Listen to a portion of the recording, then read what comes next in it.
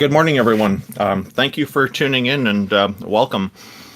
We are doing our fortnightly stream again, inviting people from our audience to convince us that a goddess or a god exists. We really appreciate everybody being here. Just before we start, I'm going to read off some information about the different people who are here, and then we will get right into the conversation. So, Amy Newman is here with us, and she's known for her trademark slogan, Sending Love. She's a professional comedian and skeptic who hosts debates, interviews, and conversations on her YouTube channel. She also creates educational and other important content. You can find her YouTube channel at www.youtube.com/Amy Newman. TJump, also known as TJump, is an atheist philosopher who hosts conversations with professors, philosophers, and other academics about topics ranging from biology and physics to religion and morality, and so on. TJump's YouTube channel is at www.youtube.com/TJump. J-Mike is one of the co-hosts of the Talk Heathen show. Jefferson Spatchcock is an atheist inquisitor and intellectual who has particular expertise in analyzing and reviewing debates. His channel is linked in the YouTube description and anywhere else that you see it here. J.L. Warren is an atheist activist, educator, and entertainer. He runs the Bridge the Divide YouTube channel where he addresses irrational beliefs, the irrational behaviors that often follow, the societal divides they create, and how those divides can be bridged with education, rationality, and reason.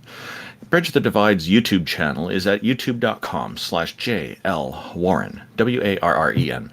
I'm Randolph Richardson. I'm an atheist from British Columbia, Canada. I'm the founding president of the Canadian Atheists, and I'm an advocate for freedom, fair justice, and critical thinking. My YouTube channel is at youtube.com/Randolph Richardson, and that's R-A-N-D-O-L-F, F for freedom. IX is a Tom Unbridged subscriber and former atheist community of Discord admin who enjoys long walks through evolutionary, biology-inspired computer science, archaeological, academic, biblical criticism, and so on.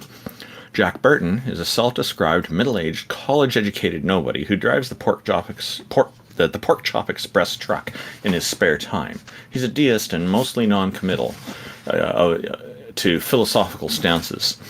Peter de Tucker is an atheist from the Netherlands who handles the production of various YouTube channels, including Arn Roz, and generously contributes his professional artistic skills for free to atheists all around the world.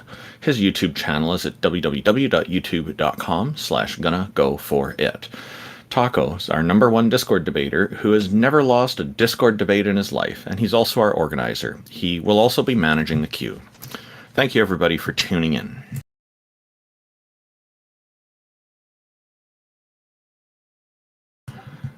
How is everybody today? Pretty good. Doing good this morning. Excellent, and that's excellent. Hi, TJump. How are you? Tired. Well, we're glad you could make it. I guess I'll bring up our first. I remember Taco was mentioning that his Russia Defender was first in the queue, so welcome, Russia Defender. Thank you for joining us, and what have you got for us today? All right, now let's get some Z's in the chat, man. All right, so I wanted to get into two main arguments today, and win another debate. So the first argument is that in order for your beliefs to have validity, you must have a good standard to do so, and I will demonstrate how my standard for God is better than the standard for natural creation or natural existence. And the second argument is that the people who believe in something, the quality of those people is an indictment upon that ideology. So let's get into it. I want to start with the validity thing. You said that for our beliefs to have validity, you need to believe in some foundation. Like, what do you mean? Validity just means Like, for conclusion follows instance, from the premises, right? you have to have an answer for, like, why is murder wrong, or where do we come from? You have to have a consistent standard, like, of beliefs. What do you mean by validity? Because validity just means the conclusion follows from the premises. So to have that, you don't need a standard. Come on, dude, don't play semantics. Let's just get into the argument. No, I'm not just like making fun of your not knowing philosophy. I'm literally asking, what do you mean? He's asking for Russia. He's asking for clarification because he's correct on that. Valid just means it follows from the premises.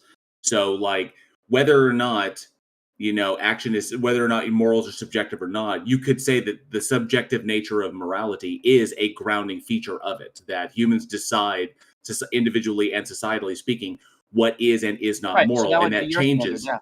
Huh? So that would be your standard. That's what I'm saying. But that is the only determinable standard. Well, I'm disagreeing with that, obviously. So, disagreeing with that. but go back to TJump's question, because TJump had a question, and I'm very curious what your answer is. My question is like, what do we need the standard to do? Because we don't need it to be valid. Like, valid just means the conclusion falls from the premises. Do we need a standard to have it be true or something? Like, what do we need the standard to do? No, I'm just arguing it has to be valid first, and I'm saying the atheist worldview isn't even valid, let alone true. I'm saying it's not What do even you mean by valid. valid? Valid means the conclusion follows from the premises. I don't know what you mean by valid. Yeah, it's not valid, and here's why. Because the atheist worldview believes that murder is acceptable because, No, it it's doesn't. justified under certain circumstances. No, we don't. No, it Yeah, you does do, not. because you have No, I subjective don't. morality. No, I personally don't know. As an atheist, I personally decide what I find to be moral and immoral. And unjustified homicide, unjustified killing, I find to be immoral. Okay, but that's your opinion. Right, that is my opinion. And guess So what? why The is it- why vast is it majority wrong? of society. Now, if you want to talk about what that's grounded in the fact that that as part of our evolution, we are societal animals. We are social animals. And so we also understand through evolutionary game theory that selfish action, like unjustified homicide, unjustified killing of other people, yields negative results long term for the entire why is it species. negative? Why is it negative? Yeah. Because okay, so from an evolutionary game theory standpoint, when you just like wantonly kill whoever you want, you take people, number one, first and foremost, you limit the genetic diversity of our species. And that's already a bad thing. Why is it a bad thing? Because when you reduce the genetic diversity of a species, it results in the inability for the offspring to eventually have more offspring, because you eventually get chromosomes that overlap because everybody's related. Okay, so what? So let's say all. That's a bad thing that leads to hold on, Russia. That's a bad thing because Russia. I'm not monologuing. That's a bad thing because it leads to extinction. Let other people speak, dude. What I'm saying is, you said, why is that a bad thing? No. Let me speak, dude. You're making the claim that genetic diversity. We're all gonna die out. We're all gonna die out. Well, guess what? Why does it matter? Why does it matter? You don't have a standard. Because we don't want to die out. Why should humans exist in your atheist worldview? No, Russia. Because we personally don't want to die out. There it is. So it's just an opinion. You're going back to an opinion. You're right. Your personal opinion. Empathy. Hold on a second. It's like Russia. Empathy is an evolved ability. Okay, our ability to empathize with other human beings is one of the reasons we've survived so long, because we can empathize with other human beings, and then we can literally say, I understand the pain and the fear that other people feel because I can empathize with them. And so then I therefore go out to mitigate that or eliminate the pain and fear that other people feel. You don't have to empathize with them, though. You don't have to. But what we do naturally, we've evolved this way. That's not true. Some people That is very true. Why do you think this species still exists? Well, I still never got an answer to my question. It doesn't matter whether humans exist or not. Though. There's no reason for humans to exist under your worldview. No. There's the reason that we exist, like the mechanistic reason why human beings exist, is because we evolved into the niche that we filled, and we happen to outlast all of our cousins, all of our related cousins. Oh, we're the only surviving member of the Homo genus. All of our other cousins are all dead. So we outlasted them. Why is it better to be dead than alive? Can I jump in here? Because I'd like. Yeah, he's suffering. Go help him. Go ahead.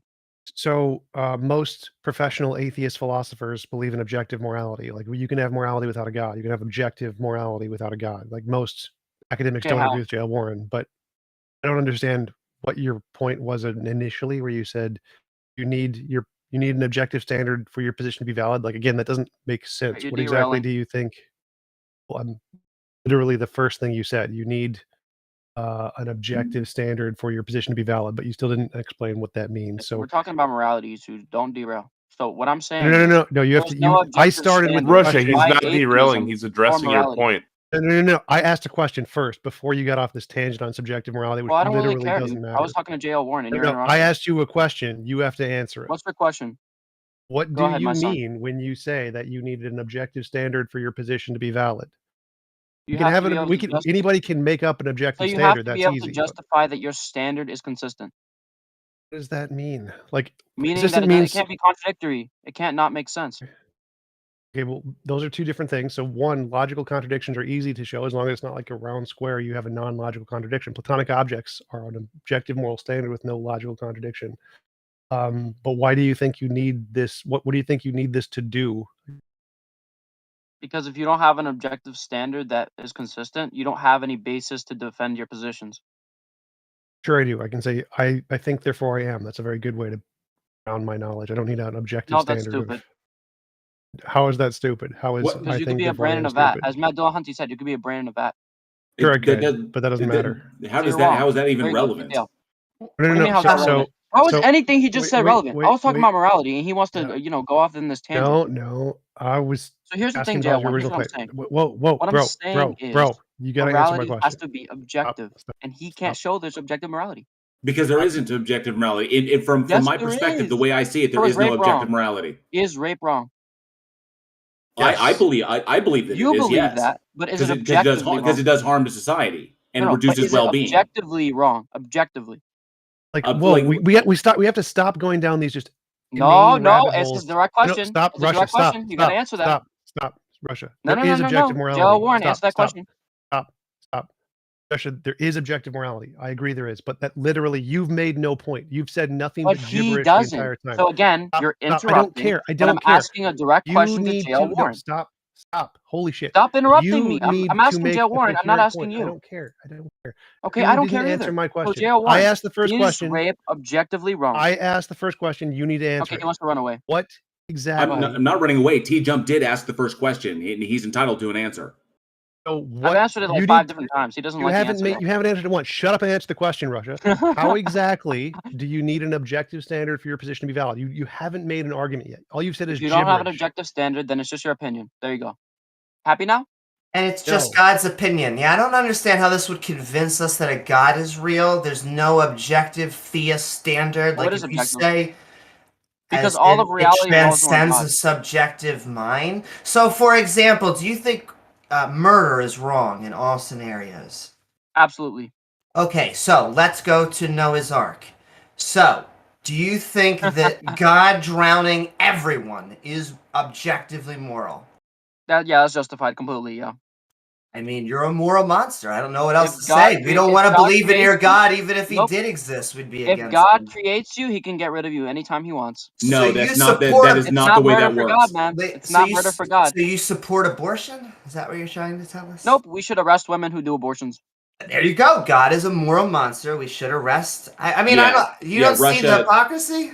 Russia, assuming that a creator has that level of power when that creator has given what in your worldview is literally free will to its own creation, when it gives the ability to choose and the ability to think and rationally assess a situation and critically analyze evidence, when it gives all that, but then turns around and that's literally a double standard. And so No, you it's not, can't dude. say, You just keep yes, it slowing out, is. man. Listen, Yes, it here's is. the You're simply reality. saying No, that no, God Joe has the right to do this because God is the biggest, most powerful bully in the universe, and it could do Exactly. whatever the Okay, hell it base, wants. first of all, yeah, he is the biggest bully, and I support that. That's not moral. Problem? How is that not moral? You don't have a standard. That You don't makes have it a a standard to say it's monster. immoral. It's just your opinion. One second. Why The is it bigger problem immoral? there, that's subjective. So you literally just defined like objective means No, what's your stance standard? independence. Wait, shut up. So objective means stance why is it wrong? independent. Shut up, Russia, dumbass. No, Objective dumbass, why means is it wrong? stop talking. Stop talking. I'm just going to kick you off the stage. Shut the fuck up. Answer. Objective means stance independent. Dumbass. And if you just said your morality is dependent on the stance of God, that's by definition subjective.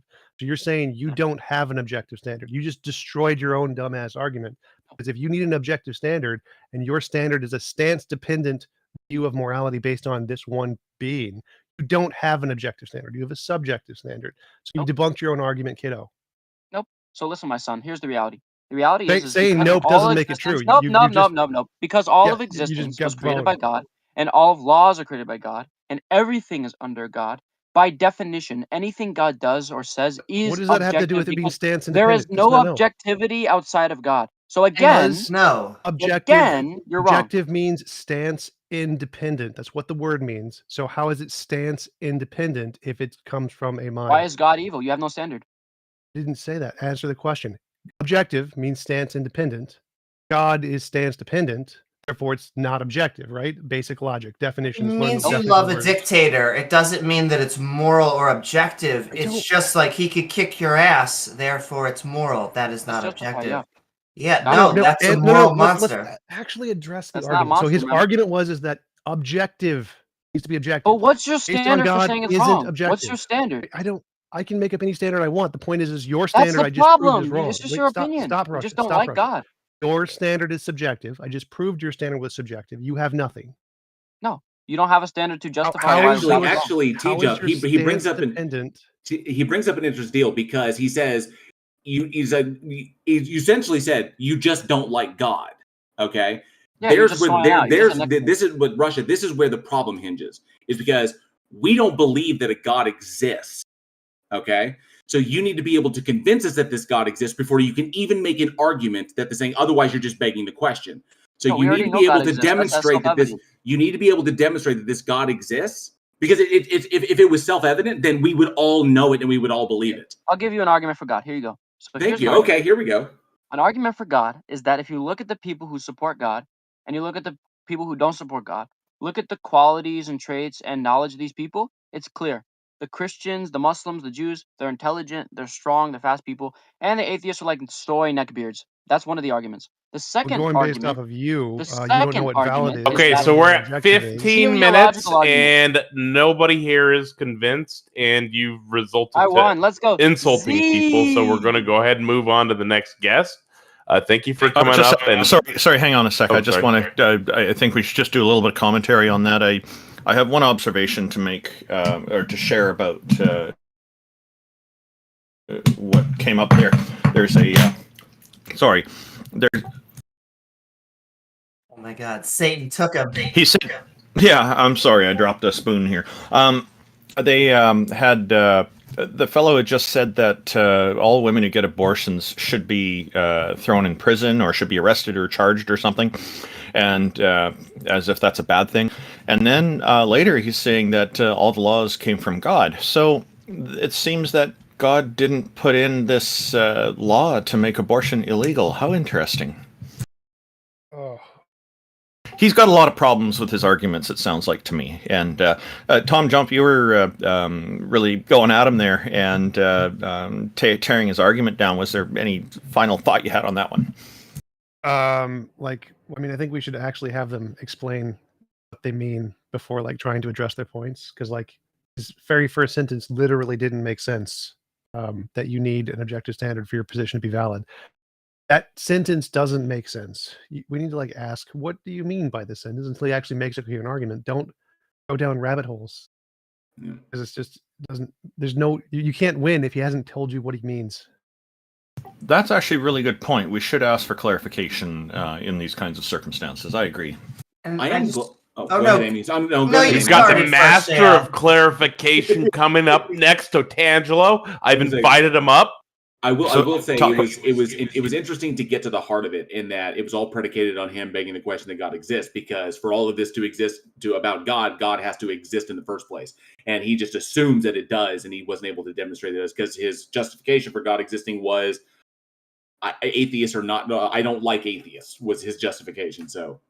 And I just want to say it can't be an objective moral standard that leads to God, because there are atheists that have objective moral standards and subjective moral standards. I thought his objective moral standard was very subjective.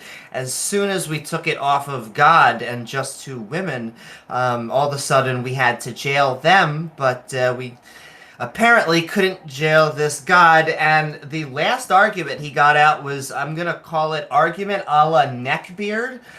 Just because you think that atheists don't lift is not an argument for why God exists. Well, so, neckbeards can lift, to be fair. Indeed. But yes, it was just a very weird argument towards the end. But yes, hi, Otangelo. Yes, hello, everyone. Good morning. Do you even protein, bro? Yes, proteins are my world. I like to talk about proteins. That's a good one. That's a good one, Otangelo. I like it. Yeah, we should quote Otangelo on that. Proteins are my world. I love that. That's great. So what you got for us, Otangelo? The framework upon which we are disagreeing constitutes in the theistic world, there is an entity which is eternal, powerful, and in special intelligent. And in the no-God world, there is no pre-existing intelligence, no agent which supposedly explains our existence. Okay, can we all agree on that? Sure. Okay. Sure. So I want to ask you this. Let's suppose that you see a house and a scaffold which is being constructed to build that house, and you see Otangelo, sorry, I was muted. I disagree with that.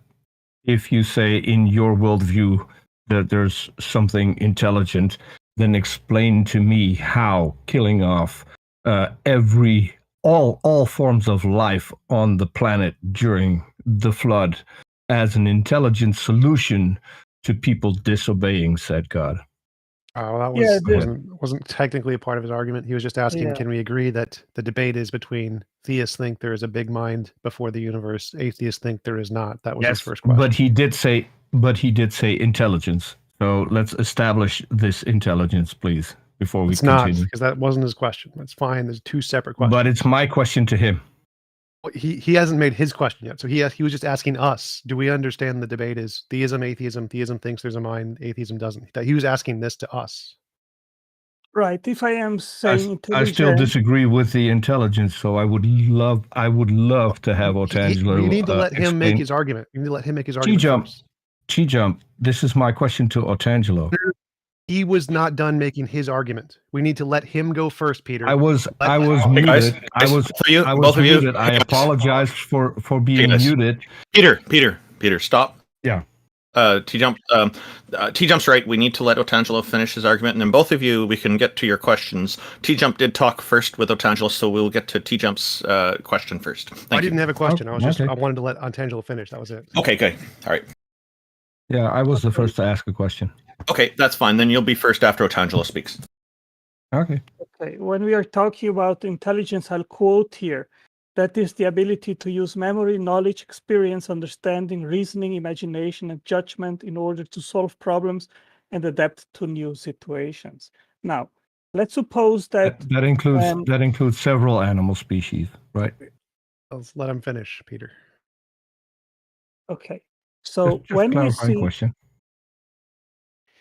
Okay. So when we see a house to be built and we use a scaffold in order to build the wall and then to paint it, and then in the end that scaffold is disassembled anymore, in that entire building process there is intelligence involved. People which construct the scaffold and construct the wall, paint the wall, and then deconstruct the scaffold.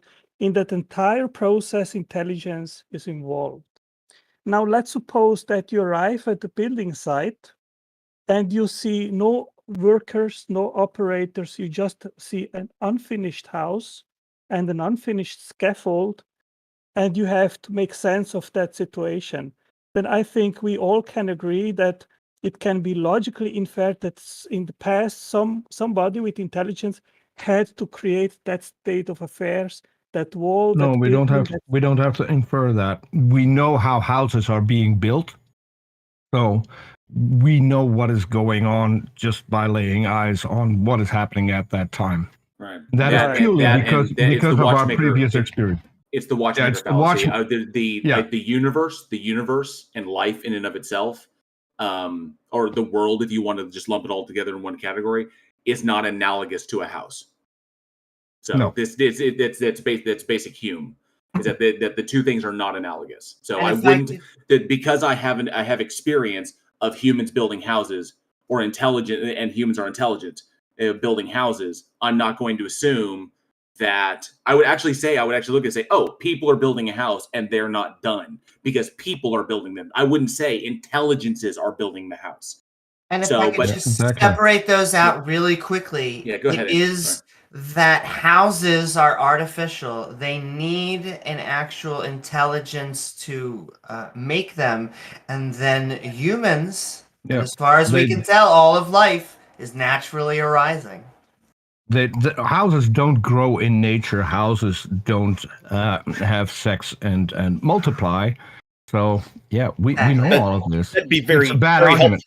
That'd be very helpful if they did, because we have no homeless problem. Oh man, that'd be so easy. But yeah, if they're that's the big thing, is that they're not analogous. Is that a house or any other type of structure that we can build? These are not analogous to like cosmic, stellar formation. That they're not analogous. So it's inappropriate to judge the two on the same merits. Well, so the way go ahead, Otangelo. Sorry. Otangelo, I want to say. I agree. I agree with you. My argument. I mean, I've still not even finished to make my argument.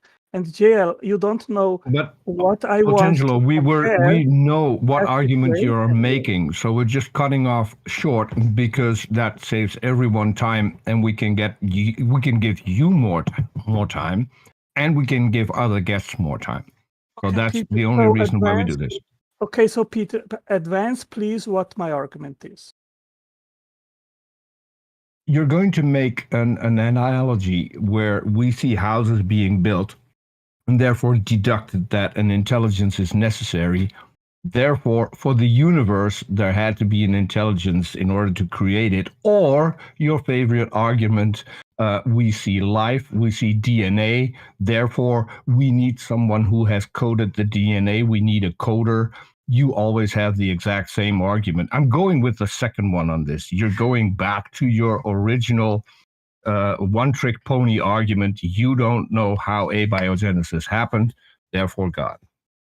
Am I correct? So no, you are not correct. And I expected that you would not be correct, because I'm going to make an argument which I've not made before. Okay, but well, you can cut down on the details of the house building and go to what you were going to say after that. No. Well, maybe before I provide the analogous situation in nature and in biology, Peter, can you explain to me if you have ever discovered a state of affairs where a wall and the scaffold to build the wall had a natural, non-intelligent, unguided origin? I do. No, because we know how walls are being built. We also know that not for every wall a scaffolding is needed, because if you're not going to build a tall wall, you don't need any scaffolding at all. You can just build it. Right, so, but I'm still waiting for where you're going with this argument. Can I ask what the purpose of this argument is? What's the analogy that is going to follow from this? I do want to mention quick that there are actually tons of natural walls that have natural scaffolding, like the White Cliffs of Dover, that form naturally. So yes, we do have scaffolding and walls, both that form naturally without any designer all the time in nature. Okay, but when you have a wall of a house and you see actually the scaffold which was necessary to build that wall, and then you have also the observation of the disassembling of that scaffolding, special when the scaffold is inside the house, and obviously you will not remain that house with the scaffold inside. You have to disassemble it, and that is an intelligently driven process where people with intelligence, they disassemble that scaffold. Okay. Well, no, that's the reason. I fully agree that that's an intelligence. One sec, Peter.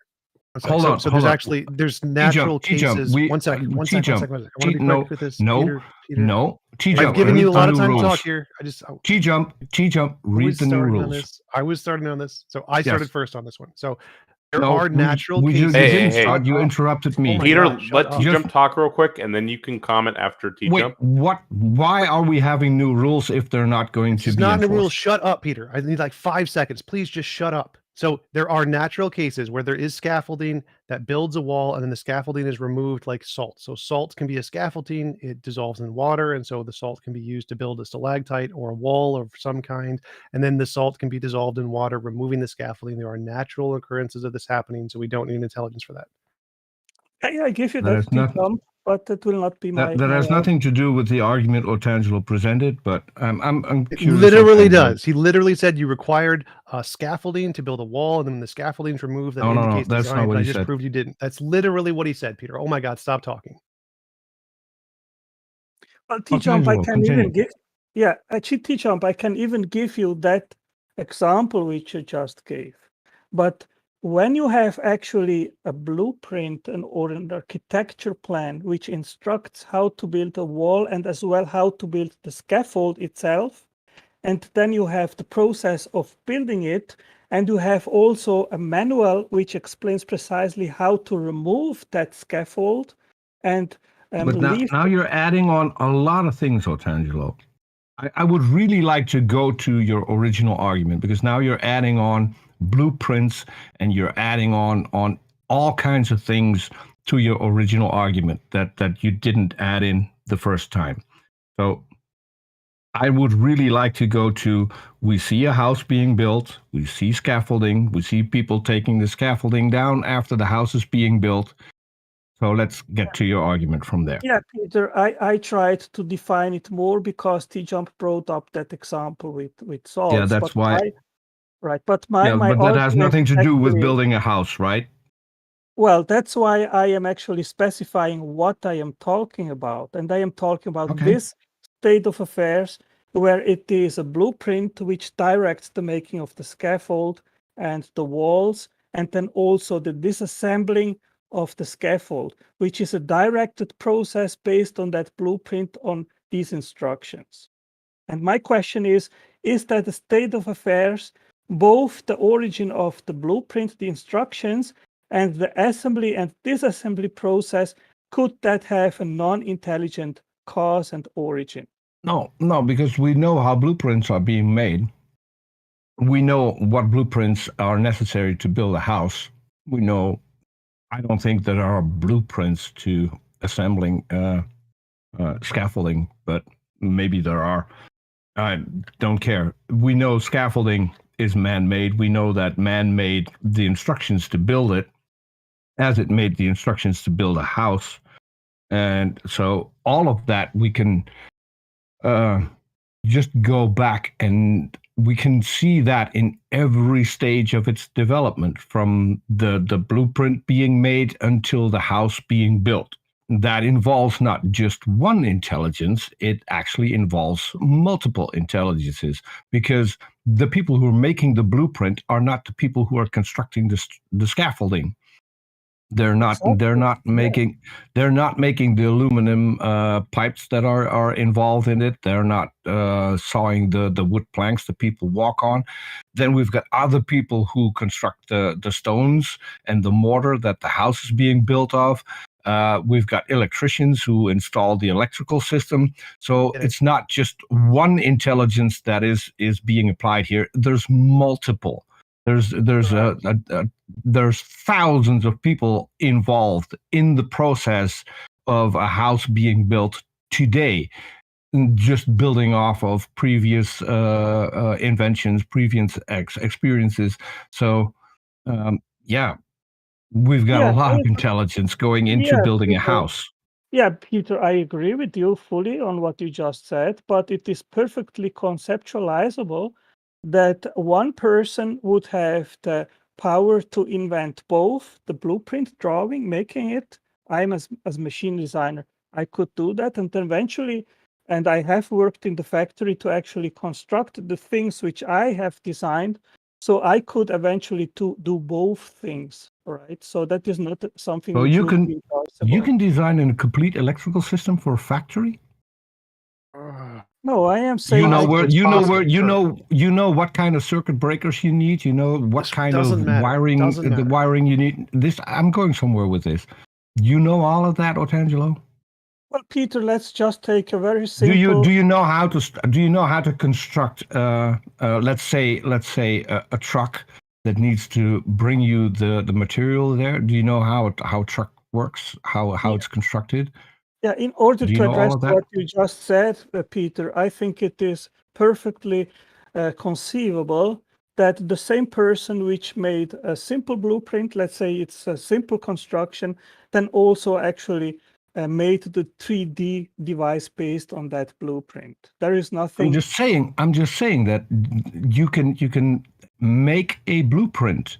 That doesn't mean that you know how to build a wall, what mortar to use, what stone to use in order to overcome several forces. You don't know that. Well, actually, the I answer know is several. I know several people. Who I know an architect who. What does this have to do with the argument? Hang up. What I'm trying to say is that is not one intelligence. It's multiple people with specific fields that they're good at. What does that have to do with the argument? I'm going somewhere with this. Where? Tell me where. You've been going somewhere for like 5 minutes and it's gone nowhere. And then after Peter, I want to ask a question. Yeah. So Peter, sorry, Peter, we need to wrap this up in a couple of minutes. So if you can try to nip this in the bud, that'd be great, because it has gone on for a while. Mm-hmm. I wanted to know where Otangelo, where we're going with this, because I know that we're going to one intelligence that created everything, for which there's no evidence, for which there's no blueprints, nothing. So what are we talking about? Yeah, to address what I said previously, Peter, it is perfectly conceivable that the same intelligence which made the blueprint has also the capability and intelligence to actually create the device and construct the scaffold and the house based on that blueprint. Mm-hmm. But to my analogy, this is analogous to what we see in nature, in biology, where we have viruses. They have a capsid shell. This is equivalent to let's go with that. Where are the blueprints? Where are the blueprints for Earth? Peter, can I finish the argument without you interrupting me? I just want to speed it up a little. Yeah, okay, but you talked for 10 minutes and I've not had time even to make my argument. I've not made my argument yet. Go ahead. Okay. So analogously, we see that information stored in a genome directs the making of viruses. Viruses, they have a capsid shell which stores the DNA, which then is injected in the host. And that capsid shell is equivalent to a house or the walls of a house. That capsid shell is made by proteins which first assemble to form a scaffold. And based on that scaffold, then the capsid shell itself is constructed. Once that capsid shell is constructed, then there are other proteins which are called proteases, and they destruct that scaffold, and it is then removed from the inside of that capsid shell. And the proteases themselves, they also self-destruct themselves and are then expelled from the inside of that capsid shell. Once this has happened, then a DNA motor is attached to the capsid. We're getting very far from the start. So let's start with the blueprints for the proteins. Where can we find those? In the genome.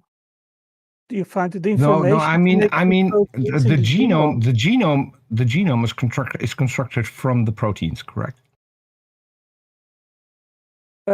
Yes, proteins. Okay, so before we get the genome, we have to have proteins. So where are the blueprints for the proteins? Yes, this is a good catch-22 problem, Peter. You need DNA to make proteins, but you need proteins to make DNA. What came first? Exactly. So you say you have the answer because that's no. You said this is the argument. You said this is analogous. So no, hold on. Let me try and finish. You said this is analogous to. Yeah, this is analogous to building a house. So I'm curious.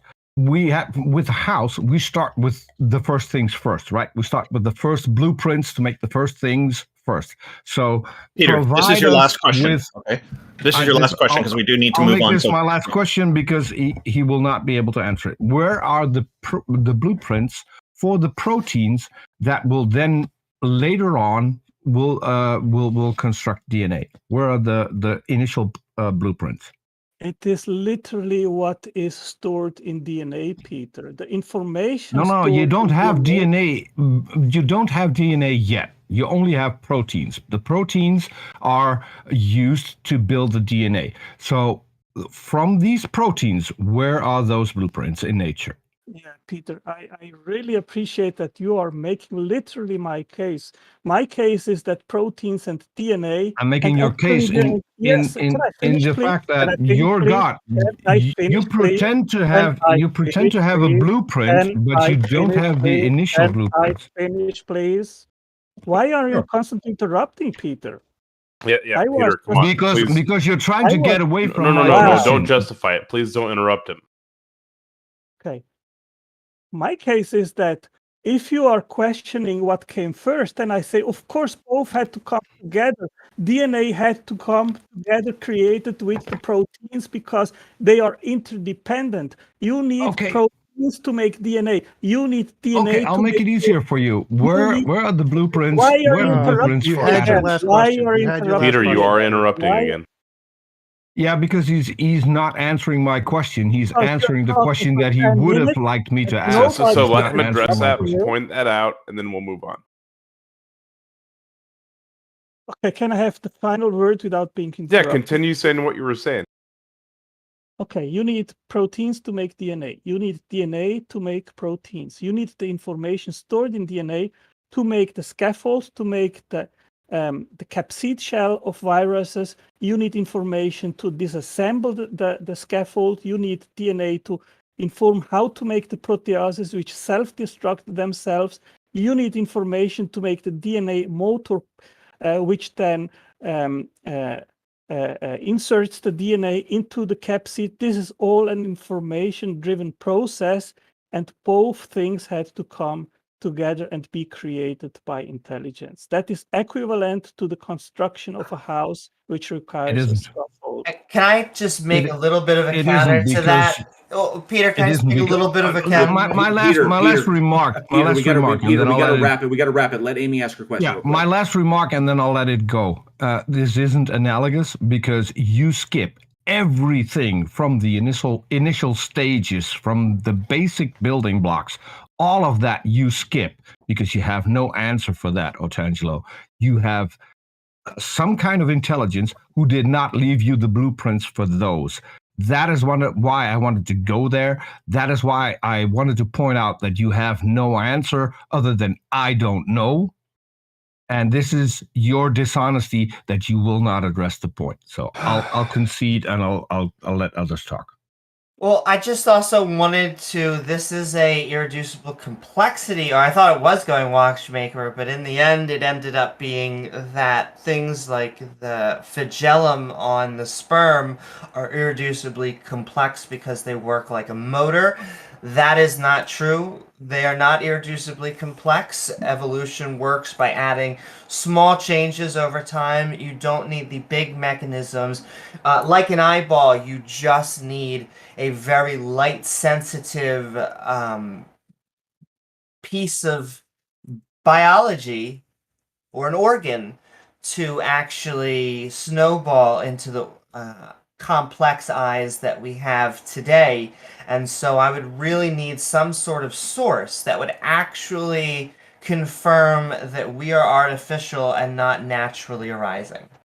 Actually, I think neither of those actually address the point. Otangelo didn't make an irreducibly complex argument. He said that there's evidence of blueprints. It's an argument from analogy. So he's making an argument from analogy that when we see a blueprint and a scaffolding and a wall, we can infer intelligence. And so the DNA and the proteins and the RNA, those are kind of like scaffolding and walls. Therefore, we can also infer intelligence. So it's an argument from analogy. But blueprint is an abstract representation of something. DNA isn't an abstract representation of something. It's a physical placemaker. So they're not analogous. If DNA was actually an abstract representation of something else that was being made, then yeah, I'd agree. It would be like a blueprint, but it's not. Blueprints are abstract. Yeah, let me answer to that, TJump. The Well, DNA molecule itself. I also just, because comment on that, it was a watchmaker argument up until he started talking about motors, in which it did become an irreducibly complex. Because it was like an entire watchmaker argument up until then.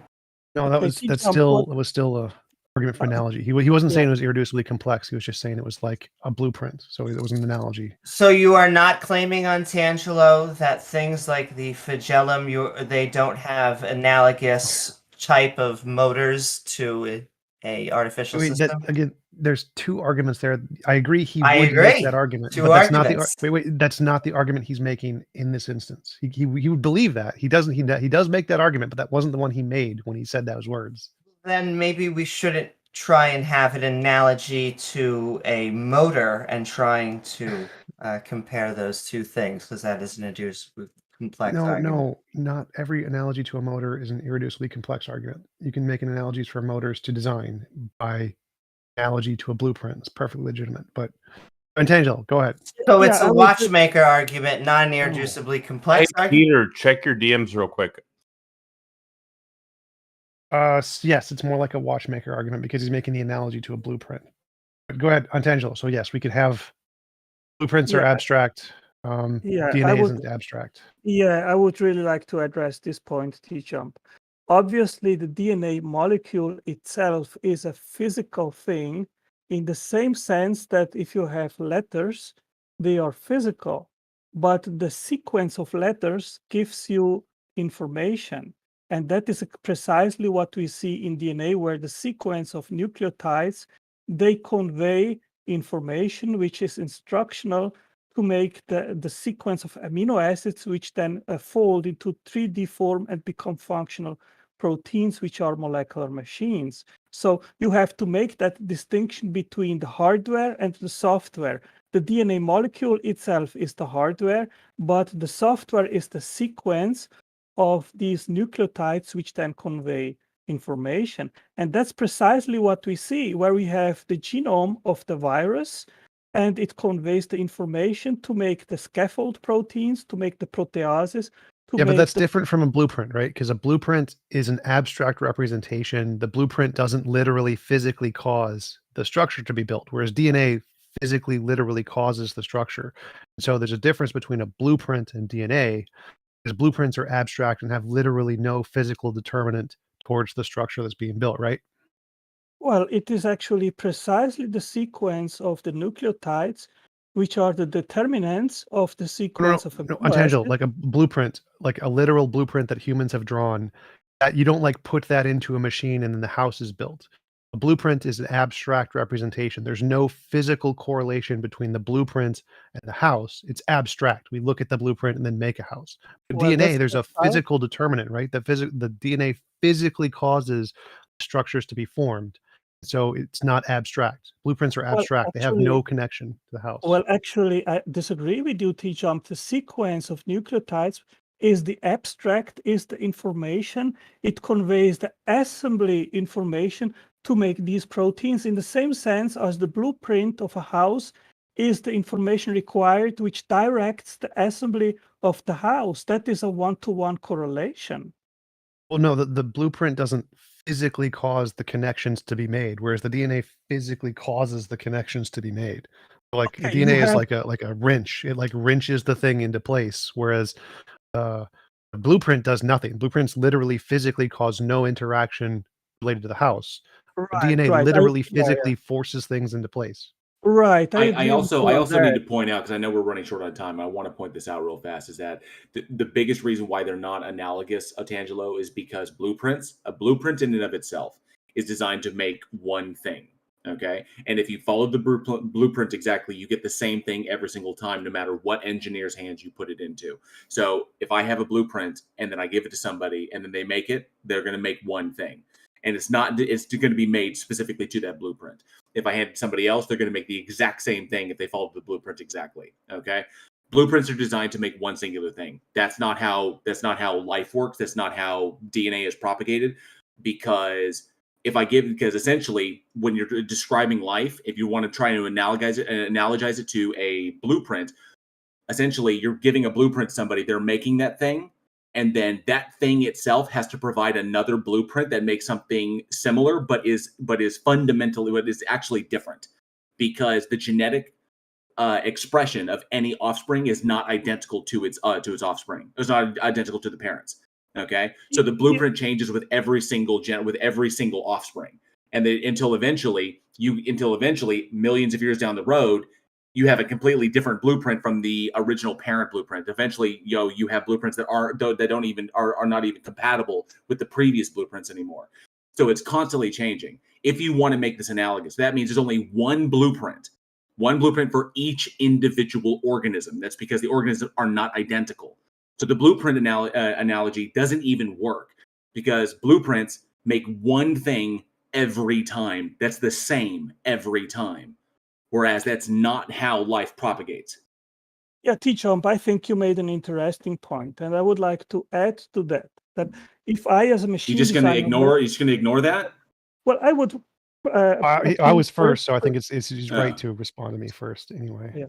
So I agree with you, TJump, that there has to be a connection between the blueprint and the assembly side. So if I, as a machine designer, are in the design and the engineering department, and I have a blueprint ready to be sent to the construction site, then I can use today email or print the blueprint, and then people they bring the drawing to the assembly site.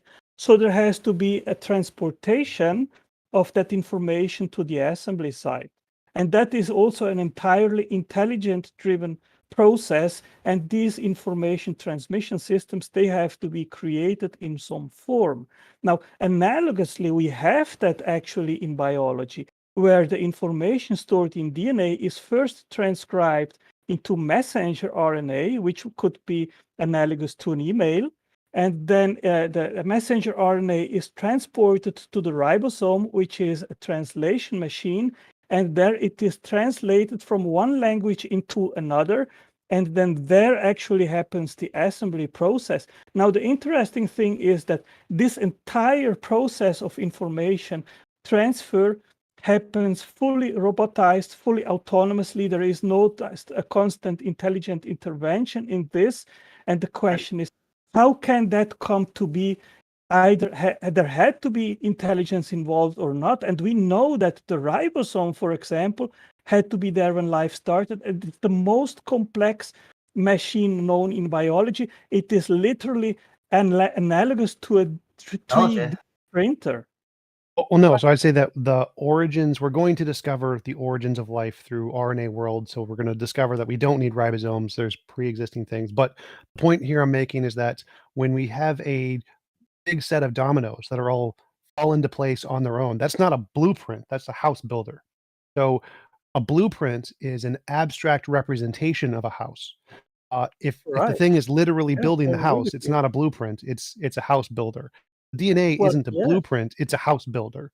And so there's not an analogous argument between the blueprint there. The information in the DNA is an abstract of the 3D physical thing. Yes, because you have the sequence of nucleotides; they are transcribed and translated, and then you have the sequence of amino acids, which is assembled and built precisely on these instructions of the sequence of nucleotides. So that's not abstract, that's physics. Like there's a physical bond that happens between the particles, like the different amino acids, the three different things that pair to the three proteins that build the amino acids are physical bonds. There's no abstract there. It's a physical determinant. So it's not a blueprint. It's literally organic chemistry. What I am talking is that the sequence of nucleotides, they convey information.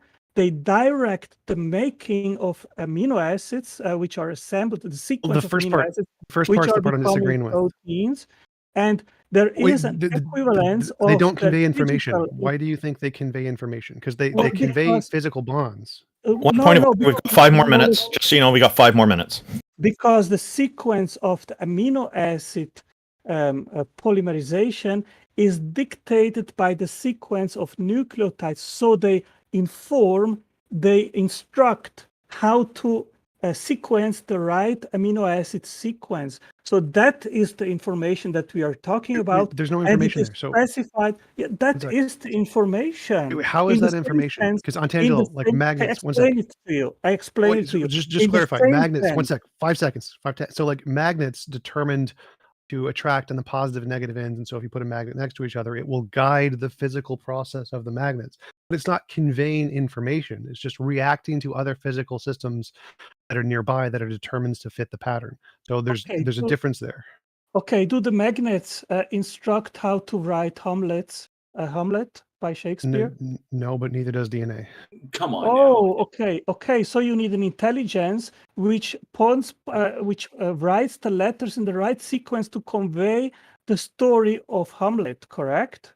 Correct, because Hamlet is an abstract. Okay. Good. So the information of a blueprint to make a house is an abstract, but the construction of the house is dictated by the information of the abstract, which is the blueprint, right? No. If it's literally dictated by a physical cause, then it stops being abstract. So like if a blueprint could literally physically build a house, it wouldn't be abstract anymore. It would be literally physically determined.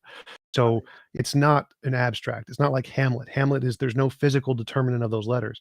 If there was a physical determinant, like a shape of a Lego house or something, and the Lego house was built by like, there's some kind of a Lego builder object, and you place it inside of a box of Legos and it builds the thing. That's not a blueprint. That's a Lego builder. So there's a difference between a physically determined system to create a specific thing and an abstract blueprint. Abstracts are in minds. I agree. Abstract only exists in minds. But nothing in DNA is abstract. Okay, so we agree that in order to convey the instructions, the size, the materials, how to build things, to put them together, it requires a mind which puts these information on the paper, and then you have the blueprint. Is that correct? Otangelo, there's 1 minute left for you.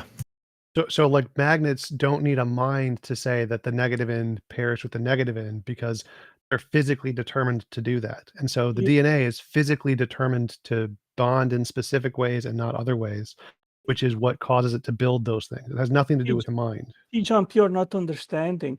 The sequence of nucleotides is not dictated by physical necessity or forces like the forces of a magnet. Yes, it is. No, you can freely choose the sequence of nucleotides.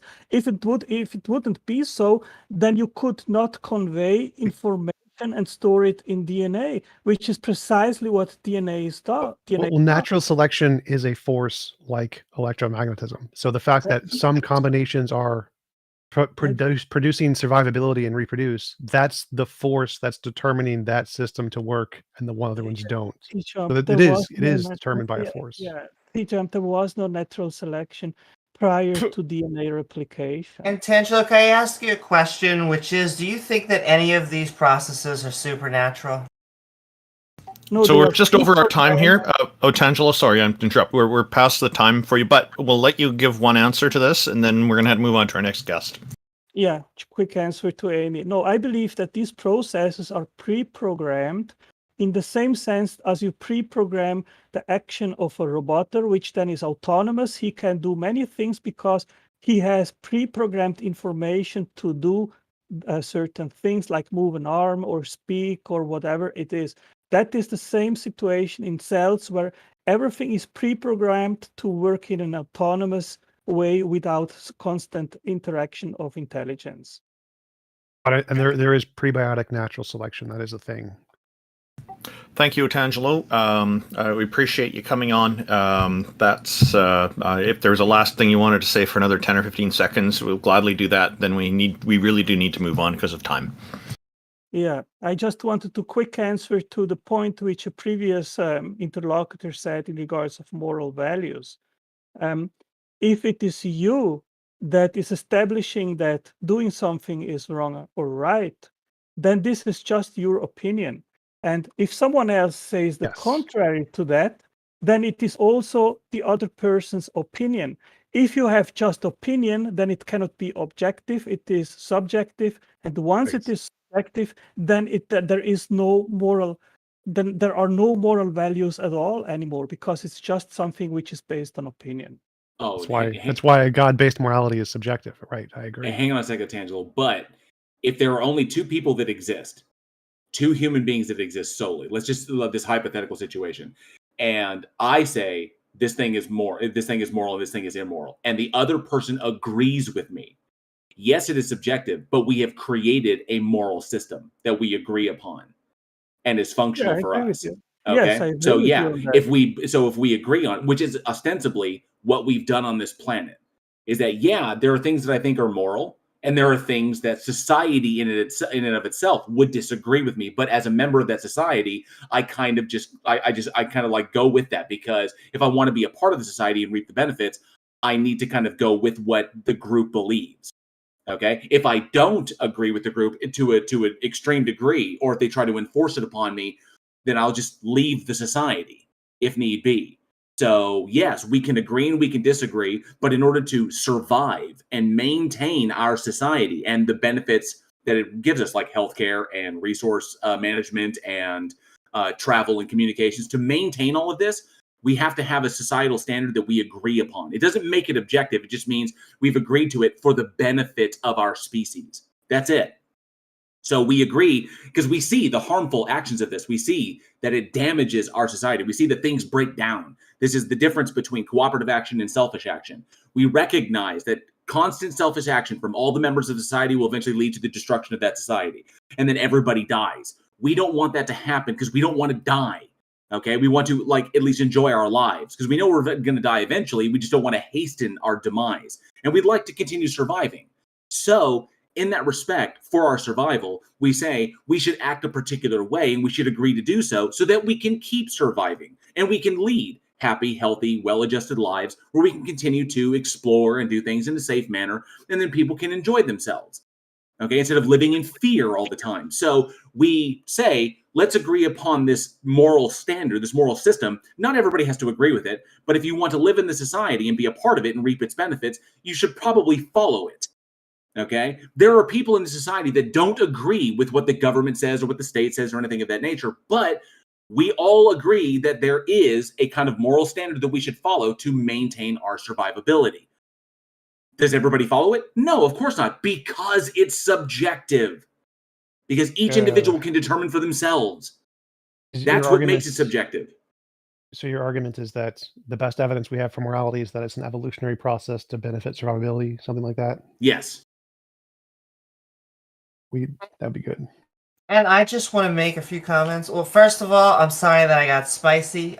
It was a hosh-posh of arguments to me that I just want to go over. No pre-existing consciousness, memory, knowledge, and experience.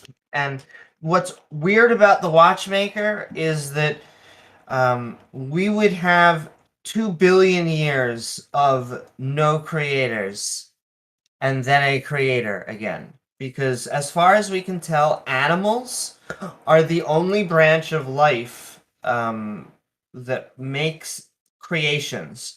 And so if we are going to go into a Watchmaker argument, I really want to know why there would be something at the very beginning, not just DNA, but as someone was asking, what is the blueprint for a Earth? What is the blueprint for everything else? Because it doesn't seem to be a supernatural force, and that would be an actual god that we're looking for. We had one quick comment I just want to relay. It's from our YouTube live chat by Dave M. He wrote, TJump just explained Chemistry 101. Otangelo should take that class. I thought you'd like to hear that, TJump. OChem, baby. It's OChem. And I just want to point out that, yeah, it's not a blueprint. It's not analogous. And I'm surprised that he never addressed that, because if it was a blueprint, it'd be the same thing every single time, because if you follow the blueprint, you get the same thing. If it's a different thing every single time, then there's no blueprint. It's just determined by whoever is happened to be smashing at the time, and then you get something completely different. So yeah, it's not analogous, and he never did address that, which is kind of a shame. But America first. I just want to say, America first. Donald J. Trump, welcome. Thank you for joining us. What have you got for us today? Thanks for having me, guys. I just wanted to say, first of all, I really appreciate that you guys are trying to create, the discourse between people who disagree.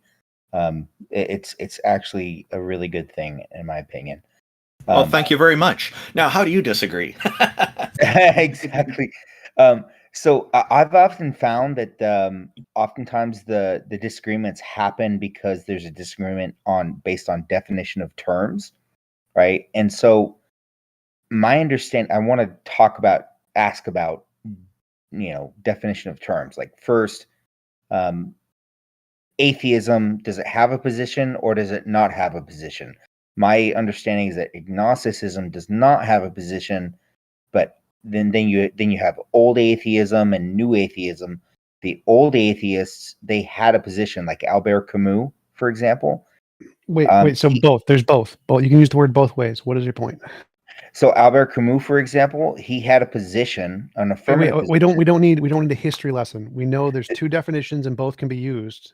Mhm. Both are correct. And America first, I can solve this So- real quick. so- There's so hang on. agnosticism If I and could- Gnosticism. There's can I finish? atheism and Can I- theism. What the first question is, do you think that Albert Camus' affirmation that God does not exist, a maximally great being does not exist, is the atheist position, or do you align more with agnosticism, that where they just say, I don't know? No, both are correct. They are both legitimate definitions of atheism. I'd accept both. I'll just add, you're throwing in terms like old atheism and new atheism, and the distinction is just nonsense. Atheism just means we don't believe in deities. Now, there are a number of atheists who do hold positions that deities don't exist, a belief position that they don't. Agnosticism is addressing knowledge, knowing whether deities exist or not. So it's more epistemological, whereas the theism side of things is more psychological. But I'm one such atheist who doesn't hold this position that deities don't exist. I just don't believe. So, but there are some here who do. So you can certainly challenge people with those positions. But to assume that all atheists adhere to one particular standard would be, I think, Be silly. Not the correct way to look at things. So go ahead. Okay. I typically agree with Randolph that the easiest way to go about this is the etymological breakdown on these, is that if you simply go atheist, theist, and atheist, and Gnostic and agnostic, whereas Gnostic means knowledge, A is no, so no knowledge of, and then you go theist, like no, like, belief in a god, and then A, no belief in a god. I think it's the easiest way to address it, and I think pretty much covers everything. That's typically what I hold to, just for the sake of argument. Yeah. It's also the most common. It's also the most common. Yeah. I would like to say I agree with JJ Warren there, is that, go with the etymology, the history of words, and you'll get your definition. So the second, just to clarify, it's JL Warren, just so you know. Yeah. I'm sorry, that okay. I'm a little nearsighted. So no worries. So the next question, have any of you guys ever heard of the dice in the dark room, thought experiment? What about it? Yeah, it's a thought experiment, and here's how it works. Right, so you're in a dark room, right? You can't see anything because the lights are off. It's pitch black, right? And then the lights suddenly turn on, right? And of course, you being, very curious people, you go around the room and you start to investigate the room, and you see that in the middle of the room there's a 12 by 12 matrix, right? And all of in the matrix is filled with dice. All of the dice in that 12 by 12 matrix has the number 6, facing upward, or it could be the number 1. Right? It doesn't really matter, but they're all the same number facing upward. And so, being the curious person that you are, you pick up one of the dice and you flip it, right? And now 3 or 2 or 4 or 5 is facing upward, and the lights turn off, and you can't see anything. And you flip the dice back on. You flip the dice back. Fast forward, please. You flip the dice back. Just follow the thought experiment. You flip the dice back and the lights turn on again. And what you realize is that if all of the dice didn't land exactly the way that they were, the lights would never turn on, and you would never get to find out that it required all the dice to land the exact same way on this 12 by 12 matrix. What is your conclusion? Is your conclusion that somebody intended for the dice to land that way? No, that would be dumb. Now to progress this, some Wait. people. Let's answer the question first. Sure, And then go ahead. Then you can go on. So there's three possibilities. It was chance, necessity, or design. Design is actually a kind of necessity. And so based on the evidence we have, we would not have any reason to conclude it was one or the other, and we would withhold judgment until we had evidence one way or the other. Simply seeing the dice in that configuration tells us nothing about whether it was determined by prior forces or a result of random chance, and so we would need further evidence before making a rational conclusion. So I would respond to that by progressing the conversation. There's been atheists who have conversed on this thought experiment, and they've said, like, well, maybe there's an infinite number of rooms where some of the dice landed the way they did, and nobody got to observe anything. This is the multiverse, right? This is the infinite number of universes, string theory sort of thing. But then there's other people who have said, okay, well, I understand that if I am in this scenario, this particular scenario, obviously I'm going to determine that somebody meant for those dice to land the way they did so that the lights could turn on so that I could observe anything whatsoever.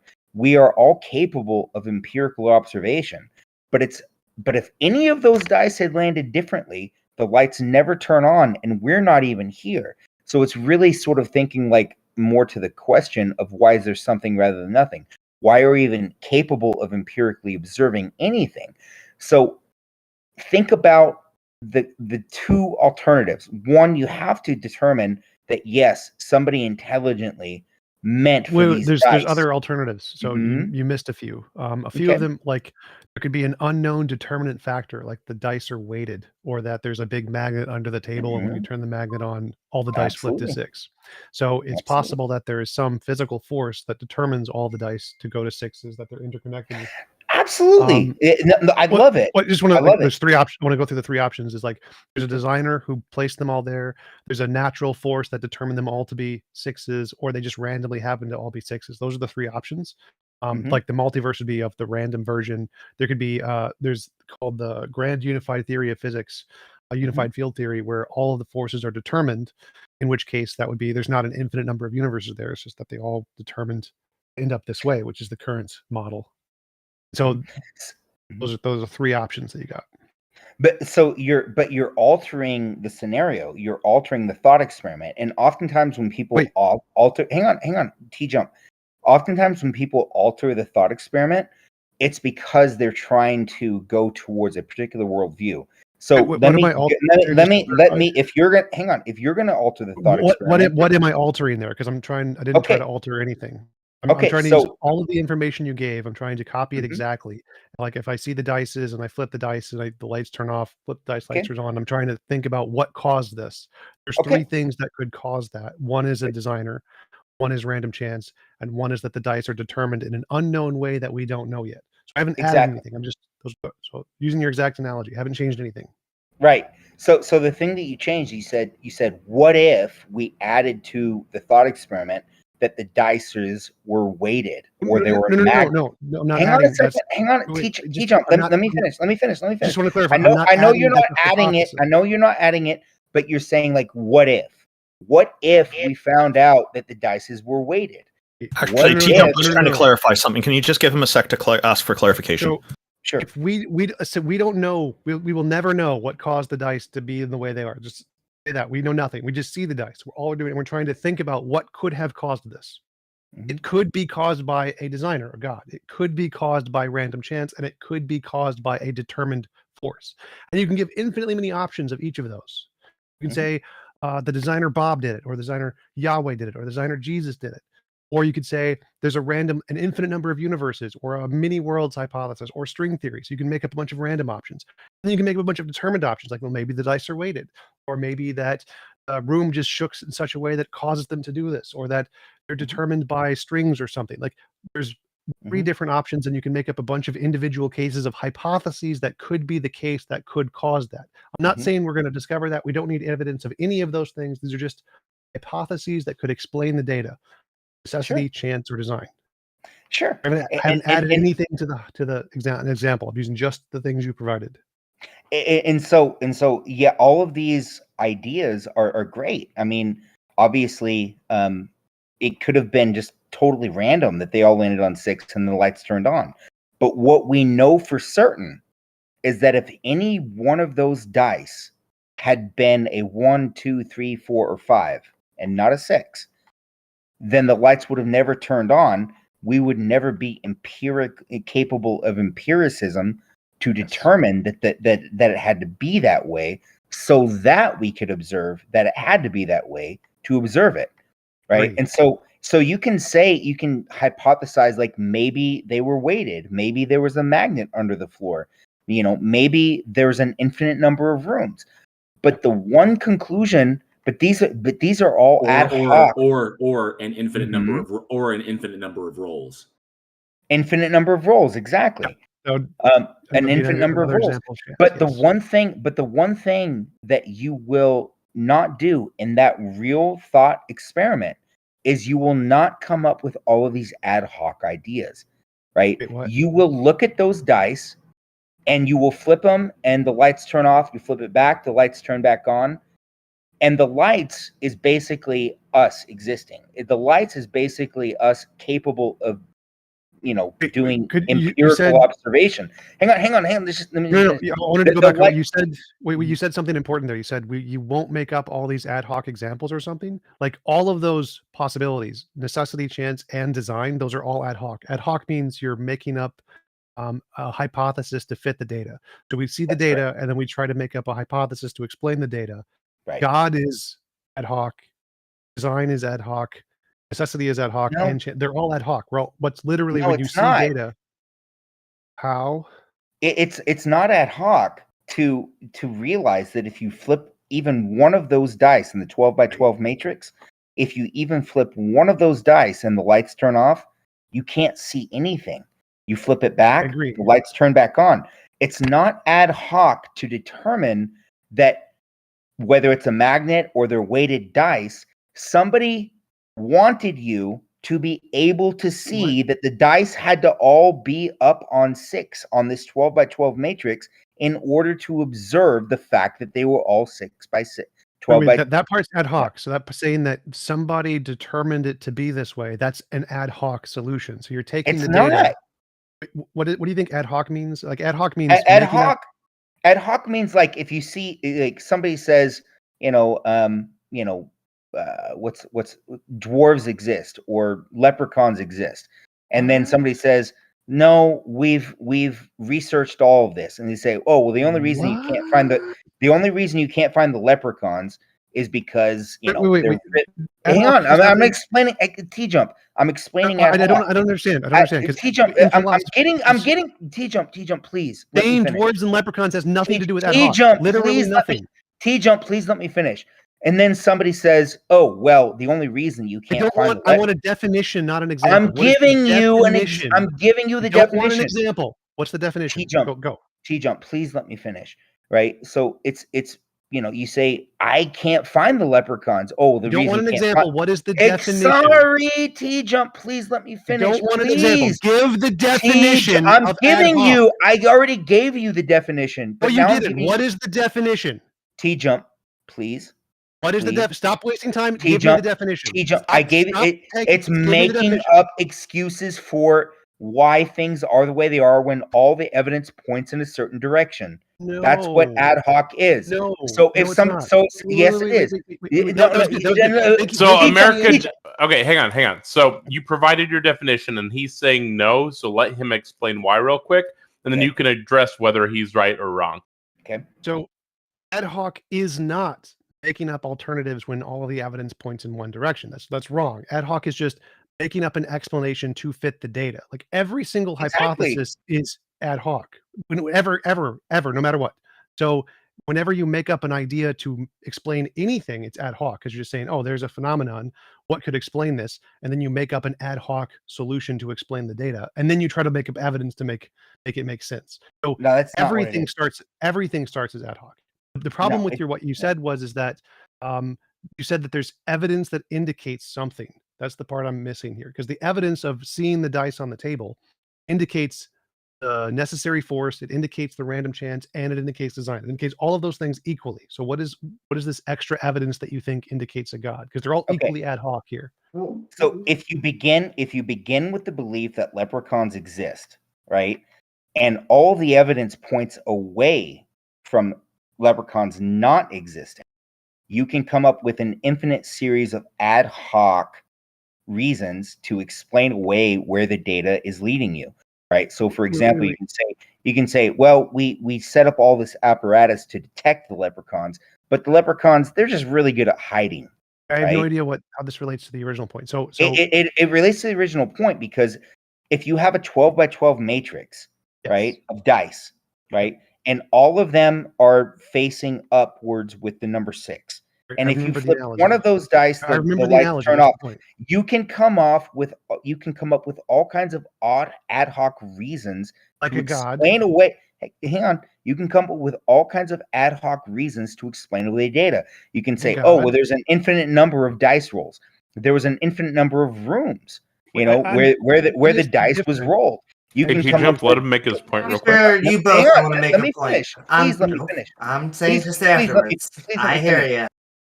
You can say, there were weighted dice. You can say there were magnets under the floor, right? And you can investigate the weighted dice, and you can investigate the magnets under the floor in this scenario, in this thought hypothesis, in this thought experiment. You can do that, but then ad hoc becomes the thing that you cannot investigate. You cannot investigate infinite number of universes. You can't. There's nobody who's been able to do it. You cannot investigate an infinite number of dice rolls.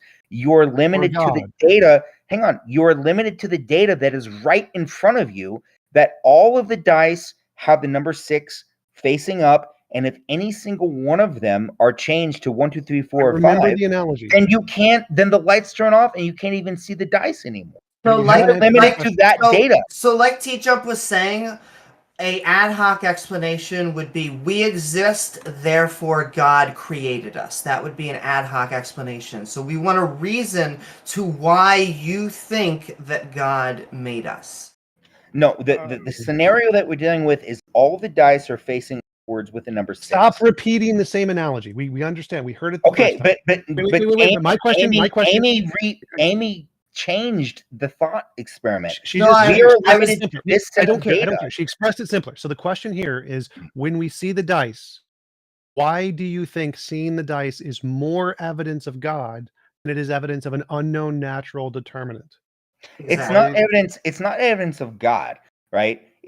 What it is evidence of is that somebody obviously wanted all of those dice to be facing up 6.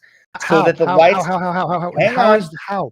Go back. You're skipping the most important part. How is it evidence of a designer? I'm not saying it's evidence of a designer, right? That's literally what you're saying. I'm saying that you're jumping the gun here. Like, everybody always wants to go to God, right? I don't care about God. Any designer. What is the evidence that the dice indicates that we want somebody put it this way and that they wanted us to see it? What about the dice? Because if you were actually in that dark room, right, and you were crawling around the walls, and suddenly the lights turn on, and you see this 12 by 12 matrix of dice with all of the 6s facing up. I'm sorry, but you're not letting me answer your question. Please let me answer the analogy. I don't need you to stop restating the analogy. Stop restating the analogy. Hey, TJump, just I'm not going to let him talk, but don't restate the analogy. So my question was, what evidence are we looking at indicates that there is some intelligent that wants us to see this, and that's a better explanation than it was caused by unknown determined forces. Don't repeat the analogy. Tell me what in the analogy is evidence of the intelligence over the non-intelligent determined forces. Okay, answer. You couldn't have seen it unless somebody wanted you to see it. That's begging the question. How? In the thought experiment, you would not have been able to see it unless somebody intended for all those dice to be the way they were. No, that's false. You know that. No, that's false. So, like, if it's determined, wait, wait, wait, 99.9%. stop. If it's determined by unknown forces, and if those unknown forces, which are unintelligent, cause the dice to flip up, and then we see it, Sure. that would That's also mean, wait. That also means that we would not be able to see it until the dice flipped up. But it wasn't done by an intelligence; it was done by determined forces. So that your argument That's is perfect. false. That's perfectly possible. It's perfectly possible, right? But you know that that's ad hoc. Wait. What is the difference? That's not between where that? the evidence points. No. This is what I keep asking you, and you keep failing to answer: is what evidence indicates the intelligence more so than this determined example I just gave? Because these are the exact same. There's no more evidence for one than the other. They have exact parity. Why do you think there's more evidence for the intelligence? Why do you think this is less ad hoc? Because they're both ad hoc. They're both 100% ad hoc. There's zero evidence to indicate either. Why do you think one is more supported and less ad hoc? What indicates that? Listen, it's perfectly let me concede a point. Your intuition doesn't play into this. You recognize that, right? Yeah, That absolutely. the intuition that there could be some intelligence saying that it wants us to see this, it's not sufficient. It doesn't even play into this because you can't eliminate the bias there. Absolutely. It's perfectly possible that all of the dice are the way they are perfectly randomly. That's possible. Yes. But that's I'm not asking but about that's not possibility. that's not where the evidence points. That's what evidence? I'm seeing exactly 30, 30, 30. There's three options. They all have exactly the same probability. You keep saying that there's evidence that makes one more likely, and you A haven't 12? explained. Here, wait, actually, hang on a second. This may be a better way to describe it. So you're saying that the evidence points to one conclusion over another conclusion, America First. So let me ask you this. Let me kind of reverse it a little bit. From the evidence we have, how can we eliminate the possibility? From the evidence we have, how can we eliminate the possibility of random deterministic forces so that we can conclude an intelligence wanting us to see this? How can we eliminate it?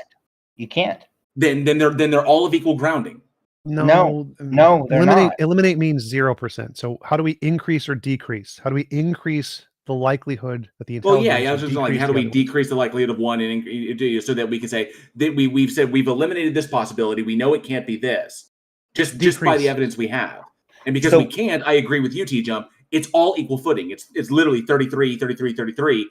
That we can't eliminate one of the other. So we have to look at the evidence, say what can we logically conclude from the evidence available to us, and the intelligence that's saying, I want you to see this. You can't derive that from the evidence alone.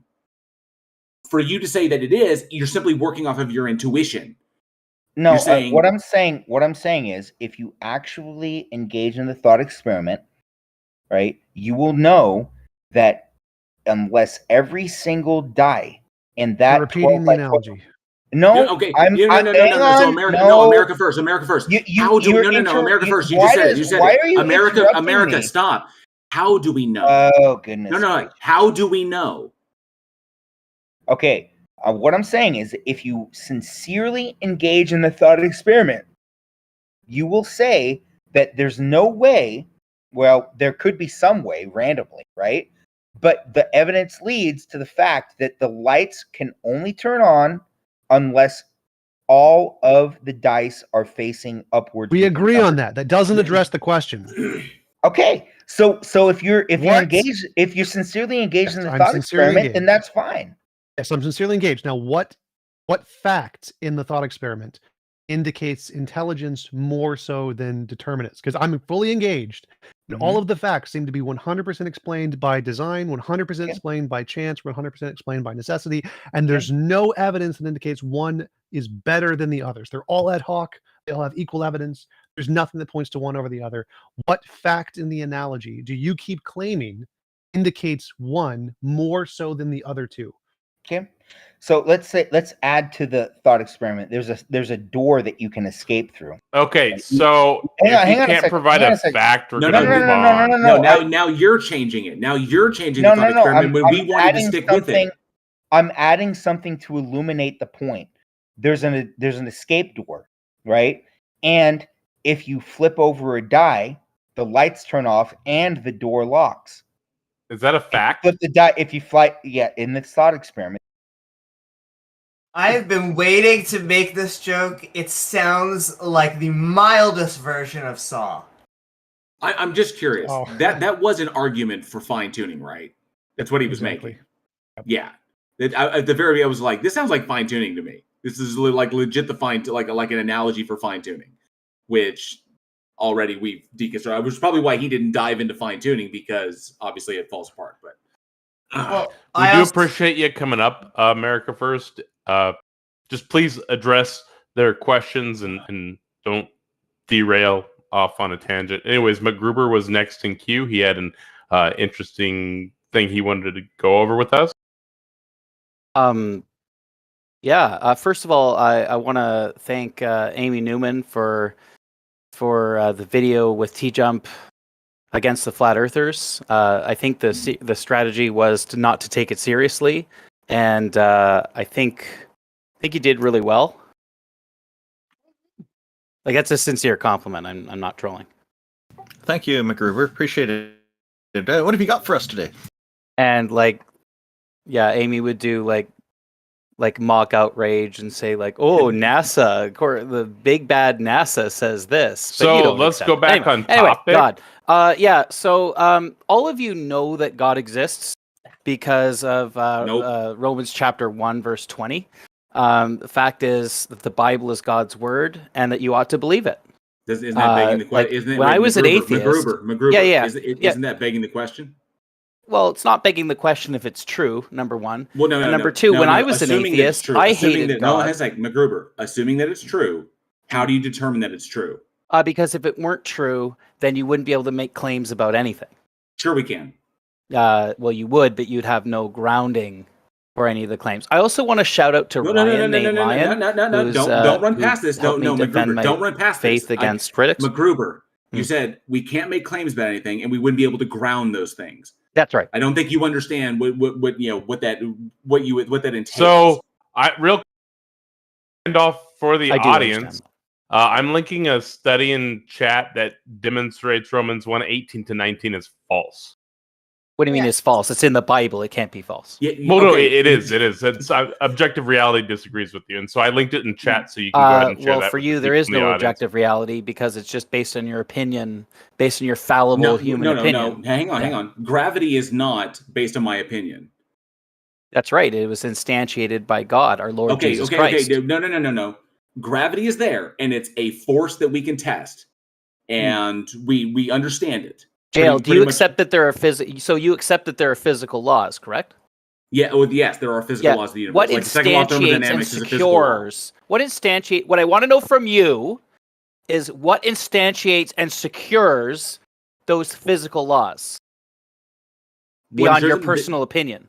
The reality that we occupy. Oh, reality is reality. Is reality a concrete one, a concrete many, an abstract one, or not? Well, you are going down this route, sir. No, he's trolling. I'm not trolling. I'm not. You won't address my argument. You just say that I'm trolling. Does anybody want to engage with this? No, it's just a Darth Dawkins clone. Because I'm not a clone. I don't approve of Darth Dawkins. I just want to. Please, McGruber, please hear what Amy has to say. Yeah, for sure. I appreciate all the compliments you gave at the beginning, but I don't think that we need a grounding instantiation for physicality. I do not understand the connection between like a Jesus Christ, like a rabbi in the Iron Age Judea, and why it would connect to why everything was instantiable. Because, I mean, Jesus didn't exist for longer than we've been around. Yeah, true. So... Amy, did a bunch of Greek pederasts discover the Pythagorean theorem, and is it still valid? Just because Can we please get him off the stage? Because this whole thing where he's going to slight Greek, deals as bringing up the whole pederast thing is just an emotional. No. My point was that it's not. No, it's not. My point was that it's ancient knowledge that is still true. One sec. Yeah, he's not a troll. He's a legit pre-sub. This is not like that's a legitimate argument. Calling Greek mathematicians and Greek philosophers pederasts. They were. That was their culture. I mean, Mary was 12 when she gave birth to Jesus. Hey, we're not going to have that. Let's get him off stage. Okay. There's no point. Let's move on. Wow. Cerberus is next. Oh. Well, we have a order, but Yeah. I had promised him because you had clarified to me that Cerberus is next. So Cerberus is really wanted to get up here. Hi, Cerberus. what's going on? Hello, guys. Thanks for joining us. What have you got for us? Thank you. I also want to say something. First of all, I'm Greek, so sorry for my accent. Secondly, trying to prove God here, it's kind of retarded because you won't ever believe that there's God. Even if I get God in front of you, you would still deny him. No, I accept novel testable predictions. Cerberus, stop. Just looking at what your claim is right there. If God actually showed up, okay, let's just look at it from a standpoint. If God actually showed up, is like, I am God, okay, and look at all these things that I can do. Like, here I am, and I'm God. I would then have to acknowledge, because it's there in front of me, it's demonstrable, and there it is. I would then have to acknowledge that this thing exists. So if God was demonstrated, I would no longer be able to deny it. I would have to accept that this is a thing of reality, this God exists. The question then becomes, would I worship it or follow it? That's a different question from whether or not it exists. Yeah, that's a different question. I agree with that. So, assuming that we simply wouldn't follow it, even if it was like in our face, if it was like demonstrable reality and it was there, I wouldn't be able to deny it because it's there. So so these are two separate questions. So when you come in and you simply say, even if it was in your face, you wouldn't accept it, that's not true. Yeah, but God has already came. Jesus Christ already came, and some people defeated him. But it hasn't. It's never come to me. I've never seen it. I've never experienced it. So since you haven't seen your grandmother, means that she didn't exist. What's your evidence? What is your evidence? Yeah, exactly. What's the evidence? And the historians. Say that again. Anecdote. So no, and the plural of anecdote is not evidence. Why? Well, because anecdotes are not evidence. Because anecdotes are insufficient. Brother, you're just going to hell. Just read the Bible, nigga. Well, no, I also wanted to point out that, yeah, I would want to know if God was real, because if hell was real, I would want to know. I would want to oppose God. I would want to join Satan and be on the other team. So I would want to know. I just want to point out one thing. Hi, Gio, just give me a sec. I just want to point out one thing. At the beginning... It's truth. Sorry, at the beginning of that, he apologized for his accent. I just want everybody in our audience to know that nobody has to apologize for their accents. We're really willing to work with whatever accent you've got. I was going to debate something else, but so Amy, why do you want to join the opposing team even if God was real? Well, because if Yahweh is as they are described in the Bible, then I would want to be on Team Satan, so we could capture Yahweh, try and figure out how to take him, because he's a moral monster. He drowns babies. What do you mean by drown babies? So you're talking about the? I mean, blood? literally, like he fills. Are you? Oh my god, dude! Are you talking about? I am not trolling. No, I am being literal. I'm talking about the. Yes, your God specifically. So do you know Satan even burns all your physical things, including your physical body, and then soon to be your probably physical spirit or your. Do you have any evidence for that? Because I think Satan would be on our team and kind of be partying with us. No, he wouldn't be partying with you. He'd be burning you in hell if you're going by the Bible. It sounds like he's God's lackey. Oh my God! Argument. Give us argument. Yeah, argument. Like TJump says, argument. Yeah. What do you mean by argument? Because this person's just saying shit that's bullshit. If you go by the Bible standards, if you go by biblical standards, you'll be burning in hell. Let that sink in. You'll be burning for eternity. Your argument. If you're going by the Harry Potter standards, you're going to be burning in Hogwarts. So Harry Potter's is a fiction book. Harry Potter is a fiction book. Like the Bible. Gio, you did say that would be completely burned. So if that's true, there's going to be no sensation of pain because the pain has to travel through nerves. So if the nerves are all burned, you're not going to feel anything. It's not a physical burning. So your argument falls down in that case. No, it doesn't, because it's not a physical burning. Then it's not burning because burning requires physicality. No, this is Dante's Inferno. This is not the Bible. See, this is what happens. This is what happens when like atheists go to the Bible, and then like when they go to the Bible without the presupposition of God. This is what is so stupid. Okay, hang on. That's important. Gio, why would I presuppose God? Why would you presuppose God? Because it's the most coherent. Paradigm that we live in. No, it's not. Now, given the evidence, it's not. What evidence? The evidence of our reality. The evidence of reality. It's not the most coherent. It is actually because I No, mean, it isn't. No, it if I isn't. presuppose God, everything else is No, coherent. God did it is not an explanation for anything. So God Yes, doesn't provide. No, it's not. Yes, it is. So and God doesn't. all existing Okay, beings. then fine. Geo, give me the. I can give you the mechanistic explanation for why for like the mechanistic explanation for why everything exists. Okay, Can you give me go the through. God I'll go explanation? through. Yeah, so I'll go through. Yeah, so how is the universe created? So ostensibly, if you go back to like what the prevailing hypothesis is that virtual particles popping in and out of existence at random is a completely natural experience, results in what we can determine to be what we have observed to be the Big Bang. Yeah, and then that results in our observable reality. Our observable universe is essentially what it is. But that's like you're getting into like physics and quantum physics, and this isn't a physics and quantum physics. I don't need to explain the science. What you need to explain is how God is a mechanistic explanation for anything and justify its existence and how you can demonstrate that. Okay, so can you? I want to ask you this question. So, what existed before the Big Bang? Wait. Because you think it's an expansion, correct? We're doing this thing where we go down this rabbit hole before he's actually made a coherent statement here. So you need to presuppose God because it's the most coherent. Give us some evidence for that. Yeah. So for example, if I presuppose God, creation is coherent. Creation what do you mean? Everything else is evolution is incoherent in itself because like people. What do you mean? It's unscientific as well. Gio, what do you mean by coherent and incoherent? Because in philosophy, what do I mean by coherent? Wait, one sec. Coherent in philosophy just means no logical contradiction. So there's no logical contradiction in evolution. So I don't know what you mean by. There's no reasonable. I believe it has no reasonable contradiction. So therefore, like for example, if God exists, then it would be reasonable to say that he could create a universe or he could create living beings.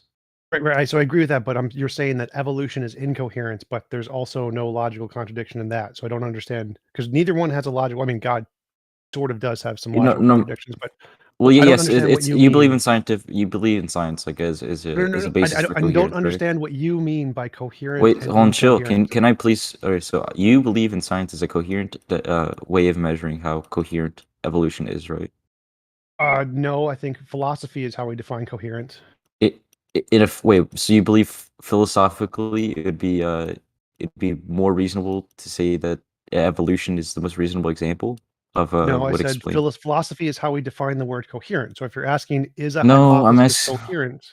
Okay. So why do you believe evolution? Okay, I should just ask this question. So go back. I asked you a question. Wait. So what do you mean by coherent and incoherent? In philosophy, coherent means no logical contradiction. Evolution has no logical contradiction. So by the definition in philosophy, evolution is coherent. So I don't know what you mean. But it does though. It's unscientific and it's unlogical. Okay, Geo, so what you're here to mean? convince us that deity exists. What are you doing right now? Disagree with you about evolution, so prove a god, please. And Geo, you've got to come at this a little bit more educated on this. Evolution has been both observed in nature and in the lab. We can induce it.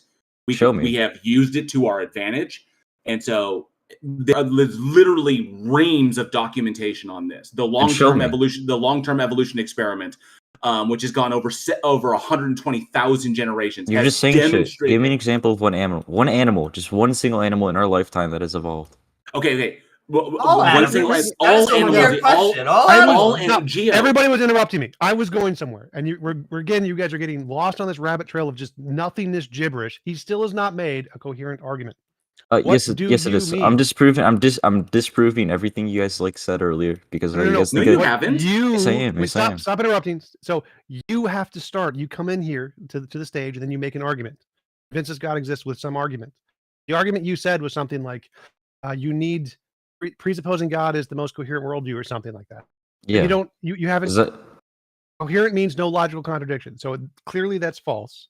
You have to explain what you mean. What do you think this means? It makes the most sense to you. You feel like it makes the most sense. Is that what you mean by coherent?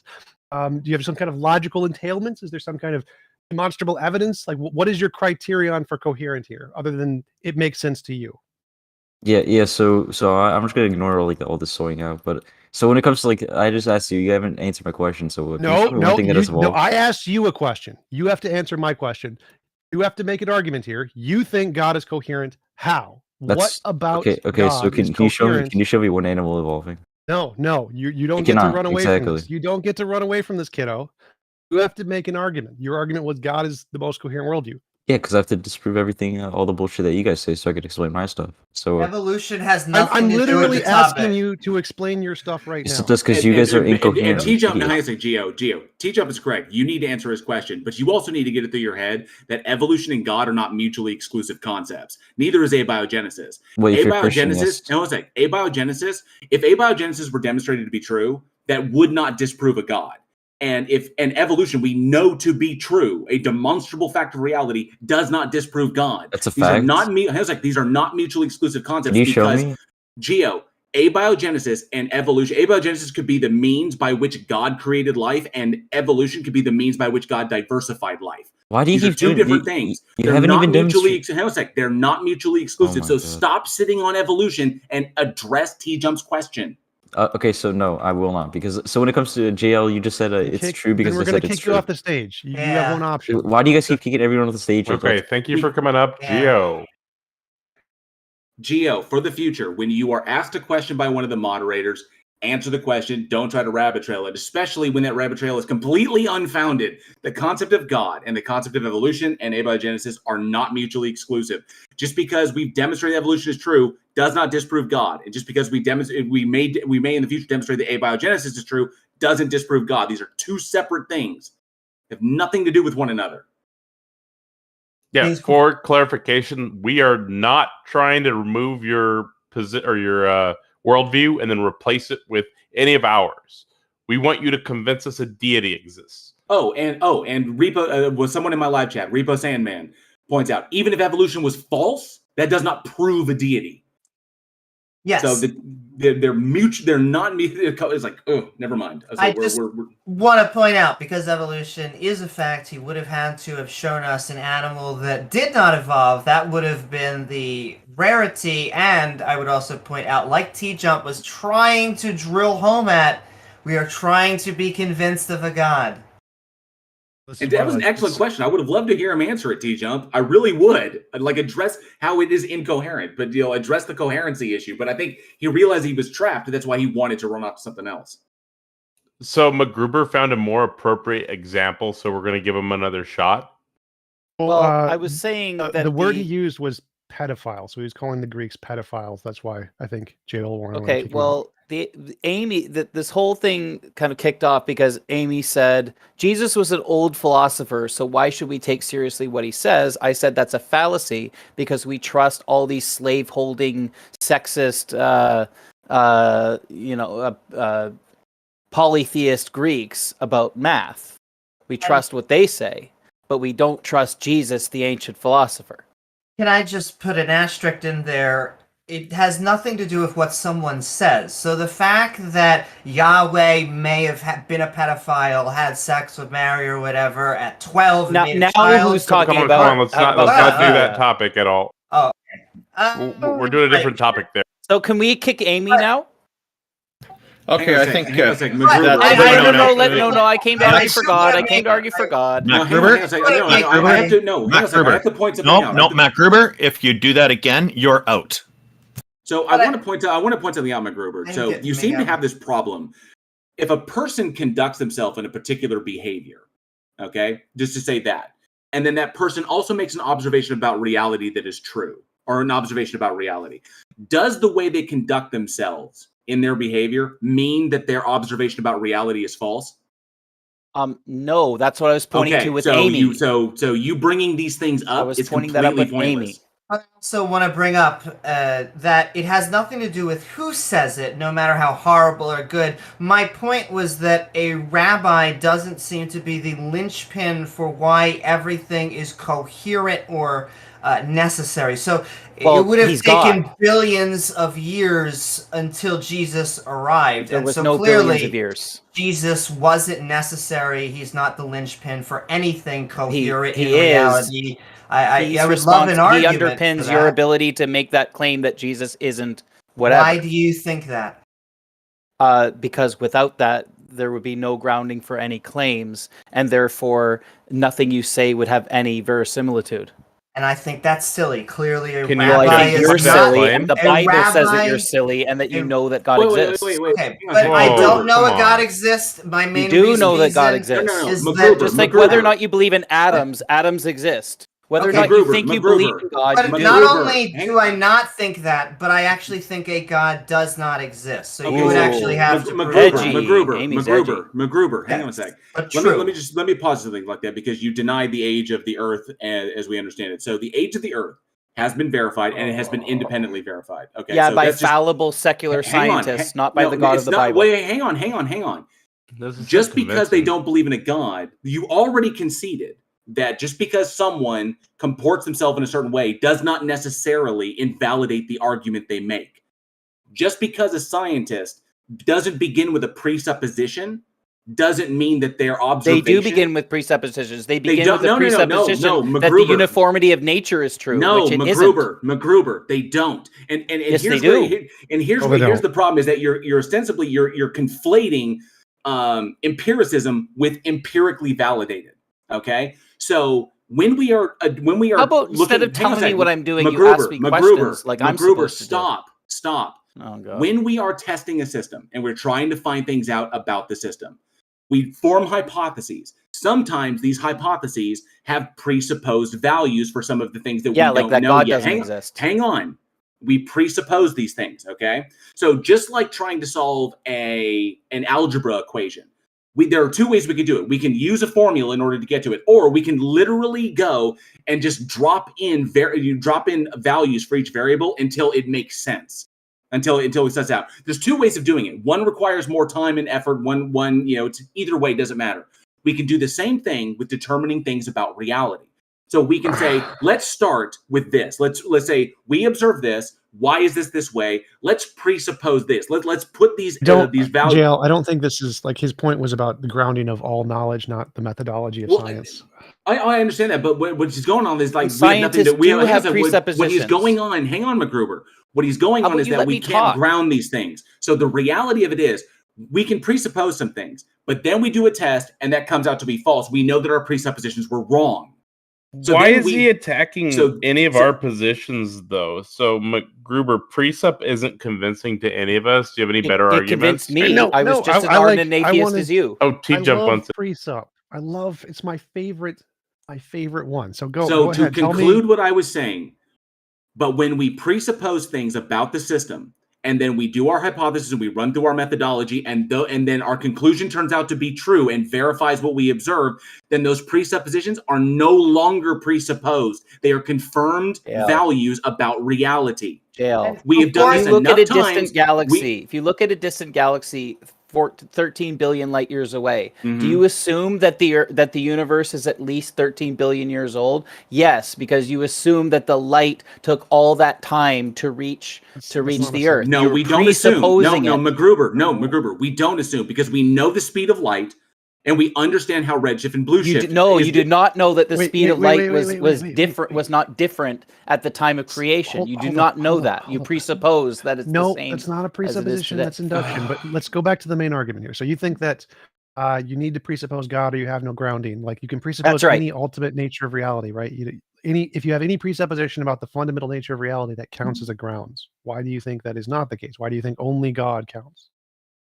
Because it was revealed that way, TJump, and you know this. You have read the Bible. If you haven't read the Bible, you should. You live in a Christian society, a Christian informed culture. Stop talking, McGruber. We're going to kick you.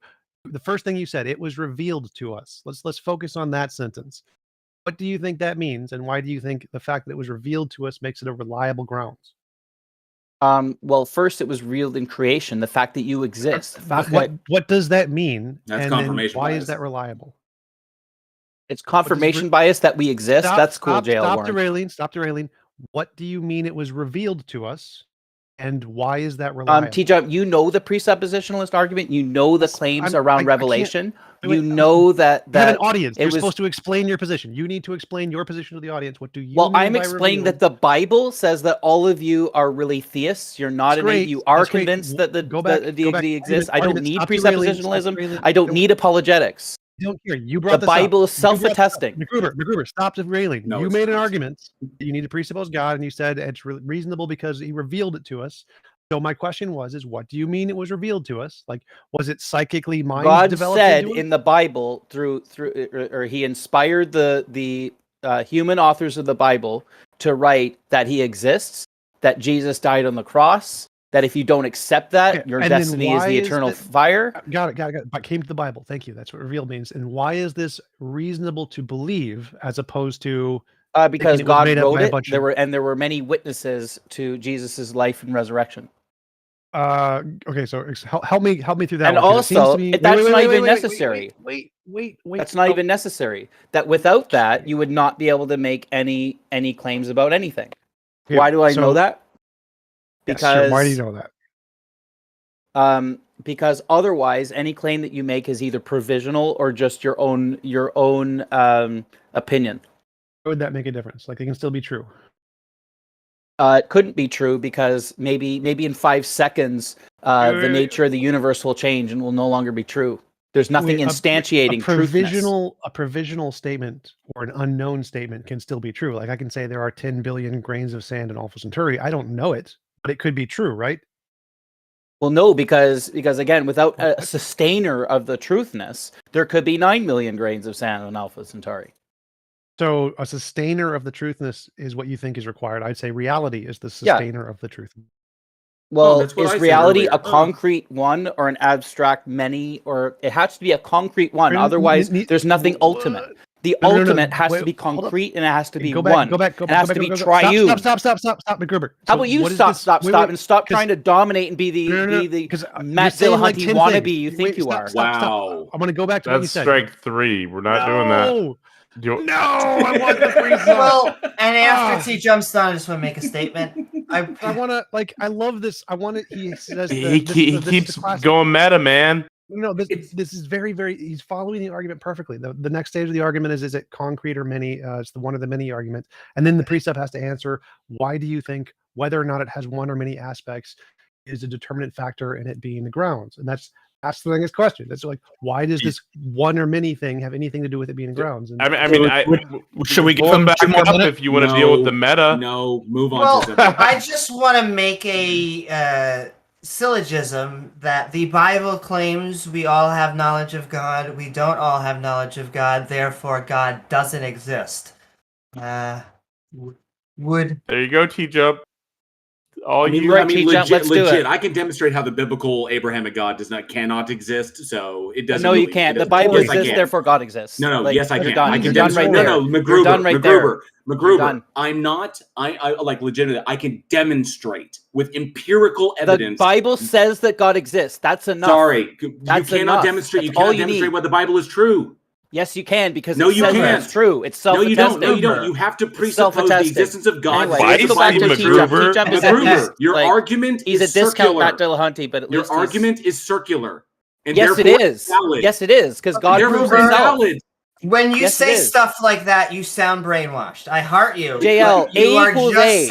A equals A. That's circular. You believe that. No, A equals A is a freaking observation, dude. A thing is itself and cannot be something that it is not.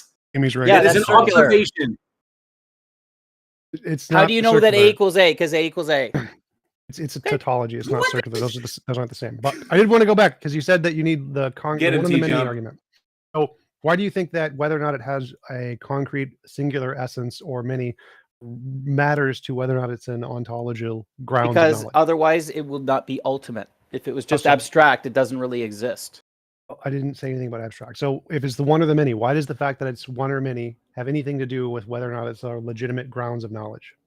Well, if you want to be honest, because the framers of presuppositionalism stated that way, right? Yeah, I'm accepting the framework, just like you accept the framework of atomic theory and maybe don't understand it because you didn't finish grad school. Okay, well, I've gone into Van Til and Bonson, and I think this is a fascinating argument. And this is why I'm asking. No one's really read Van Til. It's like no one's really read Ayn Rand. I have. You know. Wait. A few people have. I did a breakdown video on why Van Til doesn't work. I don't care. I'm really interested in why Van Til and Bonson or any precepts think that one in the many, whether or not it has one property or many properties, has anything to do with whether or not something is an ultimate grounds. Why does that? What relevance does that have? I'm going to appeal to authority and say because the framers of presuppositionalism framed it to be so, and I'm going to have to look into that further.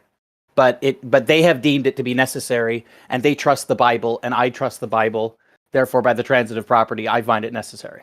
Why do you Okay, trust so the I Bible? think it's not necessary. I think it's completely arbitrary. It's Well, like I think saying- you're an atheist who's suppressing the truth and unrighteousness. Wait. So here's the argument. The argument is that it seems like it wouldn't make a difference. whether JL, the argument fundamental from nature- groaning.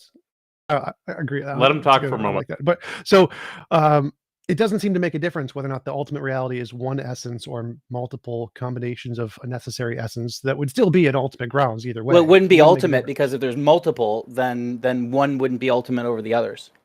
And it's Or an all be argument from ultimate. groaning is an argument for argument from groaning as a response to This your doesn't appeal matter. to cringe. Stop derailing. Stop derailing. So why do you think that if there is a combination of necessary ultimate things that have a necessary relationship, that could not qualify as necessary? Because the being? Bible doesn't depict multiple ultimates.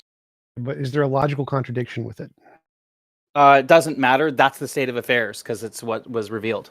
Yeah. Okay. So there's no logical contradiction, which means it is possible. And so I'm not you haven't conceding presented- that, but even if it were no. logically possible, then the Bible doesn't reveal that. Okay. So the only argument you have there is it can't be. There must be a single essence because the Bible says so. Yes. But there's no logical contradiction. So logic doesn't say so, but the Bible. Well, I says didn't so. concede that there was no logical contradiction. Well, I'm is just there? saying that if I were to TJump, grant you, TJump, can I ask if one, I were to one grant you single that. question? Sure. TJump, can I ask one single question? for Because it. he's advocating for the biblical God, who is a Trinity, who's not Yes. one. He is one. He's a three persons. No, he's not. He is. He's not one. He can't is be one. three persons and be one. He's revealed as one God.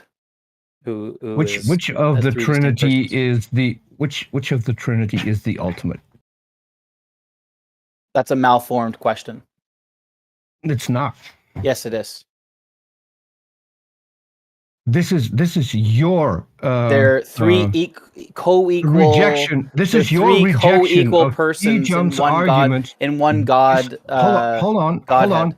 McGruber, hold on. This I'm is answering your rejection question. of It's a malformed TJump. question. This is I'm telling you, this is your rejection of TJump's argument that reality is the grounding.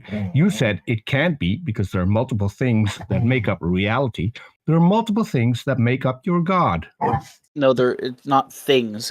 There are persons that comprise the Godhead. And persons aren't things? Persons are not things. God is not a thing. A thing is a contingent, particular. Oh, Jesus is not contingent.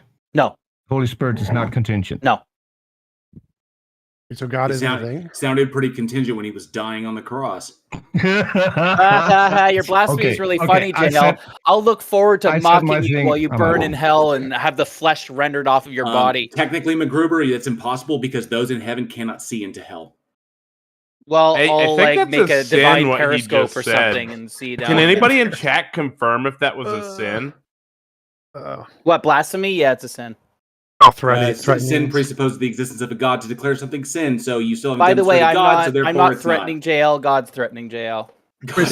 But I did want to. doesn't exist. Let's move on. I did want to go back to his argument is that you need to presuppose God because it's only the only coherent worldview, and you can't presuppose different grounds because it entails a logical or it's incoherent or something. I don't remember the word he said. And then when we talked about a different grounds, he said the reason it doesn't work is because of the Bible. Now, I'm not seeing a problem here with starting with a different grounds and then saying that works as a grounds of knowledge and the foundational reality, other than the fact the Bible doesn't say that. So I'm not really convinced. Well, the Bible doesn't depict other gods as ultimate. Well, no, so your argument was that you have to presuppose God because it's the only worldview that can ground things. Yes. And then I said, okay, so let's start with a different worldview, like a multi thing or one in the many. Either one works. Yeah, that's not ultimate. That doesn't work. There's nothing ultimate. And you said that doesn't work because the Bible says so. No, it doesn't work because in that worldview, nothing is ultimate. There's multiple ultimates, which means that not one thing. So there is a world in which, according to one ultimate, there's 9 million grains of sand on Alpha Centauri, and then in another ultimate's worldview, there's 10 million, and that's no. So the ultimates all agree. So there can be multiple ultimates, and they all agree. And so they don't. Well, then there's one. Then that council of ultimates is really one ultimate, at the end of the day. Sure, if you want to There, I count win. that, that's fine. I still So there win. can be a council of ultimates that are just like physical forces or something, and they can exist and they can be the grounds of everything without a god. No Yeah, Jesus. instantiated by God because because otherwise, no, like, what's no, to no- ensure that the no God. gravitational constant doesn't become like 8 times 10 to the Or nature. negative? Whatever. So they have a nature. Oh, that is nature. unchanging. Okay. All right. Yes. All right. You're a presuppositionalist. Sort of in this argument I Yeah, am. So I'm saying yeah. I can presuppose something That other you than a can't God. justify your presuppositions. I can justify it based on the heavenly Christian God of the Holy Bible. One step at a time here. So you said you can only presuppose a God. Biblically, you can't Stop, justify stop. your God. Stop talking. I can. Stop talking. So you said that you have to presuppose a God. I presuppose something else. So yes, I'm being a presuppositionalist. I'm presupposing something else. Yeah, you And do you have anything to to give a make sure reason. that God doesn't exist in your worldview. So you even have though to you give know a he reason. exists. Stop. You have to give a reason why you think your presupposition is better here. You said it's only possible to presuppose a God. I just presuppose something else and it seems to work just fine, which proves your argument wrong. So why do you think alternate presuppositions don't work equally as well as your Sky Daddy? I don't have a Sky Daddy. I have the Holy Christian God of the Holy Bible. Focus on the argument. So why is your presupposition of a Sky Daddy worse than my presupposition of the many forces? It's not worse. What are you talking about? Why is your presupposition of Sky It's Daddy not worse. because it contradicts the Bible? Is that the only reason? Do you have any other logical reasons, evidence reasons, or is it just the Bible thing? Well, I mean, the Bible is a great shortcut, isn't it? Because it tells us like what the nature of God is, what He did with creation. Well, cetera, skip the cetera. shortcut and go to like the part where there's actually some kind of logical or evidential difference. So Again, it's a shortcut. I don't do like logic and apologetics aren't necessary. The Bible is self-attesting. You just need to accept it. I don't do logic. Yeah, he doesn't do logic. Okay, so Not that I don't do it; it's that it's shortcut. not important. It's that the It Bible actually- is self-attesting. It actually is really important. Is God a logical being? Yes, logic is reflective Okay. of God's nature. Does logic apply to God? Can God be not God? What do you mean? Does it apply to God? God instantiates logic. Okay, hang on a Can second. God- But can God God exist be and not exist at the same time? Can God No. be not God? No. Okay, so if A equals God, then not A cannot also equal God. No. All right, so that means logic doesn't derive from it. Logic applies to it. It does derive from God because again, like God instantiated this If whole logic like, derived from construct. God, then that would mean God was outside Okay, of now logic, and then the laws now of you're logic. just okay. McGruber, Put this guy stop. back to the audience. McGruber, stop. Whoa. If God is outside of logic, Wow. and feisty. logic derives from God, then God is technically outside of it, and the It's laws of logic don't reflective apply of to his it. nature. And again, I don't need to listen to somebody who knows that God exists. I and don't is know just God exists. clamoring- You do Whoa, know that whoa. God I have exists no because knowledge Romans of this. 1:20 These says are that strikes. you These know Can are that I God strikes. exists. can I These are ask strikes. McGruber Yeah. a question? Like, Can I remove him now, TJump? I guess. Yeah, go ahead. Okay. No, taco. So taco, Amy and not Peter that. have one question each, and then I'm removing him. And McGruber, please just address the questions. I mean, you seem to think that we are not justified in thinking a God does not exist, and yet that is what you are just presupposing, and it just seems kind of weird because I think that we are contingent on the planet existing, and I think God is then contingent on us. And I think when the Earth is destroyed by the sun red gianting one day, the God concept will go away. And so I just really don't understand it. If God is contingent upon us, then why did he exist for a few days prior to the creation of humanity? Because you're pre-assuming that never happened. I'm not What pre-assuming it. I read it in the Bible and it's true because the God is a Bible truth bearer. was written and inspired by men. We have no reason written to by think men, that inspired by any God. supernatural events happened in the Bible. Yeah, and you have no not a basis single by one. which to say that it didn't happen because You have can't no way to demonstrate the ground truth of it being inspired. I can. It exists. Therefore, it was written and inspired by God because Just the like there the it is. Quran says that and it was the Bhagavad McGruber, Gita, like G.L. Warren's saying. Yes, no, thank you. exactly. Thank you. The Bhagavad Gita exists and was false inspired religion by. spread by a false God. Oh, give me a special pleading much? Get him out of here, Yeah, man. God Come is on. special. Peter still gets a question. Peter was waiting. Yeah, no, well, it's more like a remark. I did have a question, but I completely forgot with all this entertaining stuff going on. But I did have one remark, and that is that if you go back in linguistics, the word God comes from an ancient word that means father in the sky. So you objecting to the term sky daddy is just silly because you're using that term in order to address the deity that you believe in. Well, when we speak That's of it. God, we're speaking analogically. He's not just a sky daddy. Like he exists. It's he what the permeates all of God means. all of the universe. It's what the word God means. So he's Thank you for also. coming up now. If you're refuting, Anyway, thank you very much for having me all if you those don't want to times. use that, Yep. use a different word. All right, have a great day. Thank you for coming up. We're Thank going to you, go ahead and move McGruber. on. Anybody have any last points you'd like to make? I do want to say, even though I disagreed with almost everything that he said, he came in, I think, saying nice things about me, so thank you so very much. Sending love back. I will make one comment. I don't like to use, myself personally, I don't like to use the term Sky Daddy because I think I've noticed a lot of theists don't like it, and it doesn't bring about better conversation. But I don't object to other people using it.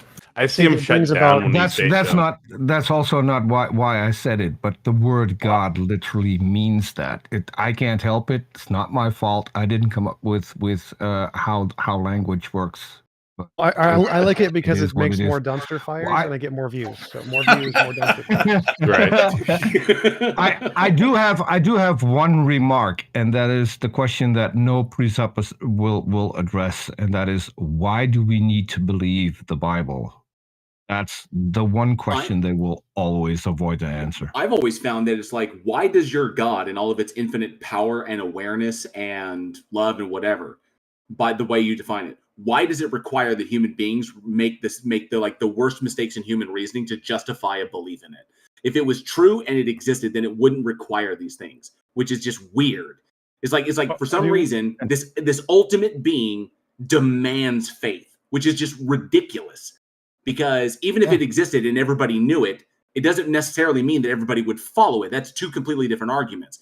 So why does it require the worst mistakes in human reasoning to justify a continued belief in it? And they never are able to address that. Taco and Randolph. And another thing, the Bible. So, I just want to jump Go in. ahead, Taco and TJump. Randolph. Skylar Fiction is in my chat. He said he'd love to be a guest on one of these sometimes. If you want to send a message. Okay, so yeah, we'll handle that offline. Just do that in the private chat. We'll get it sorted out. Okay. Just have him send me a message. So, I have one thing, and that is, if the Bible claims that we all know that a God exists, then why the hell do we have a Bible? If all of that knowledge is already implanted in all of us, why do we need that book at all? Because we should know what it says. Because if the Bible didn't exist, then we wouldn't know that we know. Listen, just shut up and... You just need to shut up and pay your 10%. Jesus. I hate you, JL. I hate you. Because we have to be told that we know that we know. If there was no Bible, we wouldn't know obviously. that we know. Damn it. Why does How God did build I a not know starship? that? How did I not know that? Oh, wait, because it's not in the Bible. Sorry, Elizabeth. What's up, Chief? What do you got for us? How's it today? going, my man? All right, so just to clarify a few things. Kind of disappointed in a lot of the arguments that have been made to you so far. These are personal attacks, psychological criticisms, circular arguments that are kind of embarrassing for anyone who's genuinely faithful. I also want to establish that if you have a deep sense of understanding, then you know that teleological, cosmological, and ontological proofs are all gibberish, correct? Yes. Okay. I'd So agree. let's get on with the real transcendental proof. Oh. So you guys are definitely rigorous scientific instrumentalists, correct? No. No? No. So you No. believe in naive realism? No. But what is your argument? Well, the concern here has to deal with how we discover natural laws in investigating the world. I mean, you would agree that we happen to experience things and we test hypotheses in order to have replicated experiences. And Sure. What's the argument? Okay. So when we are engaging in this rigorous instrumentalism. We are using No, statistics, we're not. correct? We're not. No. So I'm not an instrumentalist. But what is your argument? Well, I wait a minute. think he's just saying that the term instrumentalism has an implication here that's not appropriate. So we observe reality. We ask questions about the reality. We test various things. Right. We confirm our hypotheses, and then we can use that information. We need to 100% stop talking about our worldview and wait for him to make an argument. Yeah. So we understand our methodology. So right, you use inductive reasoning, we use statistics, levels of significance. What is your argument? The argument deals with statistics themselves. Okay. Because we have to understand that the bell curve depends on transcendental properties being recognized throughout the world. Absolutely no idea what you're talking about. Okay, let me elaborate that. Can we just skip? Can you give like a premise, conclusion, something? Well, the point is, God is a being which has omniscience, omnipotence, and omnipresence without exception throughout the world. We recognize this because in order to be scientific instrumentalists, we have to have transcendental properties in how we examine levels of significance when it comes to determining that our experiments to verify natural laws are achieved. What do you mean? What do you mean we need to recognize there's a triple omni being to do instrumentalism? Instrumentalism says there's no realist description of reality. It's just yes, I agree with you, but I'm going to go. I'm not following your argument that you need a triple omni being to do instrumentalism. I also see a paradox there in what you're arguing, and I'd like to get into that after you deal with TJump stuff. But you go ahead first. Okay. So the argument that I would make is that to understand science properly through statistics, you have to have the bell curve, which is integrated as a Gaussian function. And Gaussian functions require the application of the natural logarithm in pi. We know that these are transcendental numbers, correct? No. No? Don't believe in transcendental numbers. What is? Wait a minute. Math is a language. It is a formal language made up by humans to describe patterns in reality. We don't need any transcendentals there. So there's no transcendentals. Well, wait a minute. So, say all the conscious beings in all the world died, okay, such that their discoveries of math were no longer before us, correct? Can I just pause? I just want to say, What's up? The only conscious beings we know so far are animals, but I'm enjoying it. Keep on going. Okay. Point there being, say all the people who knew of math died, and let us say some new people came into the world. Math would still accurately describe reality. Right. The point there would be that the math that they rediscover would be the same math that was discovered before. It's not that it was artificially constructed. Okay, why are you saying it's invented and not discovered? The language is arbitrary. We invented the language of mathematics. Right, the language is arbitrary, yes. But what it describes would still be true. It's just that the language might be different. So we may use different letters or different base 2, base 10, base 16, yes. Exactly. So it would still so reality would still be the same. It's just that the language maybe is arbitrary. That's all it is. What did you want to say, TJump? There's multiple things here. One is that math doesn't exist. It is simply a description made up by humans to describe the nature of reality. The nature of reality exists, so there's no transcendentals there. And even if there were transcendentals, you can still have transcendental objects without a god, like Platonic forms of numbers or whatever. And so either way, none of this indicates a god. Wait a minute. So you're telling me that the numbers e and pi don't exist? No, I'm a nominalist, so no. But I'm not sure how this would indicate a god either way. Even if they existed, it'd be a Platonic form and still not a god. Okay, so you're denying the objective relationship between a circumference and a diameter in a circle, and you're denying the objective relationship of perpetual growth and decay. No. Well, okay, so what are you saying? Those are properties of reality. There's no abstraction or transcendental of pi that exists that governs these things. There is a thing in reality that has this pattern, and we describe it with the word pi. But you can't prove that concretely, though, because any empirical proof is going to have a finite understanding. Separate. Whether or not you can prove it is separate here. The point is it doesn't. You don't need to the consensus in philosophy is it's nominalism. But what is your argument that you need one way or the other that this leads to a god?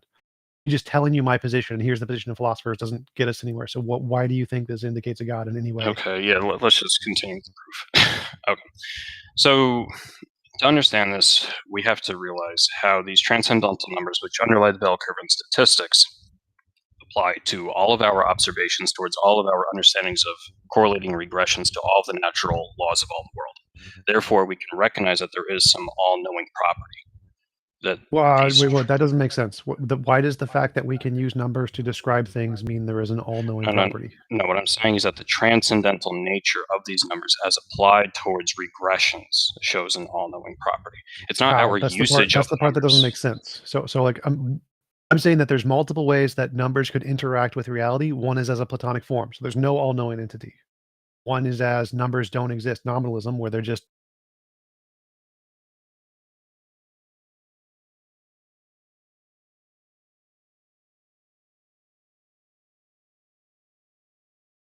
do that in all three of these cases. If there are no Platonic forms, that means you still have to measure your levels of significance when you're coming to an inductive regression over measuring a natural law, correct? Yes, and you can do that with simple language. You don't need a Platonic No, form. that's naive realism. That's not.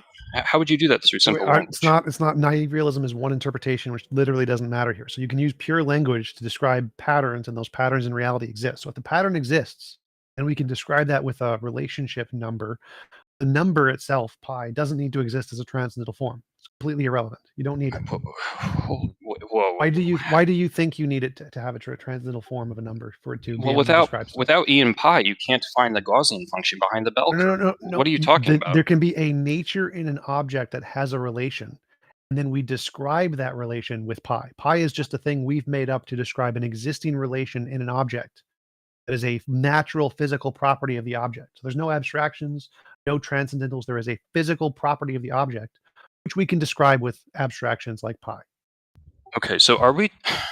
This seems like nitpicking what you're doing here, because it seems like you're nominalism, well, are you distinguishing between God's existence versus our understanding of God's existence?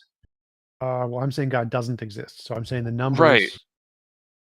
And essentially, Elicitus, it's kind of like we say we observe the relationship, and then we call it pi. We did the symbol for pi, and it equals 3.14. Blah blah blah blah blah. Right. Some if there on the far flung reaches of the universe, there could be another intelligent civilization out there that calls it that looks at that same relationship and calls it blardity flardy flardy flar, and that's how they describe that relationship. Technically, blardity flardy flardy flar and 3.14 blah blah blah blah blah are essentially the same thing. They're describing the same relationship, but the language is completely arbitrary. Well, just to clarify, it'd be more like there could be a Platonic object like the mathematical numbers, and they govern things and make them have this relationship. Or it could be the case that there's a physical nature to them, like their properties are physical properties within themselves that cause them to have these relations, and we simply describe the relations with abstractions. Or there could be this like mind thing that has abstractions in its mind and it governs things. The way that causes these relations to exist, or what grounds the relations, there's three different options. One is abstract objects, mind, or physical essence. So I'm going with the physical essence, and the abstractions are things we made up to describe the physical essence. So I guess I'm confused here, because you seem to be describing something existing outside of the world. And what I'm trying to focus on here is omnipresence as well, such that God would exist throughout the world. So why are you talking about this relationship on a physical basis over pi describing versus being these natural laws? So what makes pi describe the things, what governs the description makes it true, could be multiple things. It could be grounded in an abstract object. It could be grounded in a God, an omnipresent God or whatever. Or it could be grounded in just the nature of the object itself. Just physical reality has a nature to it, which is describable by math. So in this case of naturalism, you don't need transcendentals. You don't need abstractions. You don't need a mind. Nature just has a nature to it, and we can use math that we've made up in our heads and that doesn't exist anywhere else to describe that thing. So I'm not following how you think you need a transcendental or a God or something to use math to describe stuff. I don't know. I mean, it seems like we're getting back to the previous point over whether or not language is invented versus discovered, because it's okay. No, I'm trying to get your argument. How is your argument that you need a God or math to describe stuff? Do you mind if I just explain the argument without interruption, and then you can pick it apart after? Sure. Okay. Yeah, because this seems a little like we're going around in circles here. Okay, so we have these understandings of E and pi towards the bell curve with regards to statistics, towards understanding all natural laws. Now, these natural laws, not only are they represented through that which is all-knowing, but also all-present. Because that part makes no sense. What do you mean represented by all-knowing? That doesn't make any sense. Mate, for your sake, just let me let me complete the proof, and then you can pick it apart. Okay. If you say a whole bunch of nonsense that none of which makes sense, it doesn't make sense. It doesn't help if you just make more nonsense statements. So, like, I understand. What do you mean? What is your inference from math describes stuff to requires mind for math to describe stuff? Just to clarify, there's only 3 parts here. It's not going to take forever of your attention span. Okay. All I'm doing is showing omniscience. Just want premise, conclusion. How do you get from math describe stuff to mind? There's 3 premises that need to be consolidated. So can I put the 3 premises out there, and then you can pick them apart? Sure. I need one. Like, if X, then Y. Okay. It's not really X then Y. It's X1, X2, X3, then Y. But yeah. I need an if then conclusion. What is it the case that requires a mind? Okay, so what I'm doing here in a transcendental proof, I'm not showing a mind beyond. I'm showing that we reside within the mind. That's fine. How do you get there? We get there because we recognize that these transcendental proofs are beyond our sublime, beautiful, and agreeable experiences.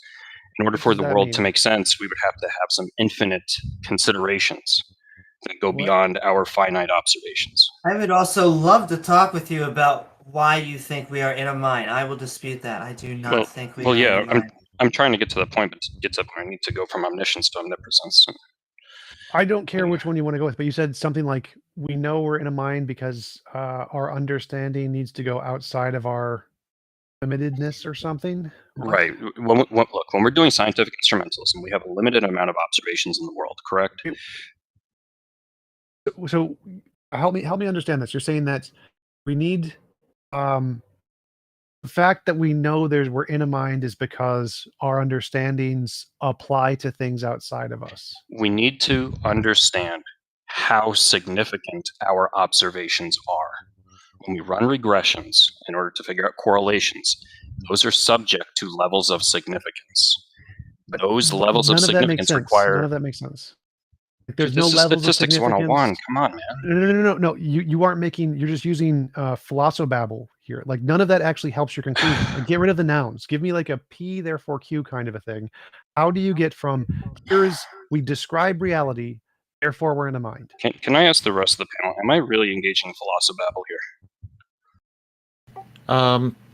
I don't know, but I still do have that observation of the paradox you made originally. So once you're done with TJump, I'd like to converse with you on that briefly. Okay, because I just feel like I'm saying statistics 101 here. This doesn't seem like it's you don't need difficult statistics. concept. None of the statistics matters there. This is why it's philosophizable. Like, how do you there is statistics. I agree. So statistics exists. Therefore, how do you get from statistics to God? So statistics depend upon these transcendental numbers in order to understand the levels of significance. Right there. Go ahead. What do you mean statistics depends on transcendental numbers? Because it doesn't. How do you Unless do you mean transcendental? Thus, by transcendental, you just mean like the transcendental numbers, not that they actually transcendentally exist. Wait a minute. You don't think mathematical transcendentalism is philosophically transcendental? No one thinks that. Okay, so when we're talking about philosophical transcendentality, we're talking about a concept of infinity which surpasses all phenomenal observations, correct? On the ontology of transcendental, that's what it means. No one in math thinks that's what it means. Like, no one thinks imaginary numbers are literally imaginary. Just because it has the word imaginary in the front doesn't mean that's what they think its ontology is. Same with transcendental. Right. When we're talking about transcendental numbers, we're talking about relationships which cannot be factored by any polynomial method, correct? But that doesn't mean they're ontologically transcendental. They're just... Do you think that mathematics is more than a language? I think it's transcendentally independent of our cognition, yes. If we all died tomorrow, mathematical truths would still be true. Weird. I think I've explained this point enough. Randolph, did you want to do your little... your original point, you mentioned that your deity has 3 omni properties, 2 of them being omniscience and omnipotence, knowing everything and having all power. So the problem with those is I see that as a paradox because, the example I normally give is that the weather God could know, this omniscient, omnipotent God could know that tomorrow is going to be a sunny day here in my neighborhood. Okay. Then tomorrow comes along, and despite having that knowledge, decides to use his omnipotence, his power, to change the weather to snow or rain. Then it's not sunny, it's all cloudy and all this. He has then, therefore, invalidated his omniscience from the day before. Therefore, he's not omniscient anymore. He can ruin it for himself. So I see that as paradoxical in the claim that you made, and that's why I don't accept the claim. But feel free to respond. Yeah, I'm a little confused there because it's not just that; it's also omnipresence, and omnipresence means he would exist across time. So he would already know all the decisions he's going to make across time. So why would he change his mind like that? Are you a Platonic realist? So I just stated he knows that tomorrow is going to be sunny weather here. Right. Tomorrow rolls along, and he decides to change that. Right, that's the problem. But if he can change that, then he's omnipotent, but then that invalidates his omniscience. So he can't be both. Is what I'm saying. Why would he change if he's omnipotent? Okay, you're. No, I'm no, serious. I'm pointing out the paradox. Listen to this. There's I might have a better. There's a logical I might contradiction have a between better omniscience example for that one. between omniscience and omnipotence, because if God has all the power and the power to do something and can change things and can interact with the reality and change things the way he wants, then it can do this. But if it already knows what it's going to do, then essentially omniscience implies that God is just literally a minecart running down a track. Okay, so and it the way can't this do works, anything outside of that track. Well, that's the point.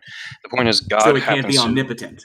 So it can't be omnipotent. No. You have a different. Listen, you have a different understanding of omnipotence from what I'm saying. What I'm saying here is that God is 100% of the power which will be exercised across the eternity of time.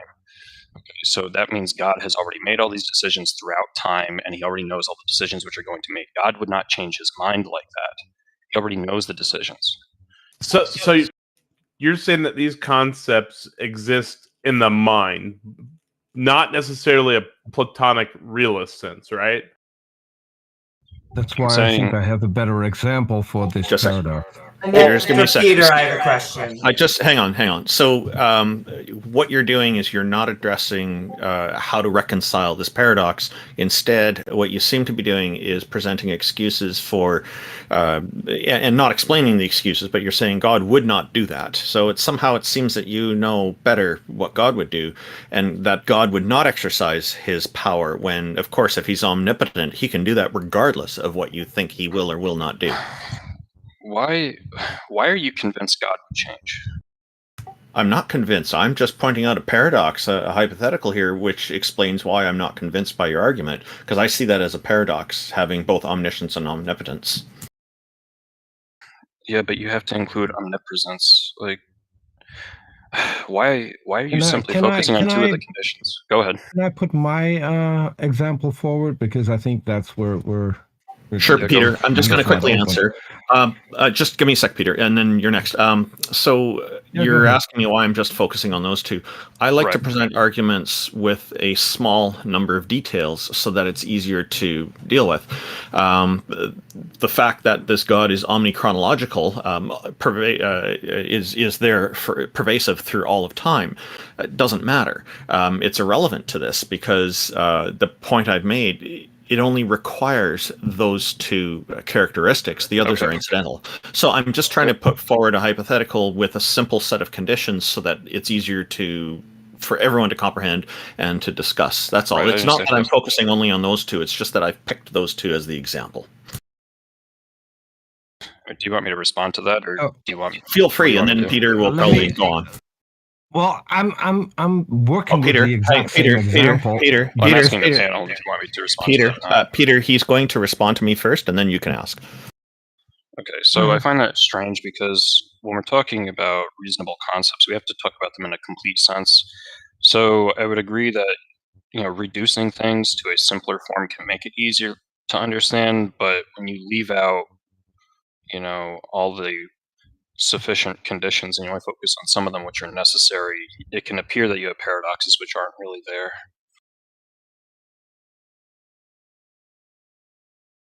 I mean, you would agree with that, right? I'm sorry. My audio just cut out. I'm sorry. Could you repeat that? I apologize. Yeah, sure. So when we're talking about what makes sense, we have to have a complete set of sufficient conditions. I would agree that reducing things down to a simple form makes it easier to understand. But if we only have some of the things which are necessary instead of everything which is sufficient, it can make it look like there are paradoxes which really aren't there. Okay, so how do you reconcile what seems to be the paradox then? Because I'm not excluding the others. I'm just simply taking those two and using them as an example is how I see that as a paradox. It doesn't make sense to me that being omnichronological or being omnipresent, for example, would be in any way have any kind of effect on this. Those are incidental traits. All right, just a second. Does the panel want me to respond to this, or do you want me to move on to the other? I'm asking you. Go ahead and respond to me. Please go ahead and respond to me. Randolph, I would really like to have my example put in here because he now has an escape route, and I think I have a better example. So yeah, Peter. Peter. Just let me finish with him, please. Just give me a minute, okay? Go ahead and respond. Okay, so indeed, you left out the omnipresence condition. You're only focusing on omniscience and omnipotence. So I'm thinking you want to express something that you're struggling with expressing. And I think it would be a good idea to give you some time to think about that, and then we can get back to you. Okay, well, you know what? I'm going to say I've put that forward, and I'm just asking for it to be reconciled. You've not done that, so I'll just say that I'm not convinced by your argument that a God exists, but I'm going to pass it over to Peter, and if you want to revisit this in the future, I'd be happy to. Yeah, sure. I mean, I think I've reconciled by saying...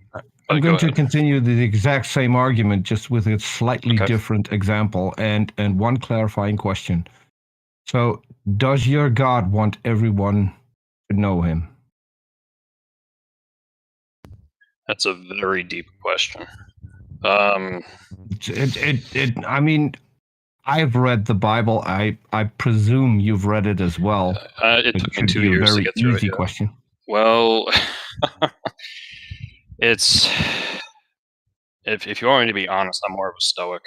I tend to take a more deep understanding of the different forms of love and what the word want really means there. I didn't mention love. I said, does your God want everyone to know that he exists? That's a simple yes or no question.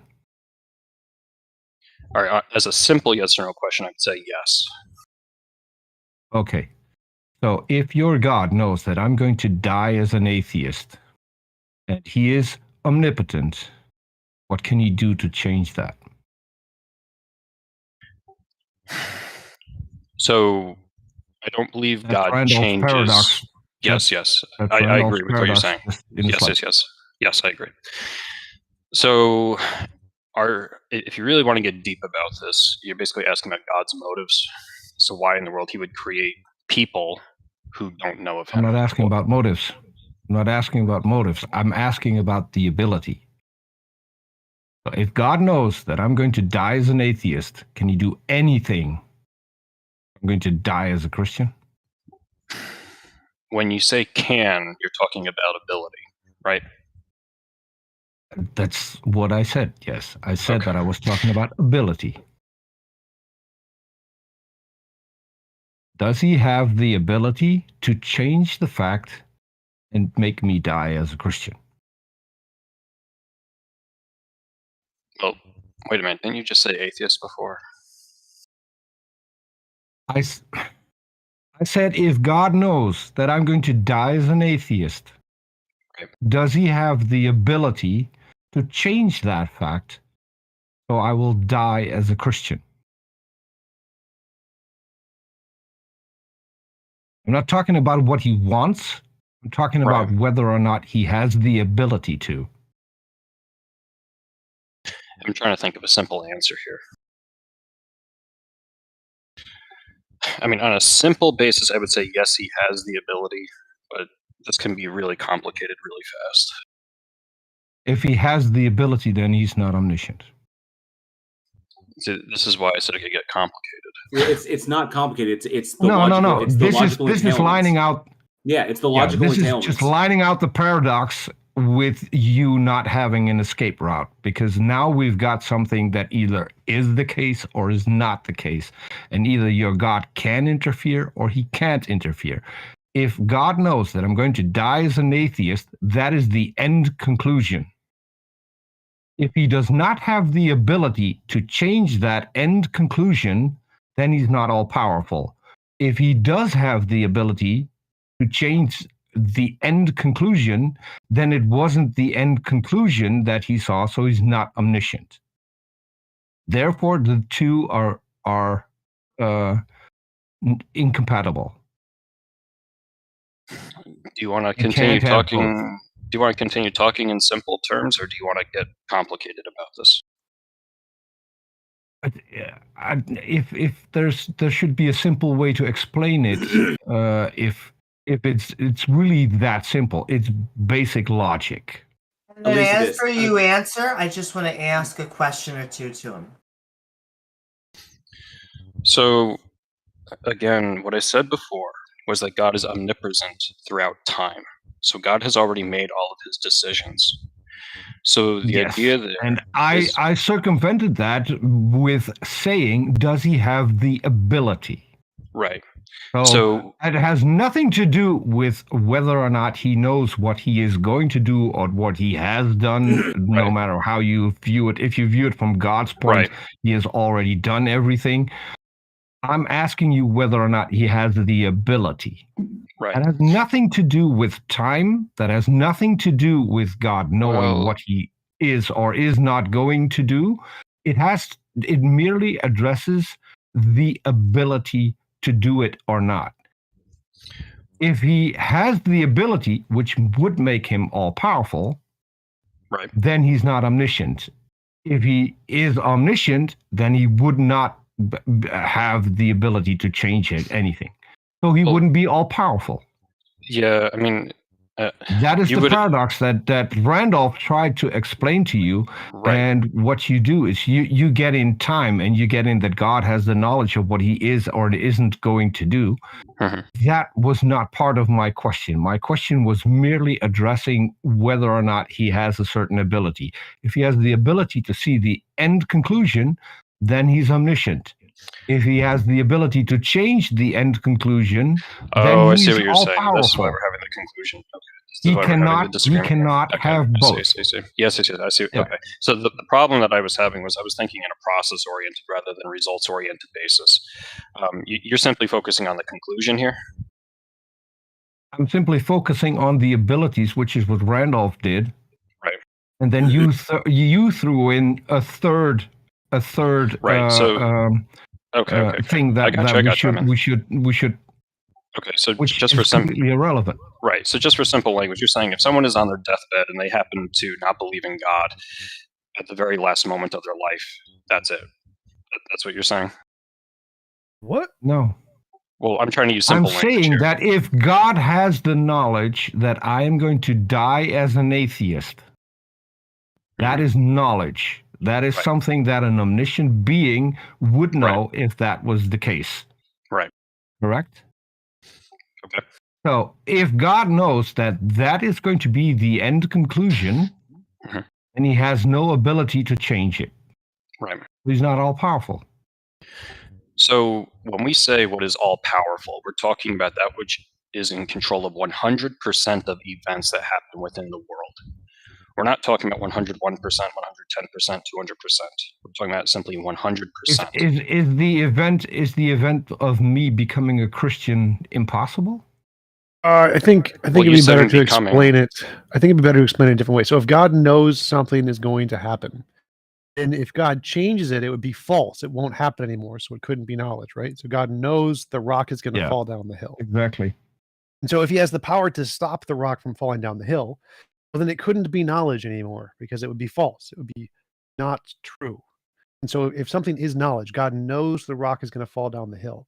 He couldn't possibly stop it, because if he did, it wouldn't have been knowledge. It never would have been knowledge because it would have been false. So God can't have knowledge of the future and have ability to change the future, even from our perspective, because then it would be a contradiction between his knowledge, which would then become false, and his power, which would change the knowledge.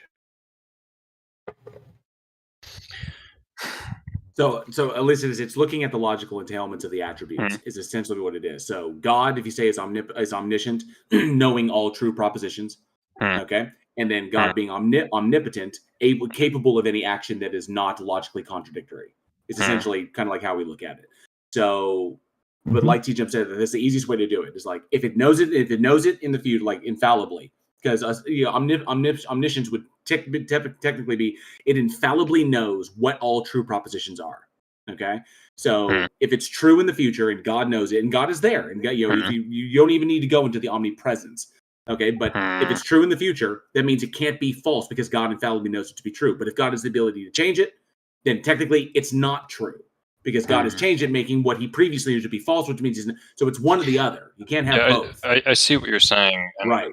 I'm not sure we're going to be able to reconcile here because I don't even think this is a issue of divinity we're talking about. I think this is a matter of time and power we're talking about. Well, no, it's the logical entailments of saying that God possesses these particular attributes. Now, if you're a biblical literalist, and another way you can put this is if you believe the flood myth. Now, I don't think anybody here believes the flood actually occurred, but if you look at the flood myth as an example of this and why it's problematic, is because if God is omniscient and possesses knowledge of all true propositions infallibly, then God, before creation, knew that the flood event was going to take place and was not going to be able to change it, which means that all the events that led up to the flood, being the wickedness of man and all the Nephilim and whatever, however you want to believe it, knew infallibly that was going to take place, which means all of this was set in stone infallibly from the moment before creation, which means that all those people that were wicked had no choice about being wicked, which means that there is no free will and everything is just literally reality is just in a minecart running down a track that was, and none of us have a choice in the matter. Yeah. Or God set it up in order to make it happen that way, so he would have a good reason to kill pretty much everything on the planet. The existence of this, and then you have this. So you have this problem. You have this thing you cannot reconcile between God's all-powerful nature and God's infallible omniscience. So you have both these things that cannot be reconciled with one another. And then no matter which one you side with, there are then moral implications beyond that, which then turns God into a moral monster. So the moral implications come from the logical entailments. And as I usually say, gods die on the swords of logical entailments. You describe the god in a particular way, and then those things lead to entailments that are contradictory. Logical contradictions can exist, therefore that being cannot exist as it is described. Yeah, go ahead. Well, I also wanted to ask you a few questions. I think the omnis get really weird when we start talking about a conscious being and a mind. And so my first question to you would be, when you think of our minds, what is a mind to you? Okay, this is actually a really good question. So when you're asking that, you're asking about the finite personhood that we have. Well, you see, I almost didn't want to give my set of questions away with a finite and infinite, but yeah, I would say that I'm talking about this brain on top of, I would say the mind is hierarched under, whether you're a dualist or not. I guess my question would be, I'm sending it right back to you. What is a mind? Okay. So I think this is how we can reconcile the free will issue of what you're trying to get at. So a being which has 100% of the power in the world does not make alternative choices, just like how if you have a piece of machinery, all the gears are interlocked. Now, as people with minds, it's a different story because we are finite. We do not have all the gears interlocked. And the decisions that we make are based off of a limited amount of understanding of fellow gears. God has knowledge of all the gears of the machinery. So his decisions are going to be fixed. But our decisions become contingent upon which direction and how far we look throughout the machinery to see how other gears are operating. So to resolve your question about what a mind is, a mind entails a set of experiences by which we are observing our surroundings in the world and making decisions based on that information. So I like that answer. However, I would Thanks. then put forward that an infinite mind would be either contradictory or useless. I would then ask what would be, if a mind is the set of experiences that help us, walk on this macroscopic landscape, what is the benefit of an infinite mind? I'm not. This is going to seem strange. I mean, I'm not quite sure the question makes sense, because when we say something is useful, we're talking about a transformation of. I mean, this might sound like a weird answer. A transformation of the gears of the machinery to different locations within the machine. Correct.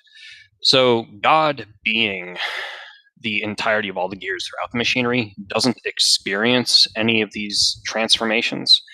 For us as gears within the machine who don't have all-knowing capability, we can experience transformations.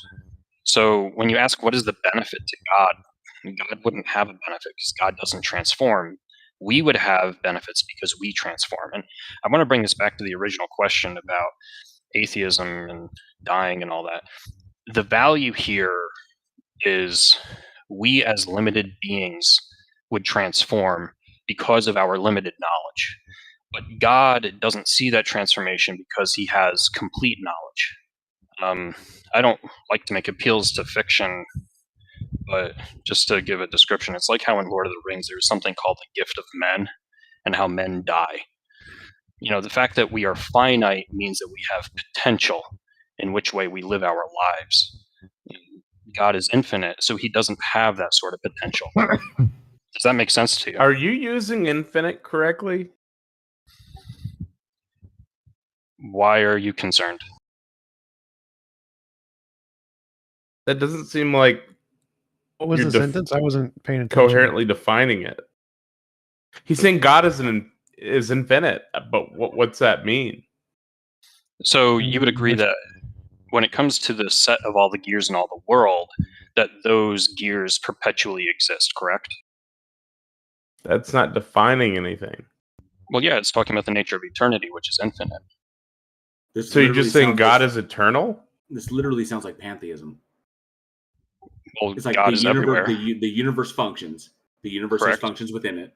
The universe, is what it is, but it doesn't really influence anything or change anything because it's all running set. And then it sounds like you're just describing the universe as God. God exists everywhere. Everywhere is God. Yes. But how you've defined it is essentially you're defining the universe. You like the laws of the universe, the physical laws of the universe and how the universe works, the patterns that we see within it, the relationships between objects. You're essentially saying it's the universe. This sounds like very much like pantheism. That is a conclusion, but it's not a premise. The premise dealt with the whole statistics and how transcendental understandings are required and all that. That's where the definition comes from. So did God create us from him? Did God create us from pre-existing material? Or did God create us out of nothing? Are we talking about our physical existence or our minds? Or both?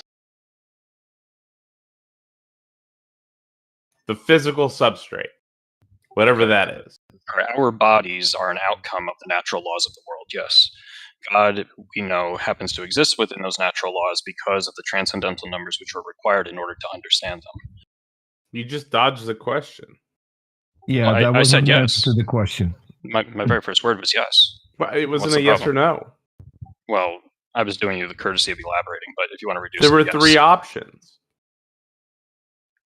What were the we three are options? created by God. What was the third option? Were we created by God? I'm sorry, did God create us from him? Did God create us from nothing? Or did God create us out of pre-existing material? Okay. So, I mean, wow. So we're It getting sounded to both. me. It sounded to me a little bit, at least, this like you're basically kind of saying that God kind of kicked the football on the universe, and that human beings forming are just a natural, are an emergent property of the universe itself, working as intended.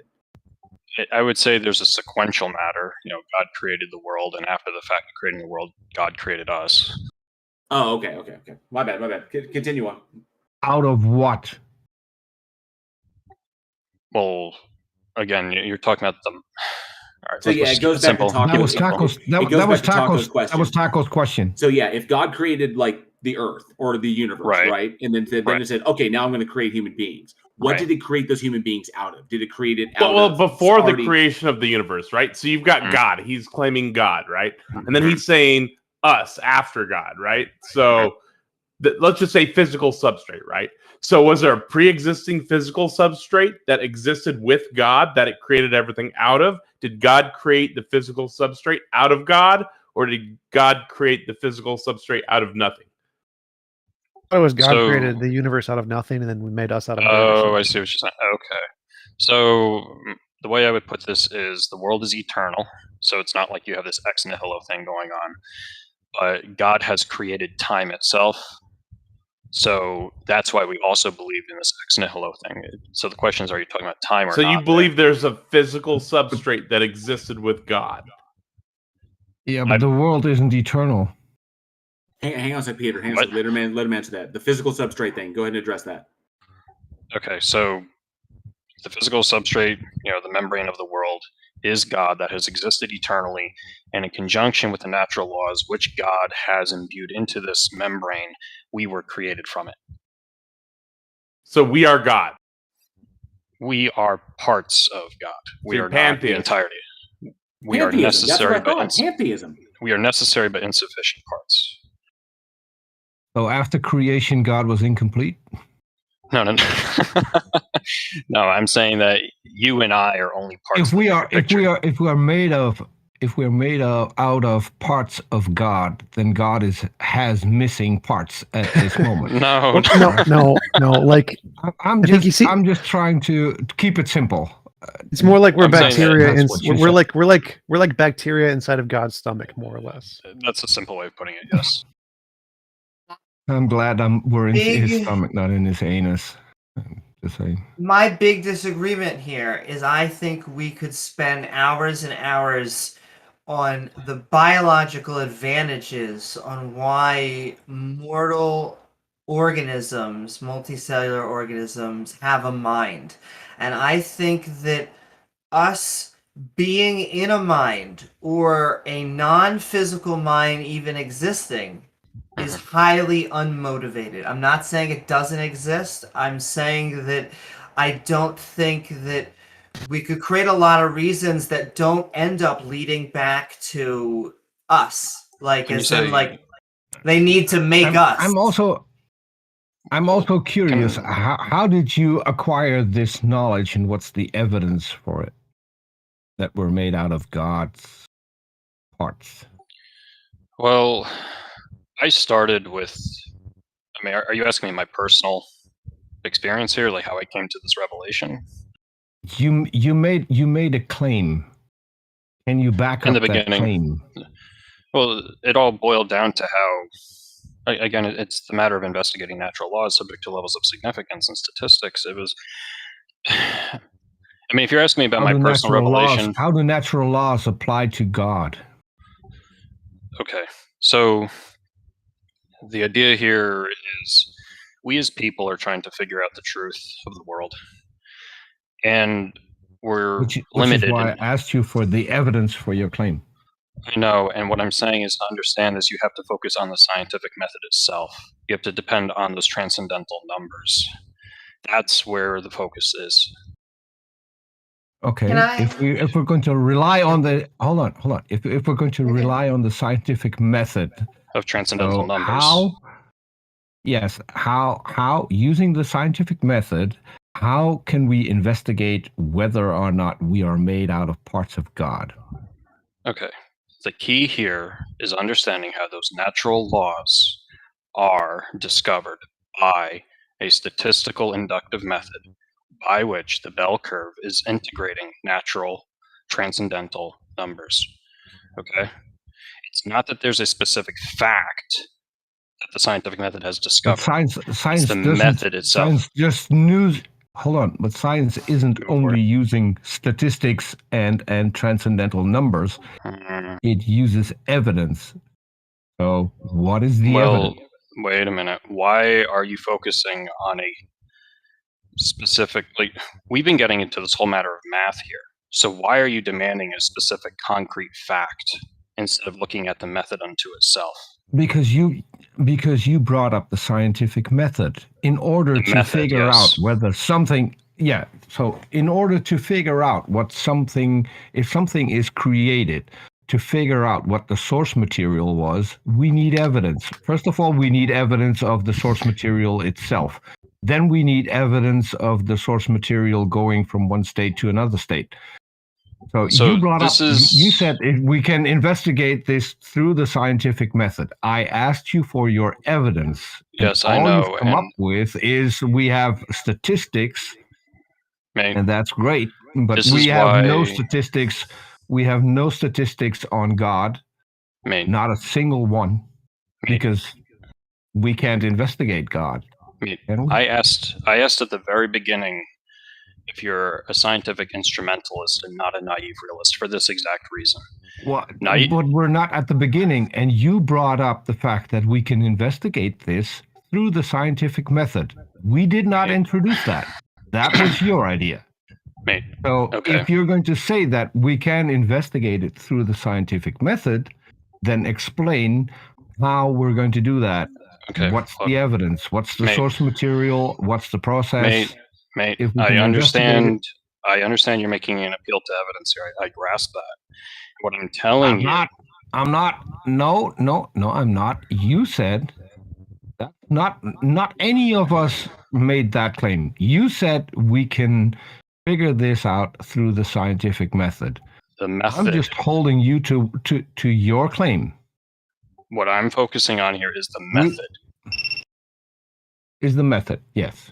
The method is not about a specific piece of evidence here or there. It's about how we investigate evidence in general. Yes, but we have to start somewhere. So we have to have source material and we have the end result. Now, the end result is something all of us can see because that's the natural world that was apparently created by your God. No one has access to the source material. No one has access to the method of how the source material became the end material, which is the observable universe. And you said that we can investigate this using the scientific method. I'm really curious. I'm thinking. Yeah, go ahead. Yeah, I'm thinking we're going around in circles here. No, we're not. I'm just holding you to a single claim you made. Right. That we can investigate this through the scientific method. So explain how we can investigate creation through the scientific method. I'm saying the method is the proof. Do you understand what I'm... See, the reason I think we're going around in circles here... Well, but you haven't provided a method. What did I talk about in the beginning? Statistics. So he's saying that the method of science, in order to do the method of science, it has certain entailments, and those entailments have to do with the mathematical transcendentals. So those mathematical things that we're doing to do science have to come from somewhere. Saying they come from God. Yeah, and that's why I was trying to get into the omniscient and omnipotent properties of transcendental numbers. Can I also say? Go ahead. I just want to remind you that you... Okay. Amy, just one thing. Good. I just want to remind him that he came up with the scientific method when I asked him for evidence of us coming from parts of God. So that's one specific thing. I'm not talking about the entire conversation that came before it. You made the claim that we came from God. Peter, he's and that we could investigate that we could that we could that we could investigate that we stem from parts of God through the scientific method. That has nothing to do with everything that went before it. This is a new claim. He was answering that question, Peter. He's saying that we have the scientific method. It's like a piece of evidence. this thing exists. The scientific method exists. And he's saying, well, how did it come to exist? What is required to make the scientific method possible? Well, scientific method requires these transcendental number thingies. They have to exist in order for the scientific method to work. For the transcendental number thingies to exist, they have to come from God. Therefore, the fact that the scientific method exists is evidence that we are a part of God. That's his argument. Okay, but that's not that's not what I understood.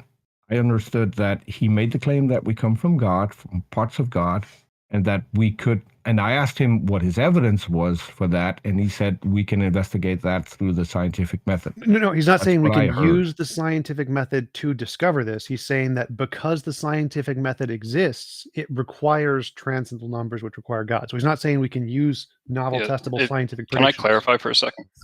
Sure, and then after that, I want to ask you a question. Okay, yeah, sure, Amy. So the point here is that throughout the world, we have a set of information. Right? That information is going to be there whether we discover it or not. Now, I mean, you agree with conservation of information, I'm assuming, as a scientific matter. So as people who are informed, we have to realize that information comes from the world. Right? So we are aware of a part of the information that exists out there. Okay, these transcendental numbers apply to all of the information, which is maybe discovered, maybe not discovered, but regardless, regressions that can correlate into natural laws exist, and they are subject to the transcendental numbers that have these properties. But can I ask, when I always Go for say it. that a lot of the God explanations end up being plot devices for, I would say, almost a God of the gaps fallacy. It is what we do not know. You're saying that there are these transcendental properties to maybe mathematics or a specific set of numbers, and we don't know why. We don't know what is it that actually inhibits them. But I want to go to really the main meat of it. Is this specific argument? Is this like your go-to, this is what knocked your socks off and convinced you from being an atheist to a theist? Well, I think a good first step would be to get just to the Platonic realm he's referencing, right? Because that would be totally wild. Sure. Okay, so in the beginning, I was an agnostic.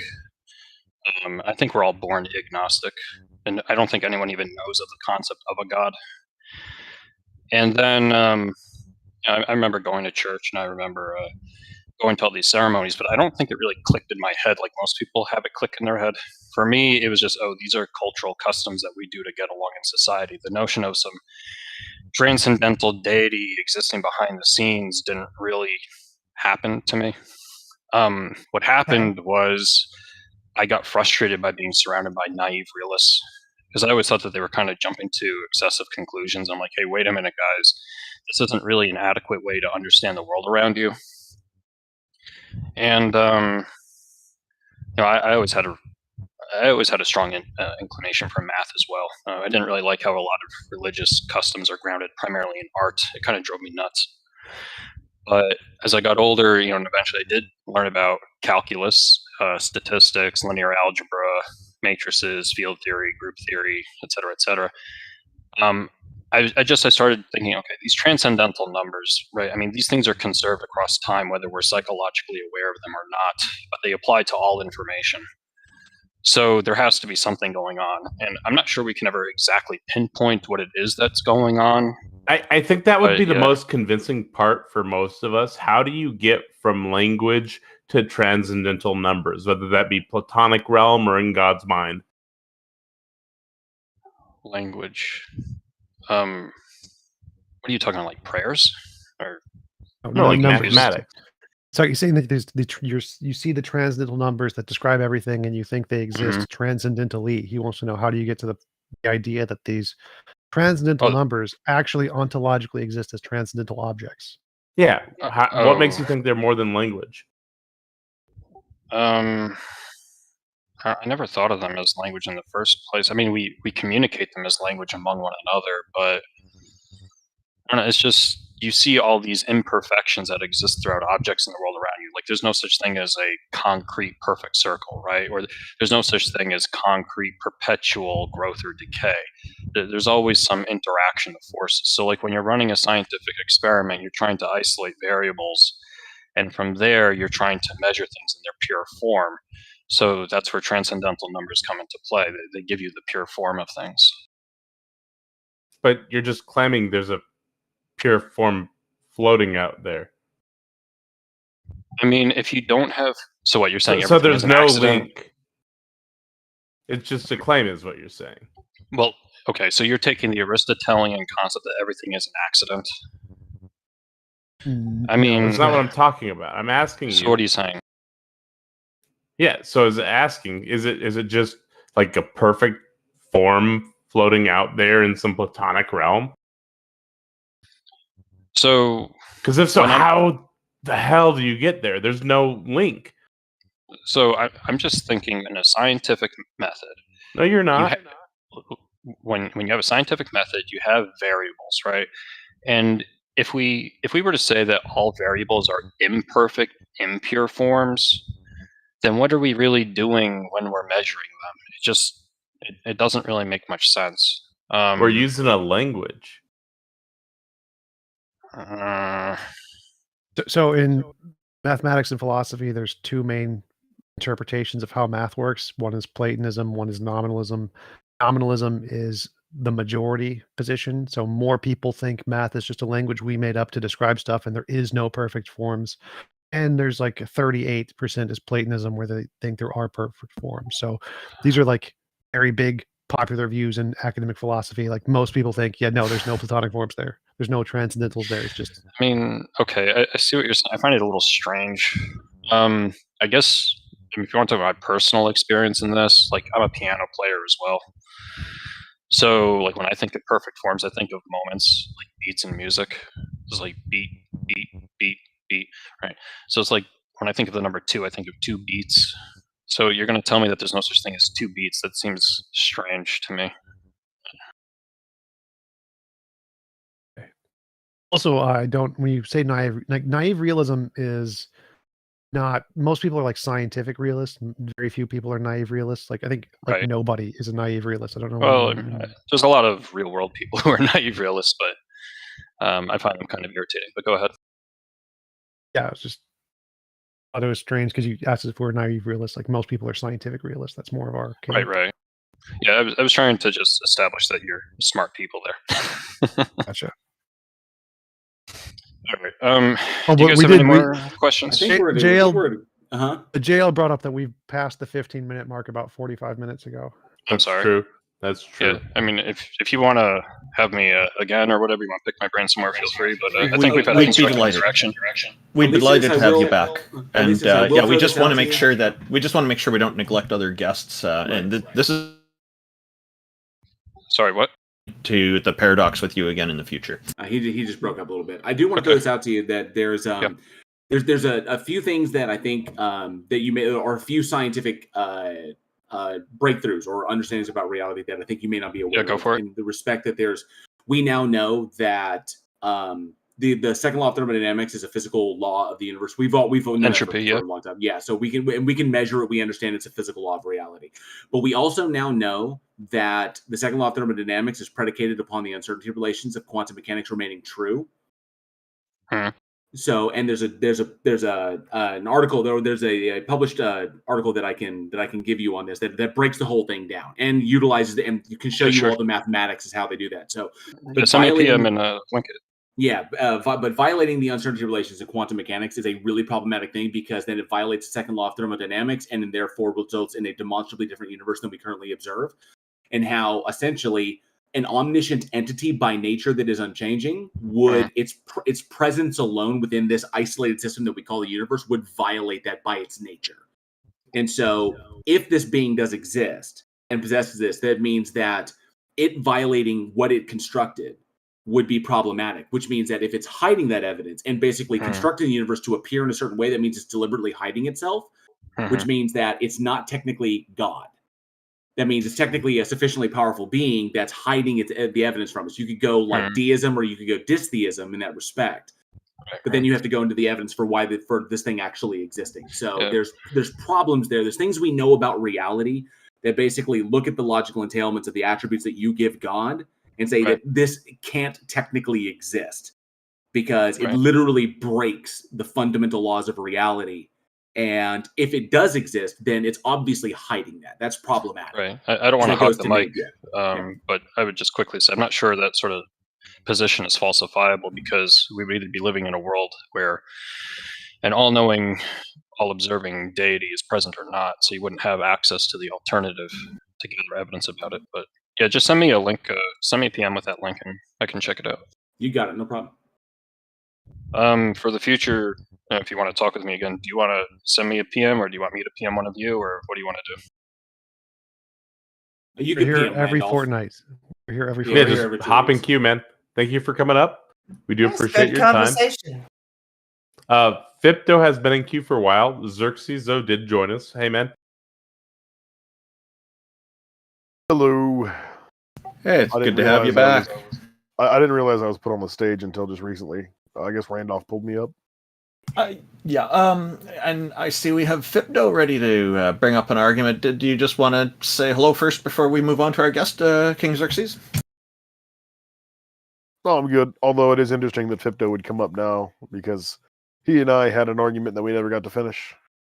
Oh, great. Well, the timing's good. He's been in the queue for a while, so this will be good. And hello, Fipdo. Welcome, and thank you for joining us. What do you have for us today? Well, I have three options for you. Would you like to argue on the moral basis, the cosmological basis, or would you rather argue over the the teleological basis? Which do you prefer? I like teleology and cosmology. Those are my two favorites. Okay. Well, I like the cosmology. Cosmological. I'm sorry, I just can't speak right now. Go for it. Present us your cosmological argument. Oh, okay. So, Well, first I want to ask: are you guys Darwinists? No. Why does that matter?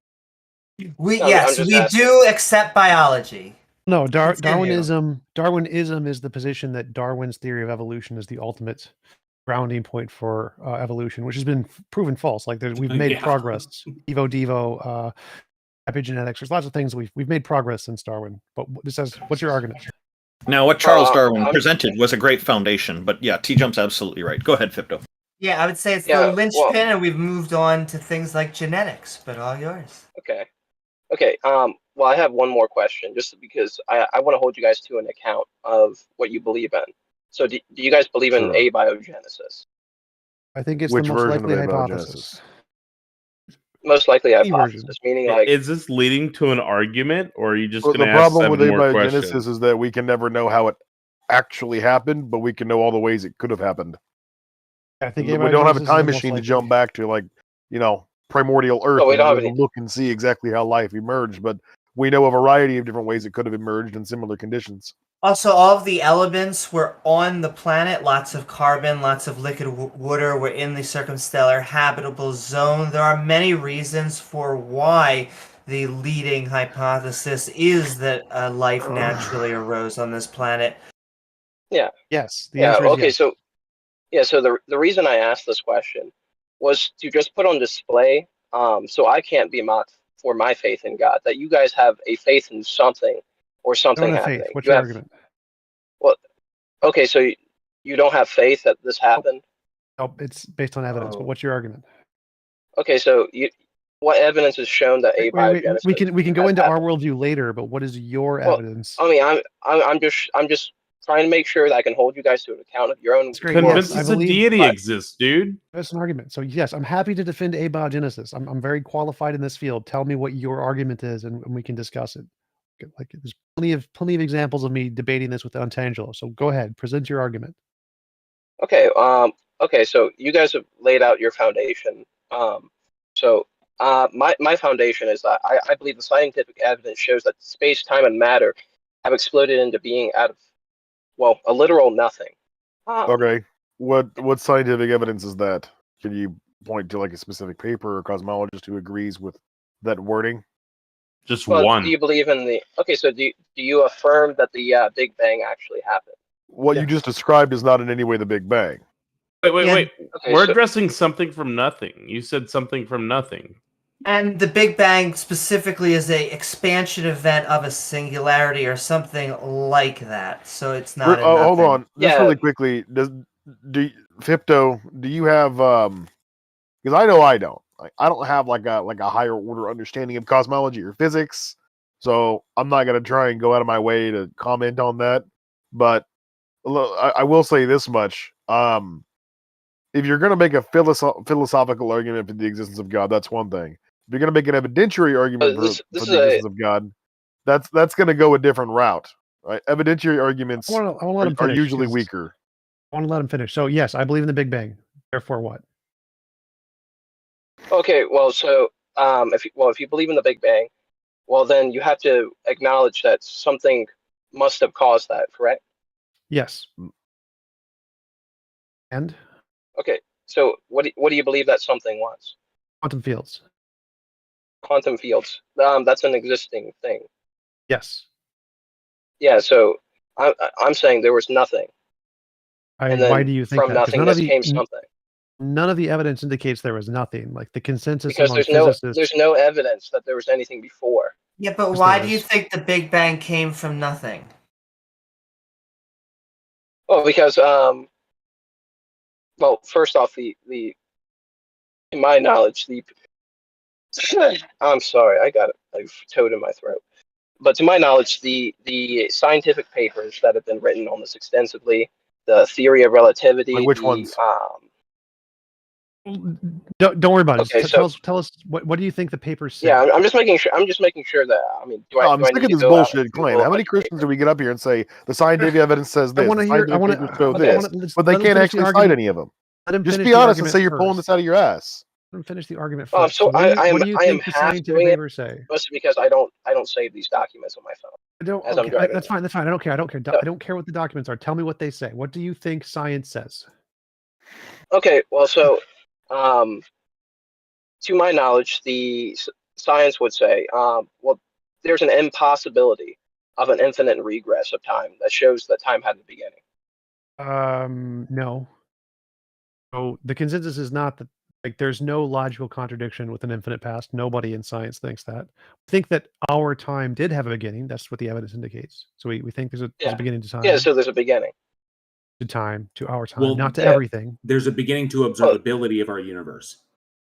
Try and remember that, Fipto. Like the Big Bang, like the expansion event we call the Big Bang, is the origin point of observability for our universe. That's it. Yes. Not the origin point for everything, just the observability of our universe. Can I go out on a limb here and saying that you have faith that that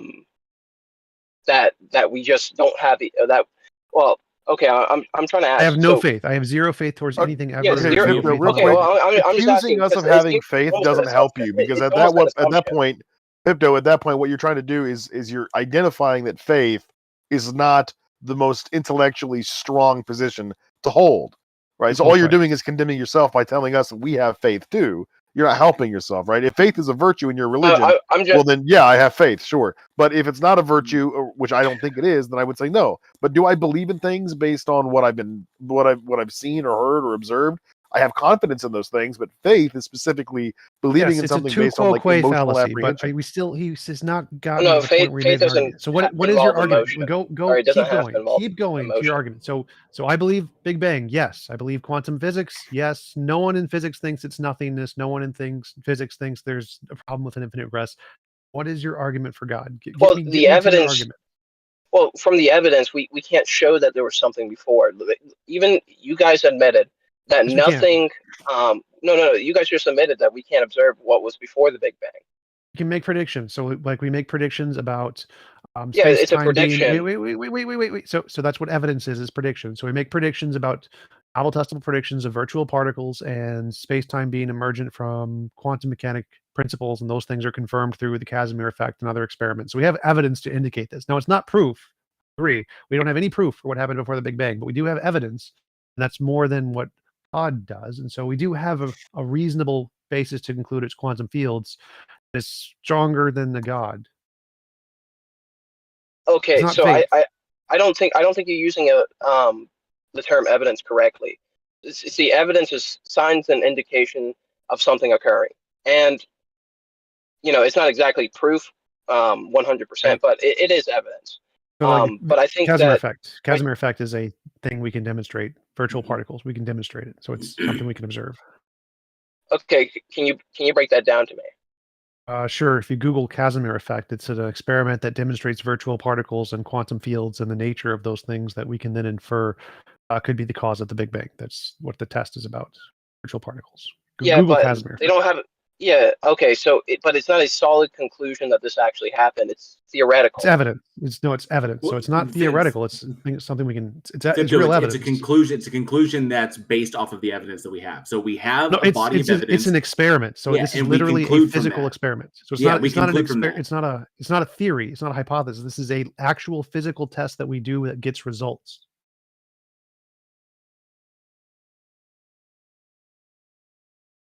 It's evidence. It's real evidence.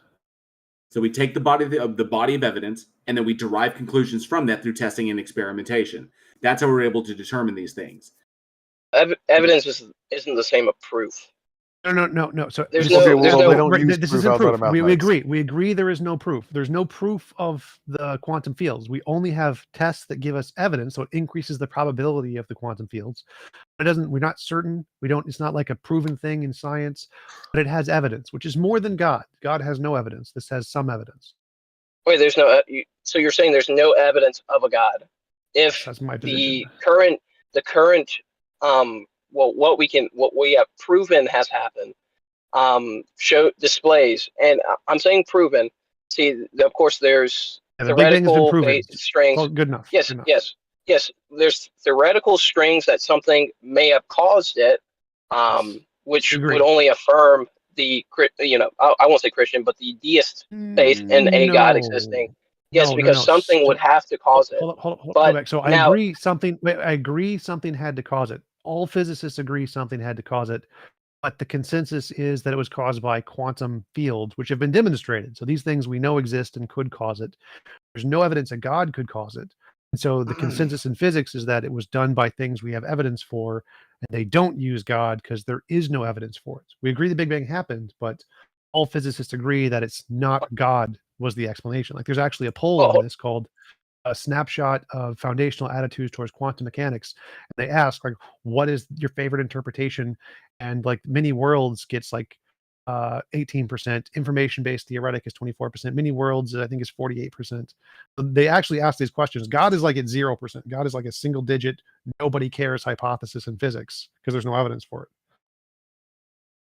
Not to mention, if you were to compare like theism to naturalism and to say, what would we expect under theism and what would we expect under naturalism, the world we exist in presently has a lot more in common with naturalism.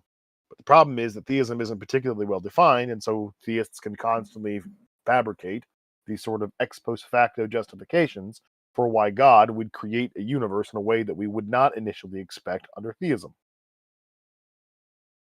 So, and we can also look at what happens when if we take certain areas that we don't have really solid knowledge on, and then we start inserting God as a variable in those for explanations and everything. So we take God, then we have to determine how God is defined, like what are its attributes, what does it entail. So we stick the God, that whatever this God is, as a just we're going to throw it in there as a variable, just to give a value to a variable. And then we realize that depending upon how the God is defined, that what we observe is not the conclusion. So we know that God doesn't work in that variable slot. So then we keep moving the God around, and we realize that depending upon how you define it, it constantly screws everything up. And then the conclusion we get is not what we observe. So we realize that God is not a sufficient value to stick in any kind of variable to get any kind of explanation.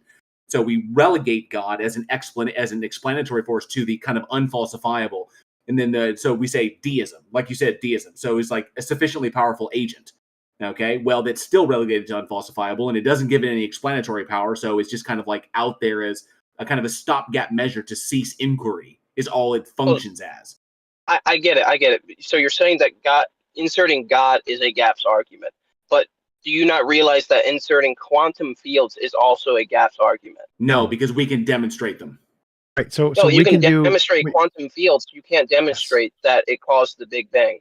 Wait. So I agree. We don't know it caused the Big Bang, but if we can, if you have a problem that you don't know and you want to make a solution, like what caused the hoof print in the snow, and you can say, "Oh, look, here's a horse. We can test the horse, and it exists." And so maybe a horse put the hoof print in the snow. That's a pretty good hypothesis. But if you said a unicorn put a hoof print in the snow, that's a bad hypothesis because you have no examples of unicorn. So using combinations of things that you can demonstrate exist in reality, like what physics does, is a good way to come up with evidence. Adding in things that have no basis in physics is not allowed in physics. And so all-powerful, all-knowing, omnibenevolent, whatever properties of God you want, those aren't allowed in physics because they haven't been demonstrated to exist. Using combinations of things that we have been demonstrated to exist, like quantum fields, is good evidence for physics. That's why it's a better hypothesis. It's not based on faith. This is an evidence-based hypothesis.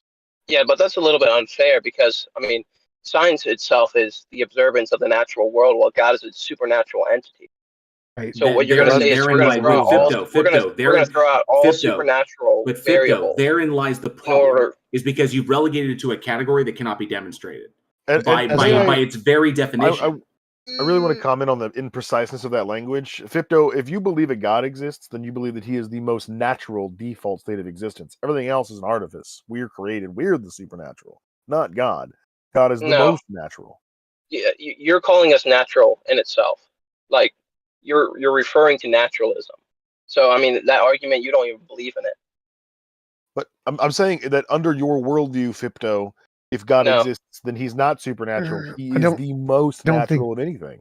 I don't think that's fair. So natural is more a reference to the fact that we discovered this area first, so we call this area natural, and supernatural just means beyond this area that we've discovered. So it's not really like an ontological claim of supremacy there. Like obviously, if God was the first thing, he would be natural in that sense. But that's not the point he's making. Is that God is beyond this world that we're in right now. That's all it means. Who cares? Yeah, which is just changing the rules on a cop out. But ultimately, whatever science determines or discovers about why the universe exists as opposed to not existing, if there even is a why, we might be able to discover a how, but a why is usually just the thing that we map onto reality because we desire teleos. We're narcissists that way. But assuming that there is a reason out there, inevitably you're going to run into something. If you reject infinite regress, you're going to run into something that just exists just because it does, and there's no reason why. Yeah, but it just is that way. Natural and supernatural refer to ontologies and whatever. Okay, and that's not the point I'm making right now, TJump. Well, I want to go back to what his point was, because his point was that. But this is a response to Fipto. We don't have faith. Okay, that's fine. We can go back in a second. So you're going to run into something, Fipto, that just is that way because that's the way it is. Which for you, the universe doesn't satisfy that category for whatever reason, right? Just the physical world doesn't seem to. You think that it owes you more of an explanation, right? But if you believe in a God, then you put God in that category of a thing which just is, just because it is, and there's no reason why, and that's satisfying. Well, all you're doing is kicking the can down the road and creating a new variable where there doesn't need to be one. Well, I want to go back to his argument. No. Okay, so for theologists, there's only one variable, which is God. You guys are coming up with different variables in order to out-explain God, and you did bring up the universe doesn't exist. Argument. Oh my God! Let's stop. Let's go back. Let's get back. No, let's not go back. He wants to have this argument. Let's hash this out. Stop. Can I finish my soapbox? Fipto, do you think that in theology people don't believe the universe exists? This is irrelevant. I had a point here. You guys are derailing on nothingness that literally is irrelevant. Fipto had a very good argument. No, it's not. Fipto. No. Do you think that in theology? I was asking a question. You interrupted. Stop. Fipto was responding to what I said. Stop. No, you weren't. Fipto, you said that you have faith in a God. We have quantum physics, but we don't have faith in that. And we were bringing up evidence. We have evidence, and you have faith, and you said this was unfair comparison because of supernatural stuff or something. Yeah, I'm saying what I'm invoking is that I believe that you guys have faith in these various variables that may fit because there's no proof of it actually occurring the way that you guys believe that it's happening. We don't need proof. We have evidence. So faith is no evidence. Belief without evidence. We have evidence. So like if I say Like there's a hoof print in the snow and I see a horse. I didn't see the horse make the footprint, but I have evidence that the horse did it because the horse exists and it could do it. Saying a unicorn did it has no evidence. So if there's two people and they look at a hoof print in the snow and one says that horse did it, and look, we have the horse, and one said, no, a unicorn did it, but there's no evidence of the unicorn. The person who believes in the unicorn has faith. The person who believes in the horse has evidence. So they're not equivalent beliefs. One is more rational than the other. Okay, Yeah, so Fipto, it seems like you're. What is your definition? Fipto, what is your definition of faith? Fipto, it seems like you're conflating confidence with faith, and they're not synonymous. No, okay. So what is your definition of faith? Belief based on insufficient evidence or without evidence. Well, that's incorrect because faith is trust in something or someone, regardless of the evidence provided or not provided. Right. So if we believe based on evidence, that it's not regardless of the evidence, it's dependent on the evidence. We only believe because it has evidence. Yeah, so you have faith in the evidence is what you're saying. No, we believe because of the evidence. So it's not independent of the evidence. You said faith is a belief independent of the evidence. We have belief based on the evidence. No, I didn't say that. I said faith, it's faith in, it could be faith. Faith can apply almost anywhere. I think this word has been, basically run through the mud. Let's get rid of the word faith here. Let's just get rid of the word faith here. We have. Well, evidence. I did say it's trust. It's a level. That's fine. I don't care. So we have evidence. We have evidence that quantum fields exist. We have evidence of horses. There is no evidence of God. There is no evidence of unicorns. So in our belief, we have evidence to believe our hypothesis where you don't. So ours is more rational than yours. I don't care what you call it. Well, so question, what is your definition of evidence? A thing that increases the probability of a proposition being true or false.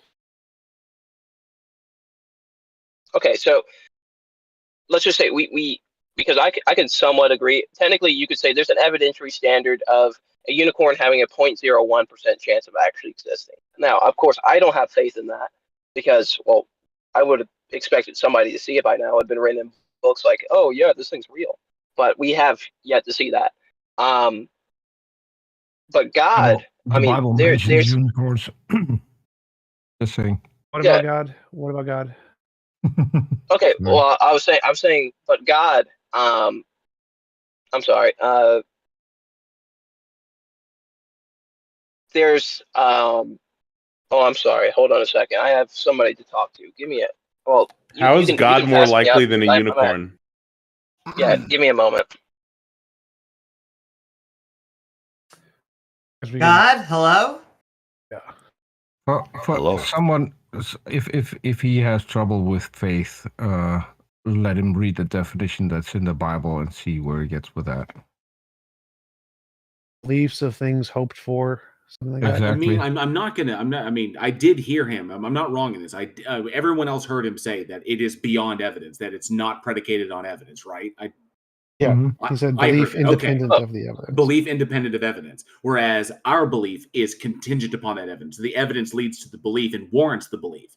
So that's why we say confidence. We have confidence. They have the confidence, trust. These are sliding scales dependent upon the evidence. How much you trust a thing, how much confidence you have in a thing. But faith is not predicated on evidence. It's predicated on emotions. It's predicated on how much what. Yes, it is. Let's not get into a debate about faith. Let's continue on with the evidence. So we have evidence of quantum fields. You have no evidence of God, and you were saying something about comparing God to a unicorn. Well, technically, with the creation of our universe, could you say that that's a level of evidence being used that could entail a God exists? It's a phenomenon. So there's a phenomenon that needs an explanation, whether it's evidence of any particular explanation of. Wait, hold on, but. Okay, so evidence is really just an indication Can I also just of add, something. Fibdo, can I also just add that we have no evidence that a creation ever happened? That's just merely a claim without any evidence. It was his shorthand we for have, the Big Bang. We have an evidence of the beginning. I want to make sure that those things aren't used interchangeably, because there's a difference between the Big Bang and and a creation. A creation has a creator. That's fair. And That's fair. But if he slips that in, then we need to address that. It's fair, but I was trying to I understood his point, so we can move past that. So just the fact that the Big Bang happened would not be evidence of God, just like the fact that I'm sitting on a chair isn't evidence of a chair creating leprechauns. Chair creating leprechauns could create the chair. It's logically possible, but not actually evidence of that hypothesis. To have evidence, you need some independent prediction of some kind, some testable variable to confirm that hypothesis. Right now, it's just a hypothesis. Yeah, well, piggyback off what TJump said really this- quickly. I just want to separate out evidence from good evidence, because we often get what I would call lots of evidence from theists. However, we're really looking for good evidence. Everyone here may have their own standard, but I would really like empirical evidence that can pass peer review. However, I am open to other means if it can be shown. But good evidence, not just evidence. So Fibdo, your point was, so we have evidence. I don't think you do. What is Big Bang isn't specifically evidence of a god. It's just evidence something caused it. Oh, so are you saying that ruling out completely that God cannot exist? No, that would mean Wait, so God doesn't you're exist. not ruling out God cannot exist with that statement? No, not ruling out God could exist or he could not exist. So either one is possible here. It's possible that there's quantum fields. It's possible there's God. It's possible there's leprechauns. But one has evidence. Well, Quantum you fields. just said it's possible. Well, you're saying it's possible that a God, a creator of the universe, could have done that. Depending on how you define it. So you're saying the Big Bang is a form of evidence for God? No.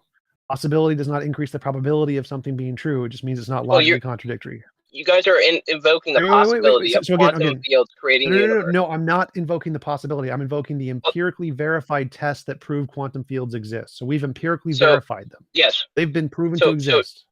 So question, did quantum fields cause the beginning of the universe? Probably. Why are you saying probably? Because we have evidence they exist, and there's evidence that the testable predictions show that they can create space-time potentially. Potentially. Yes. It's still better than a god, so that's still more evidence than God has. Well, you can invoke it's more evidence, but yes. On one hand, I mean, you can't have your cake and eat it too. On one hand, you're telling me that God there's no evidence for God, but at the same time, there's there's somewhat of a possibility that God could have caused the Big Bang, while ruling out completely, on the other hand, that God cannot exist. So I don't understand how that works. I didn't say any of that. There's a difference between. There's infinitely many hypotheses. They can all explain the data, but they all have zero evidence just because you imagine. Just because you imagine it could do something isn't evidence. To get evidence, you need to say, I have a hypothesis that explains the data, and if this hypothesis explains the data, here is some test we can do to verify it. That's what the Casimir effect does. The Casimir effect takes the hypothesis and confirms some parts of it. We have that one hypothesis has more than zero. Yeah, can you admit? Can I try to help out? Can I try? I wanted to say something as well. Can I try to help out? If you want to equate the two, TJump says we know quantum fields exist. We know they exist. We do not know that a God exists. So if you start with explaining to us how God exists and providing the evidence that he actually does exist, then you can have those two on an equal plane. Until you don't provide any evidence for a God that it's even there, while it could be possible, doesn't mean that he exists. It could be possible that a unicorn exists. There's nothing in biology that would need it contradicting in order for a unicorn to exist. It still doesn't mean that unicorns exist. Yeah, so I haven't even just to note out, I haven't even ruled out that unicorns can exist. I have just said that I don't have sufficient evidence of it not existing. But okay, Fipto, can I ask you a question, please? And we have the same thing for God. Fipto, what would be evidence against the existence of God? Evidence against the existence of God. What would you expect to see in reality if God didn't create the universe? If we can prove quantum fields created the universe, I said, and if we can prove that abiogenesis actually occurred. Okay, well, hold on a second. The problem is, though, Fipto, if you believe in God, right, and he's all powerful, he's a panacea, he can do whatever he wants, right? Well, then there's no problem with him using quantum fields to create the universe or using abiogenesis to start life, right? You can just keep pushing the goalpost back, which is the problem. So what would it's sort of true, yes, in reality that was what, like, if there's, you have two realities side by side. You have theist universe and non-theist universe, or in other words, God universe, not God universe. What would we expect to see in the God universe, and what would we expect to see in the not God universe? I would mean, challenge that what we see in the not God universe, in that hypothetical, resembles more closely what we see in the actual universe than in the God universe. But again, you can make all these ex post facto justifications for why God would have done it in a way that's indistinguishable from naturalism. But Yeah. that's an unparsimonious explanation. It's because theism is not well defined. So what do you think? What do you think you would expect to see in the God universe, and what would you expect to see in a not God universe? Well, in all honesty, I don't really know, because well, like I said, I technically could just keep kicking the can down the road and say that, you know, God caused those specific things to happen, and therefore my God still has the potential to exist. I can technically do that, but I mean, I'll hold myself to account. The minute that those things are proven, I'll accept that God doesn't exist. But beyond that, I mean, like, there's other factors that keep me from believing God doesn't exist, which I don't want to go into, mostly because you guys are probably just going to call me a Can I crack nut. can I ask you an honest question? You just said, unless such and such is proven, I will keep believing that a God exists. Why would you believe anything until it is proven not to be real? Wouldn't that open you up? Wouldn't that open you up to believing everything unless it's proven to be false?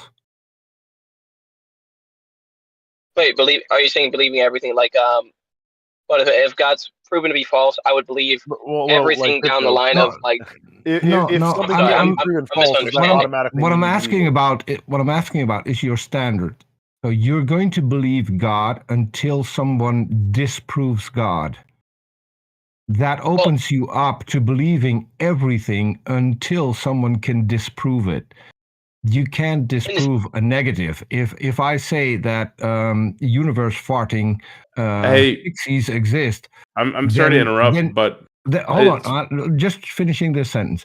If I say that universe farting pixies exist, then you have to believe that until someone disproves them. That's irrational.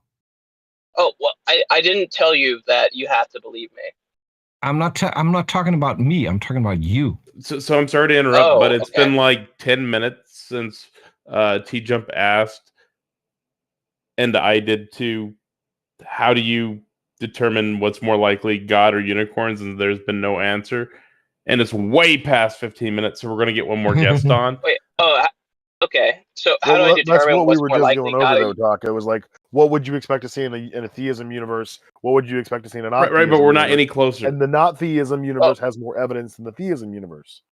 Okay, in the not theist universe, I don't think I'd see as many pictures of Jesus or memes of Jesus. Well, actually, what I would expect to see in a not theist universe is a wide variety of different religions with different beliefs and cultural progressions that all evolve from one another as well, depending on the proximity of geological isolation, right? I would expect to see that. In a theistic universe, I would expect a singular global religion, because there's no reason why an all-powerful God needs to reveal himself arbitrarily to this or that primitive desert tribe from thousands of years ago, and to stop doing that for whatever reason.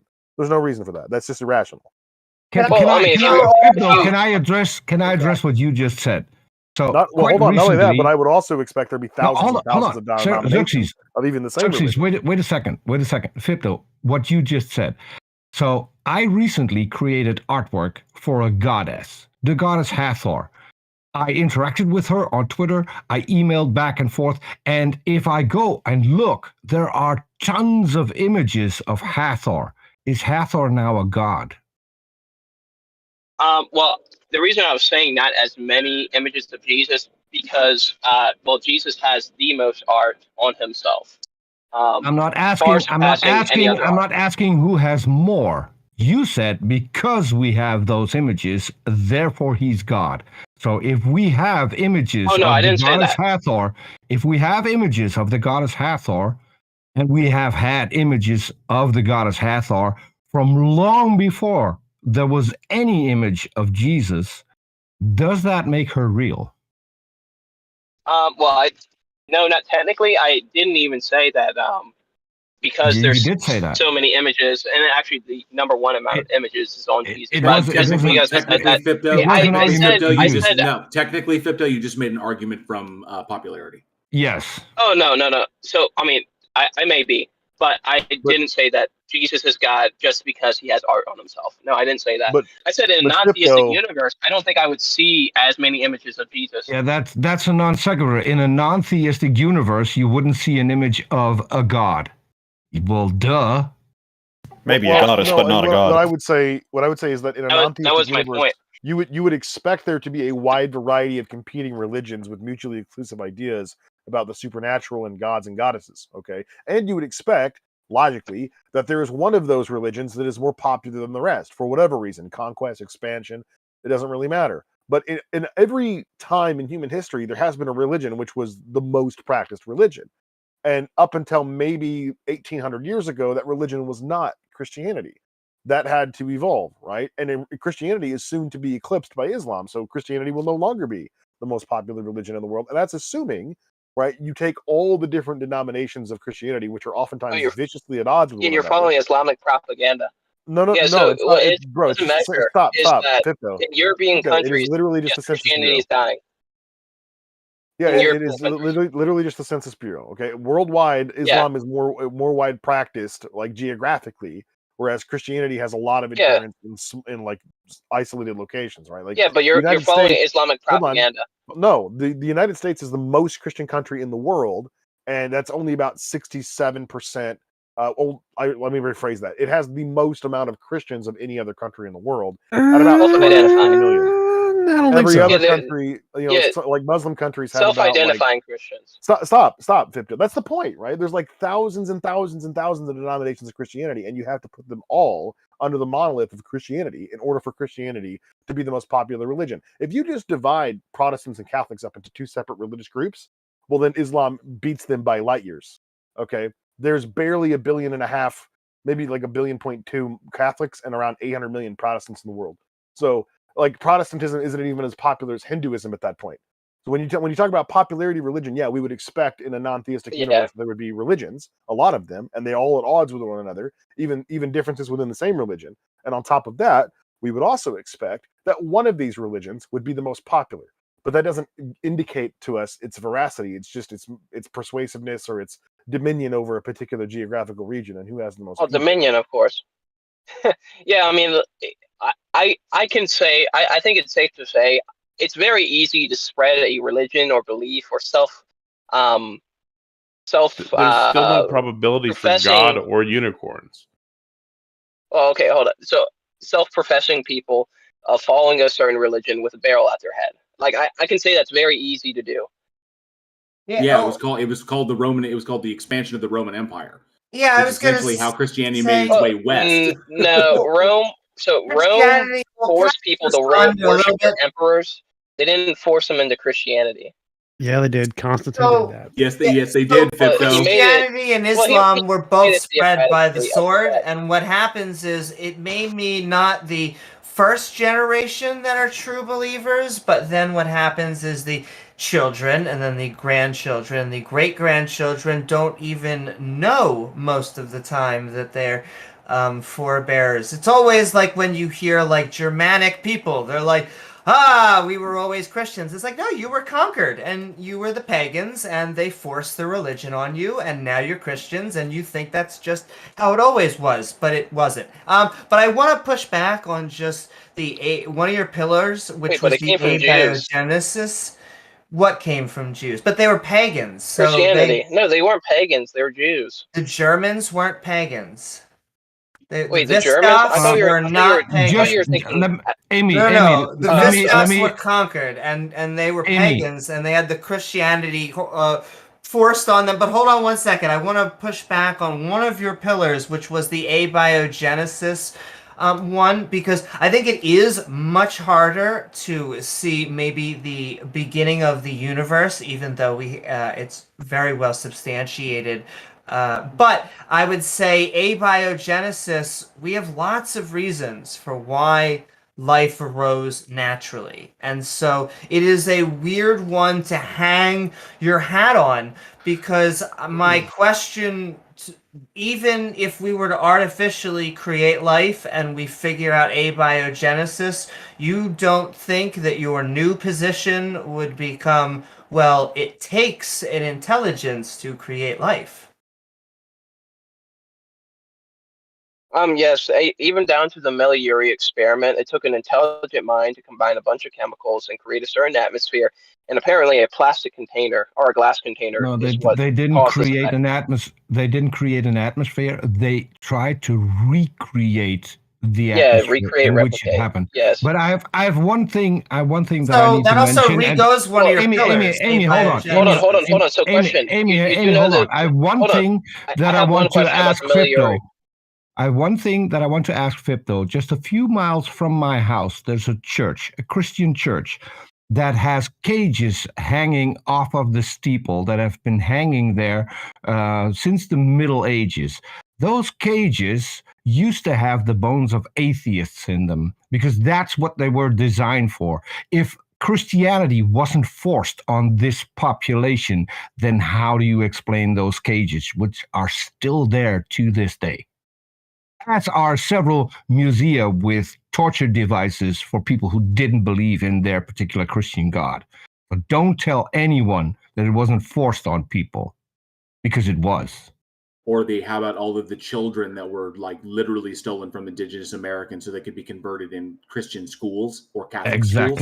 Either one. Literally entire tribes that still exist today can speak of their ancestors being stolen away from them so that they could be indoctrinated into a religion that was not theirs. Yes. Well, okay, so is it that they were stolen away and they happened to be indoctrinated as a byproduct of going to that school? Or They is were it that stolen they were away in order to indoctrinate them. There's documentation about that. Okay. There is no I if. It's not a coincidence. This is documented. Yeah, I personally have not As is how seen. Christianity took over Europe. Yeah, I personally hadn't seen historical accounts of that happening. Well, I maybe you should study that a little bit more then. Well, I could see native children might have been stolen during wartime, and them going to school.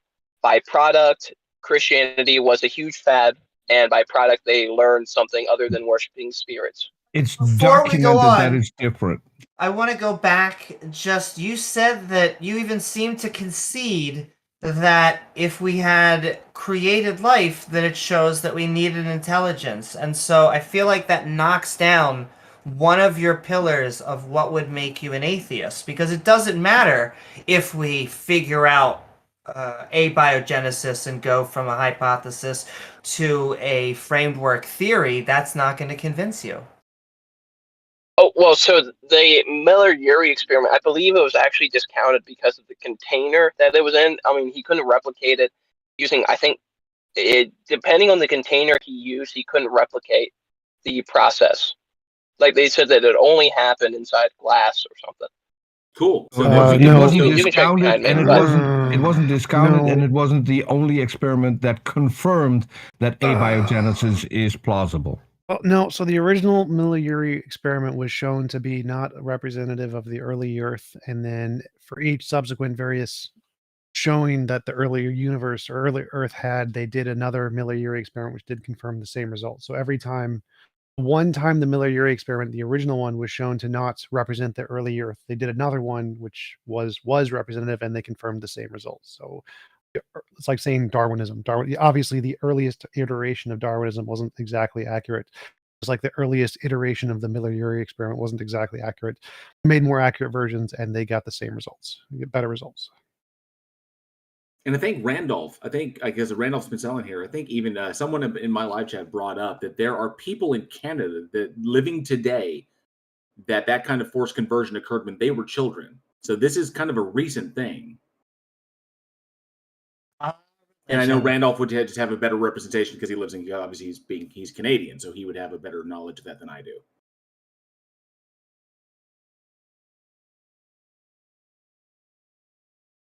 Well, I would just say that just because clearly forced conversions are going on today, but just because we don't see the type of things like the Crusades nowadays doesn't mean that's how it spread, because it seems, you can blame. I often get criticism from, Christians. They're like, hey, we're not throwing you off buildings. And it's like, yeah, but your book says to, or it says to get rid of us one way or another. Does our I book tell us I have to the throw you off perfect. the I have building? the perfect. Oh, Hey, Fito, hold on. Peter, I have hang the on perfect. a sec. Peter, hang I on. have the Let him perfect. finish. Let him finish. No. I would just want to throw something out there. I have the perfect thing to word all of this, and that is no one, and this goes for Fipto as well. No one expects the Spanish Inquisition. Fipto, what were you saying? Yeah, I was trying to ask, does our book tell you to, or tell us to throw you off buildings? No, it says to stone us to death, the LGBTQ. No, actually, so no, it doesn't tell us to do that either. No, I mean it says doesn't? pretty clear. No, because so if you look in the Old Testament, it was completely different because God had a covenant with His chosen people who had laws that they were restricted to certain things. Heck, just to note out, LGBTQ is not the only sin in the world. Like, so The laws, you can't focus fully on that. Fipto, the laws that Jesus referred to when he says that you need to keep all of them until heaven and earth pass. Those laws. Yes. Okay. So I'm not saying that the laws are discounted or done away with. I'm saying the punishment for those laws, which happen to be death for a lot of them, are done away with. Where's that in the Bible? Because Jesus paid the penalty for your sins. No. Where's it in the Bible that if a man lies with a man like with a woman, that he should not be stoned to death anymore? Where's that in the Bible? Okay, so do you remember the lady caught in adultery, quote unquote? I'm asking you a specific question, so point me to the verse where there is a new punishment given for a man who lies with a man like with a woman. Where is that punishment? Where's the change in that punishment that addresses this specific thing? So give me if the you verse. Give me the verse. Okay, so how about John 3:16? Like, that's the most obvious verse. What does John 3:16 that doesn't say? alter the punishment. What does John 3:16 say? The concept of Jesus being sacrificed. Peter, we already know that John 3:16 does not change the punishment. We already know that. Yeah, we know that. Fipto, the answer is there is nothing in the New Testament that changes the punishment or the penalty for homosexuality. Nothing. Yeah. You are trying to infer that from what is written, but there is nothing that explicitly states that. Nothing at all. Okay, so where in the New Testament does it say to go and stone gays? It doesn't need to, because that's it doesn't say that. It does. Yes, in the Old Testament, in another tribe, that laws do not exist. Fipto, let me finish my sentence. It's not necessary to put it in the New Testament, because Jesus covered that by saying that you not a jot or a tittle of the law shall be changed until heaven and earth pass. Now, I don't know what it's like where you're at, but if I look outside, I can still see the heaven and I can still walk on the earth. So not a jot or a tittle of the laws should be changed. Those are the words that Jesus spoke. I don't care that you now accept Paul, because that would make you a Paulinian, not a Christian. Paul said that we can do away with all these laws except for the 10 that for some reason are special, and then he gets the 10 wrong. According to Jesus, you need to keep those laws. And you can actually, go and find Paul me actually somewhere. said to uphold the law. You can find me somewhere a verse in the New Testament where Jesus says, "Okay, now we can discard all the laws." Hey, I'm sorry to interrupt, but I have to get Okay. going. I can't wait any longer. I know Randolph will be closing down here in a few minutes. Fipto, if you could please assist them with closing down here in a little bit. Okay. Thank you. Well, I just want to address. So You guys all rock. Have a good one. Thanks, Taco. Okay. Yeah. Yeah. We'll see you. Thanks, Taco. Well, I just want to ask. Someone in the chat, Fipto, pointed out the verse, Matthew 5:16. Do not think that I have come to abolish the law of the prophets. I have not come to abolish the laws, but to fulfill them. Yes. So, question: are you mixing up laws and punishments together? The laws have the punishment attached to them, don't they? Well, it tells. Okay, so Jesus was specific. And Jesus was specific in punishments saying are a not byproduct of breaking the law. And Jesus was specific in saying not a jot or a tittle shall be discarded. Yeah, as far as the law, there's laws. Punishments are separate from law. Okay, I'm still waiting for you to point me to the verse where it specifically states that the punishment is to be changed when a man sleeps with a man like with a woman. Okay, there's going to be just one. There's going to be one answer to this question, and then we need to move on to our next guest. So go ahead, Fipto. Well, okay. So, what did Jesus say to do when people that is not providing me. That is not providing me with a verse. This is not a guessing game. What did Jesus? No, if you're going to ask me what Jesus, if you're going to ask me what Jesus said, then I'm going to just discard it, because I asked you for a specific verse in which it states that there's a new punishment for when a man lies with a man like with a woman. That is the claim you made, that got a new punishment, and I want you to point me to the verse, not questions asked about what Jesus said and what I interpret that means. A verse. Do you understand what a verse means? The New Testament. Jesus didn't come and say, "I'm here to establish what verse." What verse are we talking about? What verse are we talking about? I asked you for a verse, and I'm going to hold your feet to the fire. You're going to provide me a verse, or you're going to say that you made the whole shit up. Okay, so would you like me to provide you a verse as what is it? I think it's Romans 6. I think 6:23. It says, "For the wages of sin is death, but the gift of God is eternal life in Christ Jesus," meaning that Jesus came to take the penalty for your sin. Hold on. Where in that what you just read does it talk about a man lying with a man like with a woman? Wait, what? Where did you get that in the verse specifically? Wait, what? Do you want me to ask you the question for the 7th time? Oh, you want to know a specific punishment for LGBT people? I want the verse that specifically addresses a man lying with a man just like he lies with a woman, that got a new punishment. Is there any way that I can make this more clear? Okay, can you admit that the Bible says that homosexuality is a sin and counts as sin? Can you admit that you're just talking bullshit and you can't pull up the verse? No, you're going around it. What are you saying? I'm asking you for a verse that you claim exists in which the punishment is changed, and I want you to read out that verse.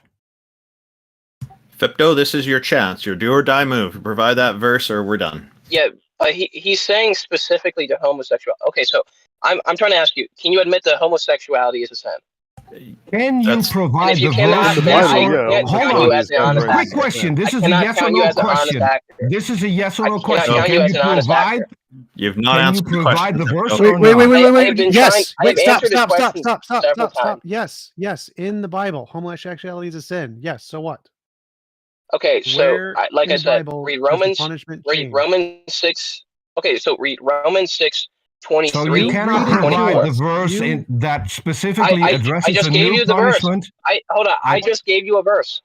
You just gave me a verse that doesn't mention homosexuality, that doesn't mention anything even remotely. No, we're talking about sin. It's sin, general sin, all sin. But sin, not just homosexuality. All sin doesn't have sin. Stop, Peter. The Bible's not about LGBT. I want to point out one thing. Everybody, Bible's not about LGBT people. Shut up. So all sin does not have the same punishment. Holy shit! Let him finish. Son of a bitch. Let him. I know. You said that this has to do with sin, and that you gave a quote. You gave a Bible verse. What does that Bible verse say about sin? Yeah, so it says, "For the wages of sin is death." In Romans 6:23, it says, "For the wages of sin is death, but the gift of God is eternal life in Christ Jesus our Lord." How does that ameliorate the punishment that we're Yeah. supposed to dole out on people in the Old Testament? That's affirming again that the Okay, punishment because- is death. That is affirming Yes, again that the punishment for sin is death. So the punishment for homosexuality is death. That's a reaffirmation of the punishment. Yeah, and I'm surprised you you just demolished your own Okay. point. So question: What did Jesus say to the woman? I'm saying, what did he do to the I woman don't at the give well? a shit When what she Jesus was said brought because I before don't him, believe that Jesus ever existed. I asked you Okay, for We need to a end this. specific verse. I asked that's you for fine, a but specific. you're asking me I about my book. asked you for a specific verse that would address a new penalty for gay sex. I can't make it Okay, more clear than I make it I think right you're now. I'm asking Yeah, but- you for a verse that comes up with a new punishment for gay sex. Do you have a verse that addresses only, or among a few other things, specifically gay sex and a new punishment? Do you have that verse? No, the answer is obviously fucking no. It doesn't Well, you're exist. putting Wait, stop. Yeah, you're So- putting wait, homosexuality stop, out there as a red herring. Stop. Fipno, stop. His answer was that this new passage from the New Testament says that all sin should be treated as things that are not, that we on earth don't punish, God will punish, or something along those lines. So it's no longer our job to punish gay or any other kind of sin. You're going to die, and that's going to be your punishment. That's what I think his argument is. That's against what Jesus said, but if that is what you think, then you're fine. You're fine to disagree with Jesus, I guess. No. So I mean, that's I want to ask, what did Jesus do to the woman who was actually caught in adultery? And this goes for all sin. So Jesus actually said that he wrote an inscription in the sand, which was likely the law from Deuteronomy, stating that the priests needed at least 4 witnesses in order to condemn the woman, which they did not provide, so they were in violation of the law. Well, there's multiple ways to infer this. So it also says in, I believe, the Psalms, where it goes into God. So you have 2 books. So there's the book of life, and then, well, there's not a second book, but there's it says that the people who will not inherit the book of life or be written in the book of life will actually have their names written in the dust. Meaning that they will not receive eternal life. And so there's also I guess, assertion that may have been it as well. That Jesus was writing to them in the sand their own names, saying, "You will not inherit the kingdom of God," and just showing them down the line that they're not in right with God. So and I'm saying there's a possibility of that. It's not 100% confirmed. But neither is any other thing confirmed, because nobody truly knows what was said. One What thing we is do know is confirmed, that the though. story does not Hold on, detail the Xerxes, presentation of just a second. witnesses. Xerxes, just a second. One thing is confirmed. I accept your inability to come up with evidence for your claim that gay men should no longer be stoned, and I accept the fact that it's not in the Bible, as you have shown us. I'll mute myself now. You can continue. Well, I thought we were going to bring somebody else up anyway. Like we said, like several Yeah, minutes ago, we were going to move on. That's right. We'd like to bring one more person up. Fipto, thank you very much for coming on. You were asked to provide Bible verse, and we seem to just go around in circles asking more and more questions. And I appreciate you taking the time to be here. Yeah, that's fine. Thank you for having me. Hello, Analytic Breakfast. Thank you for joining us. What do you have here for us today? We have about 10 minutes altogether, and then we're going to be ending the stage. Glad we managed to get you in. Well, they left. Okay.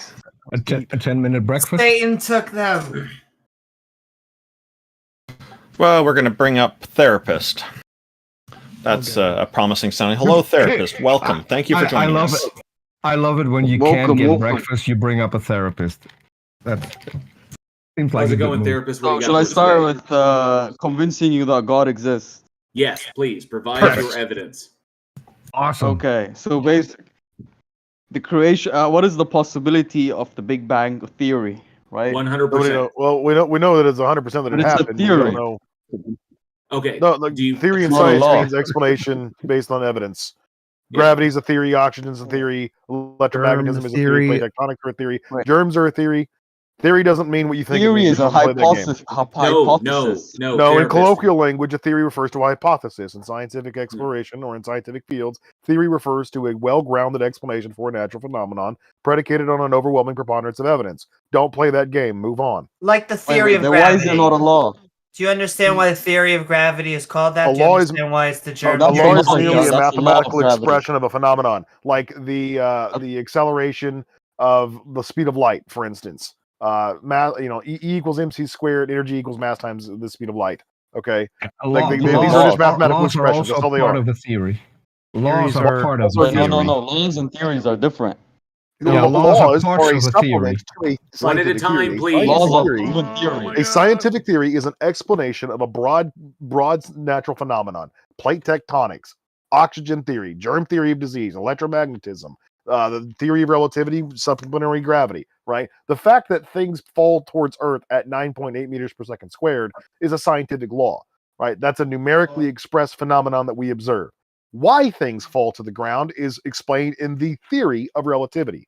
Scientific theories are overwhelmingly supported bodies of evidence and facts that support a singular explanation for a natural phenomenon. If you were to go to a court of law and put any of these theories on trial, they would overwhelmingly win with the amount of evidence they possess. When we talk about proof in a colloquial sense, what we mean is beyond a reasonable doubt. Every theory in science is proven beyond a reasonable doubt. Using the word theory doesn't mean it's wrong. God is a theory, your theory. So why do you think calling it a theory makes Technically, it wrong? it's his hypothesis, really. I mean, God is a belief. Calling something a theory doesn't make it wrong. Like, so what's look, your like argument? Darwin's theory is a theory. It isn't fact. You get what I Calling mean? something a theory. The theory of doesn't matter. evolution by natural selection is comprised of facts. Do this again. Don't do it again. Calling something a theory doesn't make it wrong. Yeah. What's your argument? Since we're short on time, Therapist, Peter, the one at a word theory time. does not describe the veracity of the idea. The idea is established based on the evidence that supports it. Theory just means explanation in science. Stop using the word theory as some sort of derogatory muse for evolution And or we anything cut else. this short because he came on and he said he wanted What to is your convince evidence that us a God that exists? a God Thank exists. you. If you want to convince us that a God exists, the one thing you do not need to do is try and convince us that what we currently believe to be true is false. You need to convince us that what you currently believe is actually true. So we can let the whole theory thing go because it's irrelevant to your evidence for your God. So, therapist, the best way But the thing is, it's not true, though. It's not proven. Therapist, the best way I to don't look Can we get rid of this fuck? Hang He's on a not sec. listening. Peter, therapist, the best way to come at this, a hypothesis. This is the easiest way to think about these terms. A hypothesis and hypothesis is an educated guess. A theory is an explanatory model. Oh my God, we need to stop. Okay? Stop. It's really, really simple. It So doesn't matter. He's being don't obtuse on define it. purpose. He's not listening. That's We fine. should It doesn't bring him matter. back It doesn't up. matter if it's proven. It doesn't matter if it's proven. We don't need to prove it. The fact that science isn't proven isn't evidence of a God. What's your evidence of a God? Okay. Basically, atoms have half-lives, right? They basically decay over time. No. And then they atoms transform don't have to energy. half-lives. All we Atoms do. don't have half-lives. Isotopes have half-lives. All we do. So what? Atoms have half-lives. Then so what? Basically, after years, what happens to everything that has been created? Basically, just disappears. That's not what radioactive decay is. So what? So what? No, if you- stuff you don't disappears? understand- What is? you I don't understand basic hang science. on. Stop. One at a time, Don't nitpick. please. Don't nitpick every wrong thing he says that will make no progress. What is your argument for God? So what if uranium atoms decay? So what? How does atomic decay prove a God or demonstrate a God?